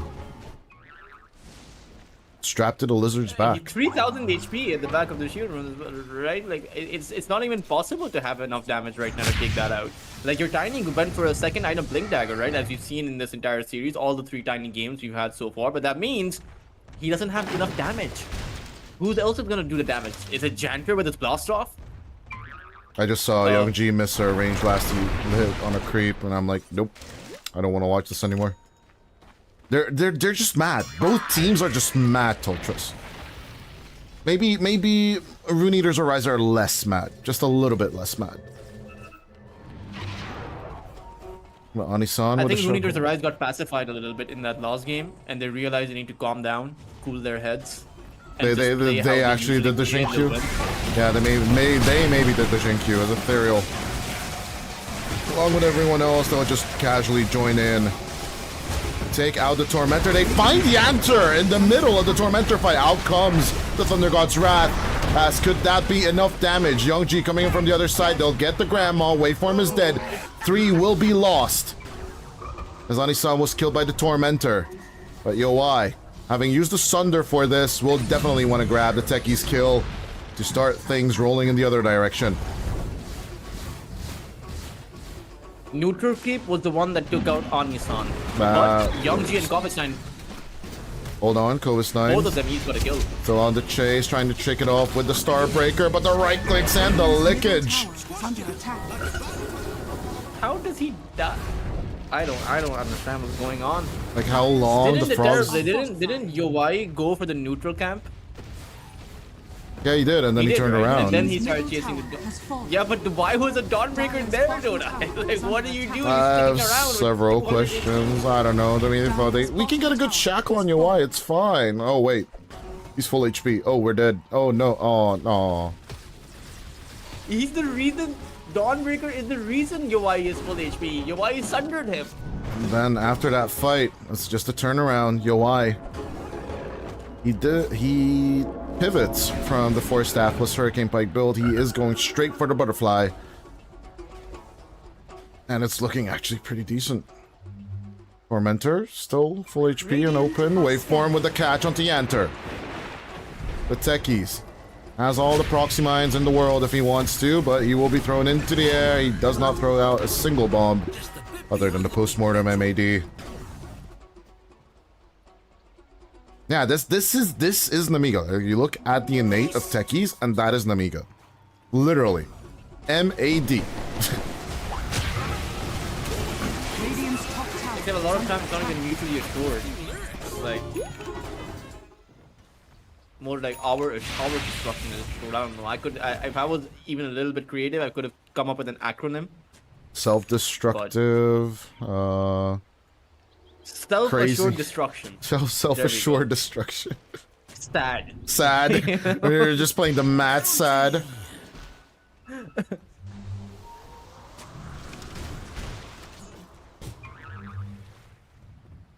Just tease and tease and tease, but they're not finishing moves on Nemiga. Natty does have a scepter. He has a Nimbus. You know, that's an additional damage. And it's not even lightweight damage, it's 380 magical damage. So 380, 760, and then it's Thunder God's Wrath, it's 550. So he can dish out like 1500 magical damage at any given point. That's of course the static field amplification every time.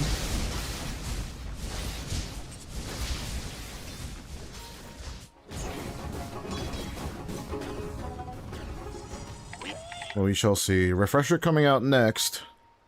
Andy Narwhal will have a little bit to poke and prod with.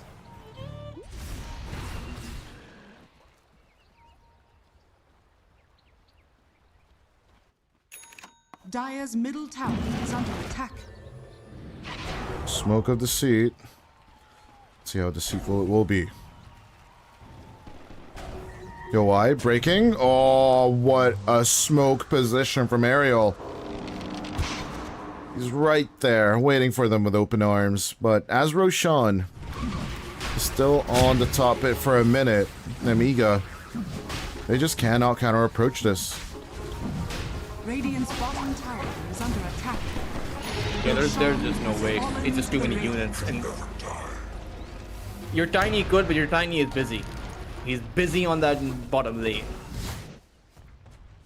Looking for that harpoon. I don't know. Young G just feels so behind as he's just a non-factor of 5k network differential between him and Yowai.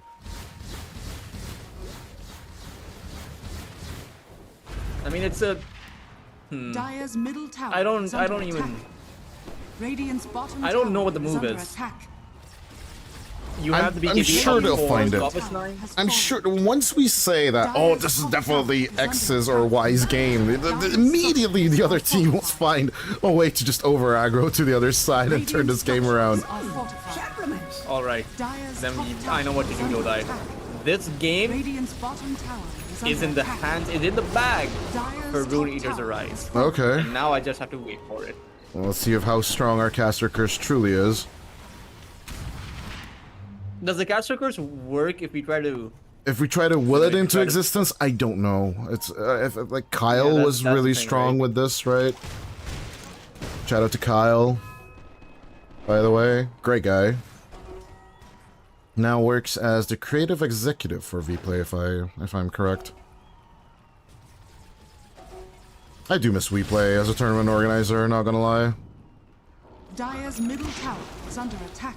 They were the ones with the Annie major, right? Yes, yes. I think that was one of their last I think they're tournaments. back. Not in think Dota. They're back in tournament organization Dire's and have middle been tower has fallen. for a long time, but nah, they're not. They're not active in Dota. I asked. That's why I know, right? But here's the high ground push at 26 minutes in. Rune Eaters, is it truly in the bag? Style illusion. Putting one forward. Get that high ground vision as well. As with the Gale Force, they'll try and pull in the Terror Blade, but with the Force Staff, Oi pushes himself into safety. Young G with the cutoff. Radiant are scanning. As with the Shadow Blade. They'll try and search for better angles. He doesn't walk back into the scan. That's lucky.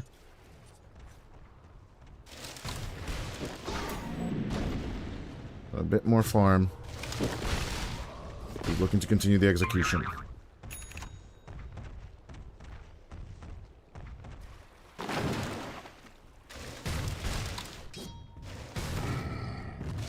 Hmm.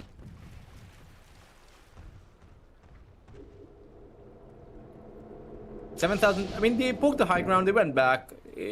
It's a pretty stable position to be in. But Ethereal, he's about to put himself in a very unstable position. Bye-bye, Grandma. Your cookies were yummy. Nom nom nom nom nom nom nom. No, I think they expected Nemiga to make the bottom lane approach, per se, but... I don't know. I think Ethereal's read was fine. It's just... a bit of a weird approach. No BKBs other than Ethereal, by the way. And Covis 9, my bad. Radiant's top tower is I under mean, attack. Terrorblade is very hard to kill anyway, right? He'll have an Eye of Scotty soon. He already has the Oh, Butterfly and the Gaben. Hurricane Pike. Gaben overzealous right now. He's saying 93% in favor of Rune Eaters. Arise. That is. That is quite a lot, I would say. Radiant's top tower Maybe it's is not under that high, attack. considering Zeus is... Okay, no, Zeus is pretty far away from his refresher. Still need... Not that far, actually. Still needs the last component, but if he can get to that, and you still have 2 barracks, I think this game can be turned. You know, 50 seconds left on the Sages. Radiant's top tower is under As he's looking to just Manta and hammer through this high ground. He'll get the racks. Well, what did it cost them? I think in this case it's not the Avengers Endgame answer. It's more of a nothing. Wait, that was Infinity War. Whatever. You get my drift. I actually haven't seen Infinity War. I don't like Marvel. You don't like Marvel. Friendship over. Okay, from now don't on we I are don't like muting Marvel. Tultras. Thank you Is very much. Spider-Man Marvel? Yes, it is. I'm not a massive Yeah, I like avid Spider-Man. fan. I like Marvel in general way more than DC personally, but I watch both, right, as a comic book fan in general. I'm more of a comic book fan than a movie fan, I will say that. Yeah. I mean, I can appreciate the comics for sure. But the movies, I can't. I don't know. But I the way- feel like there's. I feel like it's so lazy, right? The storyline is so lazy. I don't know why. They're just basically but I just get that copying a feeling lot of comic book lines, and they've been doing the Ultimate line, which is really, really unpopular from the 2010s. Like, it's very interesting how comic book culture is a little bit... in some aspects, it's ahead of its time, right? Like, it predicts social moves before they happen. But I kind of feel like, you know, I take a look at the Spider-Man, like the original Spider-Man, like 1 and 2, for example. Yeah. And I compare them to the new Spider-Mans, and I'm like, how are the old ones so much better? the most comic book accurate, despite Andrew Garfield's age, was actually Andrew Garfield's. I'm not gonna lie. They definitely feel like the I didn't original like that Stan one. Lees. Yeah, like despite Emma Stone's and Andrew Garfield's age, those are really accurate compared to like what the comic books feel like, in my opinion. And then people will To be fair, Andrew disagree. Garfield doesn't look like how old he is. Yeah, You for know, he sure. looks a lot younger. For sure. But like Tom Holland is very much the personification of Peter Parker, in my opinion. And sorry, audience, the reason why we're rambling is that it's just split, shove, back, forth. Is what's happening currently on the map, so we absolutely get to talk about comic book movies currently. Is yo Scope of the what? sea. I don't think he's in any kind of position. Yeah, no, he's just sending out conjure images. That's what's confusing me. But yeah, no, like, back to the comic book argument. I really enjoy the more obscure titles of DC, right? So, Watchmen, 300, V for Vendetta, Club of Extraordinary Gentlemen. These are very, very obscure comic books, by the way. And some of them have movies, but some of those movies are kind of trash. But Watchmen's movie actually is really, really good. And they kind of ruined it with the show, I'm not gonna lie. I think my favorite superhero movie is probably Deadpool. Is Deadpool Marvel? Yeah, Deadpool's also Marvel. Exactly. Okay, so there's some things about Marvel that I like. Sure. But I would actually say that with Deadpool, I like it because I think the actor and Ryan Reynolds is kind of great, yeah. Yeah, the comedic approach was, yeah, it was. It was doesn't good. work for Green Lantern. He kind of messed it up with Green Lantern because Green Lantern is not that comedic for me. Deadpool, he absolutely nailed. You know, for sure. Green Lantern was also a much more serious character, I think. Yeah, and he played it off very comedically. And Green Lantern is DC, so like it's very interesting there are several actors that play both. Radiant are scanning. Tormentor number 2, here we go again. This is how they semi-messed up last time, but they deleted it way faster. Out comes the Thunder God's Wrath as your White will get caught in the middle of things. The Sunder, can he have the opportunity to just use it? BKBs on BKBs as Kovis9 is on the chase. As Ariel will be the victim this time. Metamorphosis on the way, your Y. Get wrecked, mother truckers, as the double Nimbus will not do anything. Your Y survives the whole ordeal, and all they lose is Ethereal. I think they're kind of happy with this. It is. Are they? I don't know. Would you be happy with this? No. I'd want more. With all of the BKBs activated chasing after your Y, how could your Y not die with a full stack of Restoration? Bomb, bomb, bomb, You're still bomb. gonna get something in return. Well, I'm happy with this if I'm RE.Arise, is what I'm saying. Oh yeah, definitely. I think that's the I best get possible outcome. Tormentor, you get our mid lane. And plus we take another And the position. Tormentor for UI, so he gets the Demon Zeal, something that he would actually want anyway. No, Right? no, He would no, have probably no. bought the shard. The Hurricane Pike done I've always now, found Scotty Demon done. Zeal What is the like next what 1400? item? Swift Link? Swift My Link. question is, dude, what 1400 gold item gives you 100 attack speed and 60 bonus movement speed? Like, doesn't that sound insane? It does sound insane. You do have to give up a little bit of your HP for it, which kind of sucks. But yeah, I think like Solar Crest given by someone else is kind of on this realm of niceness. But yeah, even that just grants were you you asking 60 for, attack speed and move speed. What was I asking about? What? You were asking. I was asking. I think Solar Well, that was Crest is better, in my opinion. Before you answer your question, I don't even know. Demon Zeal is awesome. Maybe like, was it all worth it for RE.Arise? As RE.Arise, they're just taking it nice and slow. I think our what is the last item for your Y? And was it Swift Blink? As he is thinking himself, Swift Blink or Satanic, Swift Blink or Satanic. Wants to get a bit more HP, so he does go for the Satanic at the end. And basically just Sunder number 2 for him at this point. You know, may never even need to use the Sunder because he's so far ahead of anyone else. I mean, you take a look at his net worth. He's 31,000. The Tiny is 18,000. Dawnbreaker, who is the most farmed hero still, is 20,000. Like, no one is even close to UI right now in terms of net worth.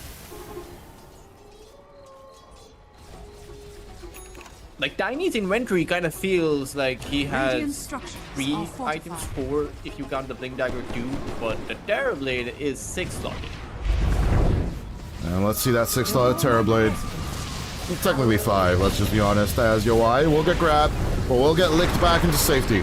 Or actually it was Drinking Buddies this time, but wait for him. Rolling deep, will not put the Terrorblade for a long time inside there, as he wants to Sunder. 99 will take out the Zeus. Delete the God of Thunder, as Young G on the back line. They're not looking to buy back on the Dawn or the Zeus, as Young G goes in. Here it comes, double ultimate, as they are looking to lay down the law. But who's dying on the side of the Radiant? So far, no one. Yo, why? Is looking to just continue to beat down with his massive net worth and illusions. Out come the bombs, as Yo, why is looking low, but he still has the Aegis. He's a big, bad Metamorphosis boy, as he's looking to get the dieback on the Zeus, kill the God of Olympus, as Kovis9 will also be out. GG will be called, as Nemiga Gaming will go down to the lower bracket. And RE.Arise make it to the grand final of EPL Season 39. That was basically a RE.Arise game right? Rune Eaters Arise. That's basically how they actually play just a stable game. So they saved the Terrorblade up for loss, and there wasn't a single moment where I felt that Yowai was kind of struggling in that regard. One death only. And a big factor, at least in my opinion, is that, we talked about this in the early game. The majority of the kills that Nemiga were getting were just on their supports. Meanwhile, Rune Eaters Arise were picking up kills on their cores. That may not, many people may not think too much of that, but that's a difference of 250 gold going the way of your core or your support each and every single time. Ethereal made some perfect rotations very early on with the Mortimers, made those work, and I think that this was just a very simple and casual game of Dota for Rune Eaters Arise. Meanwhile, Nemiga tried to approach this with the perspective that Young G demolished Rune Eater's last game. He'll do the same thing again, but just failed to have that kind of impact. Nah, this 4 Protect one definitely did not work out for Nemiga Gaming, and they got to go back to the drawing board. If they make it to the grand finals tomorrow, I expect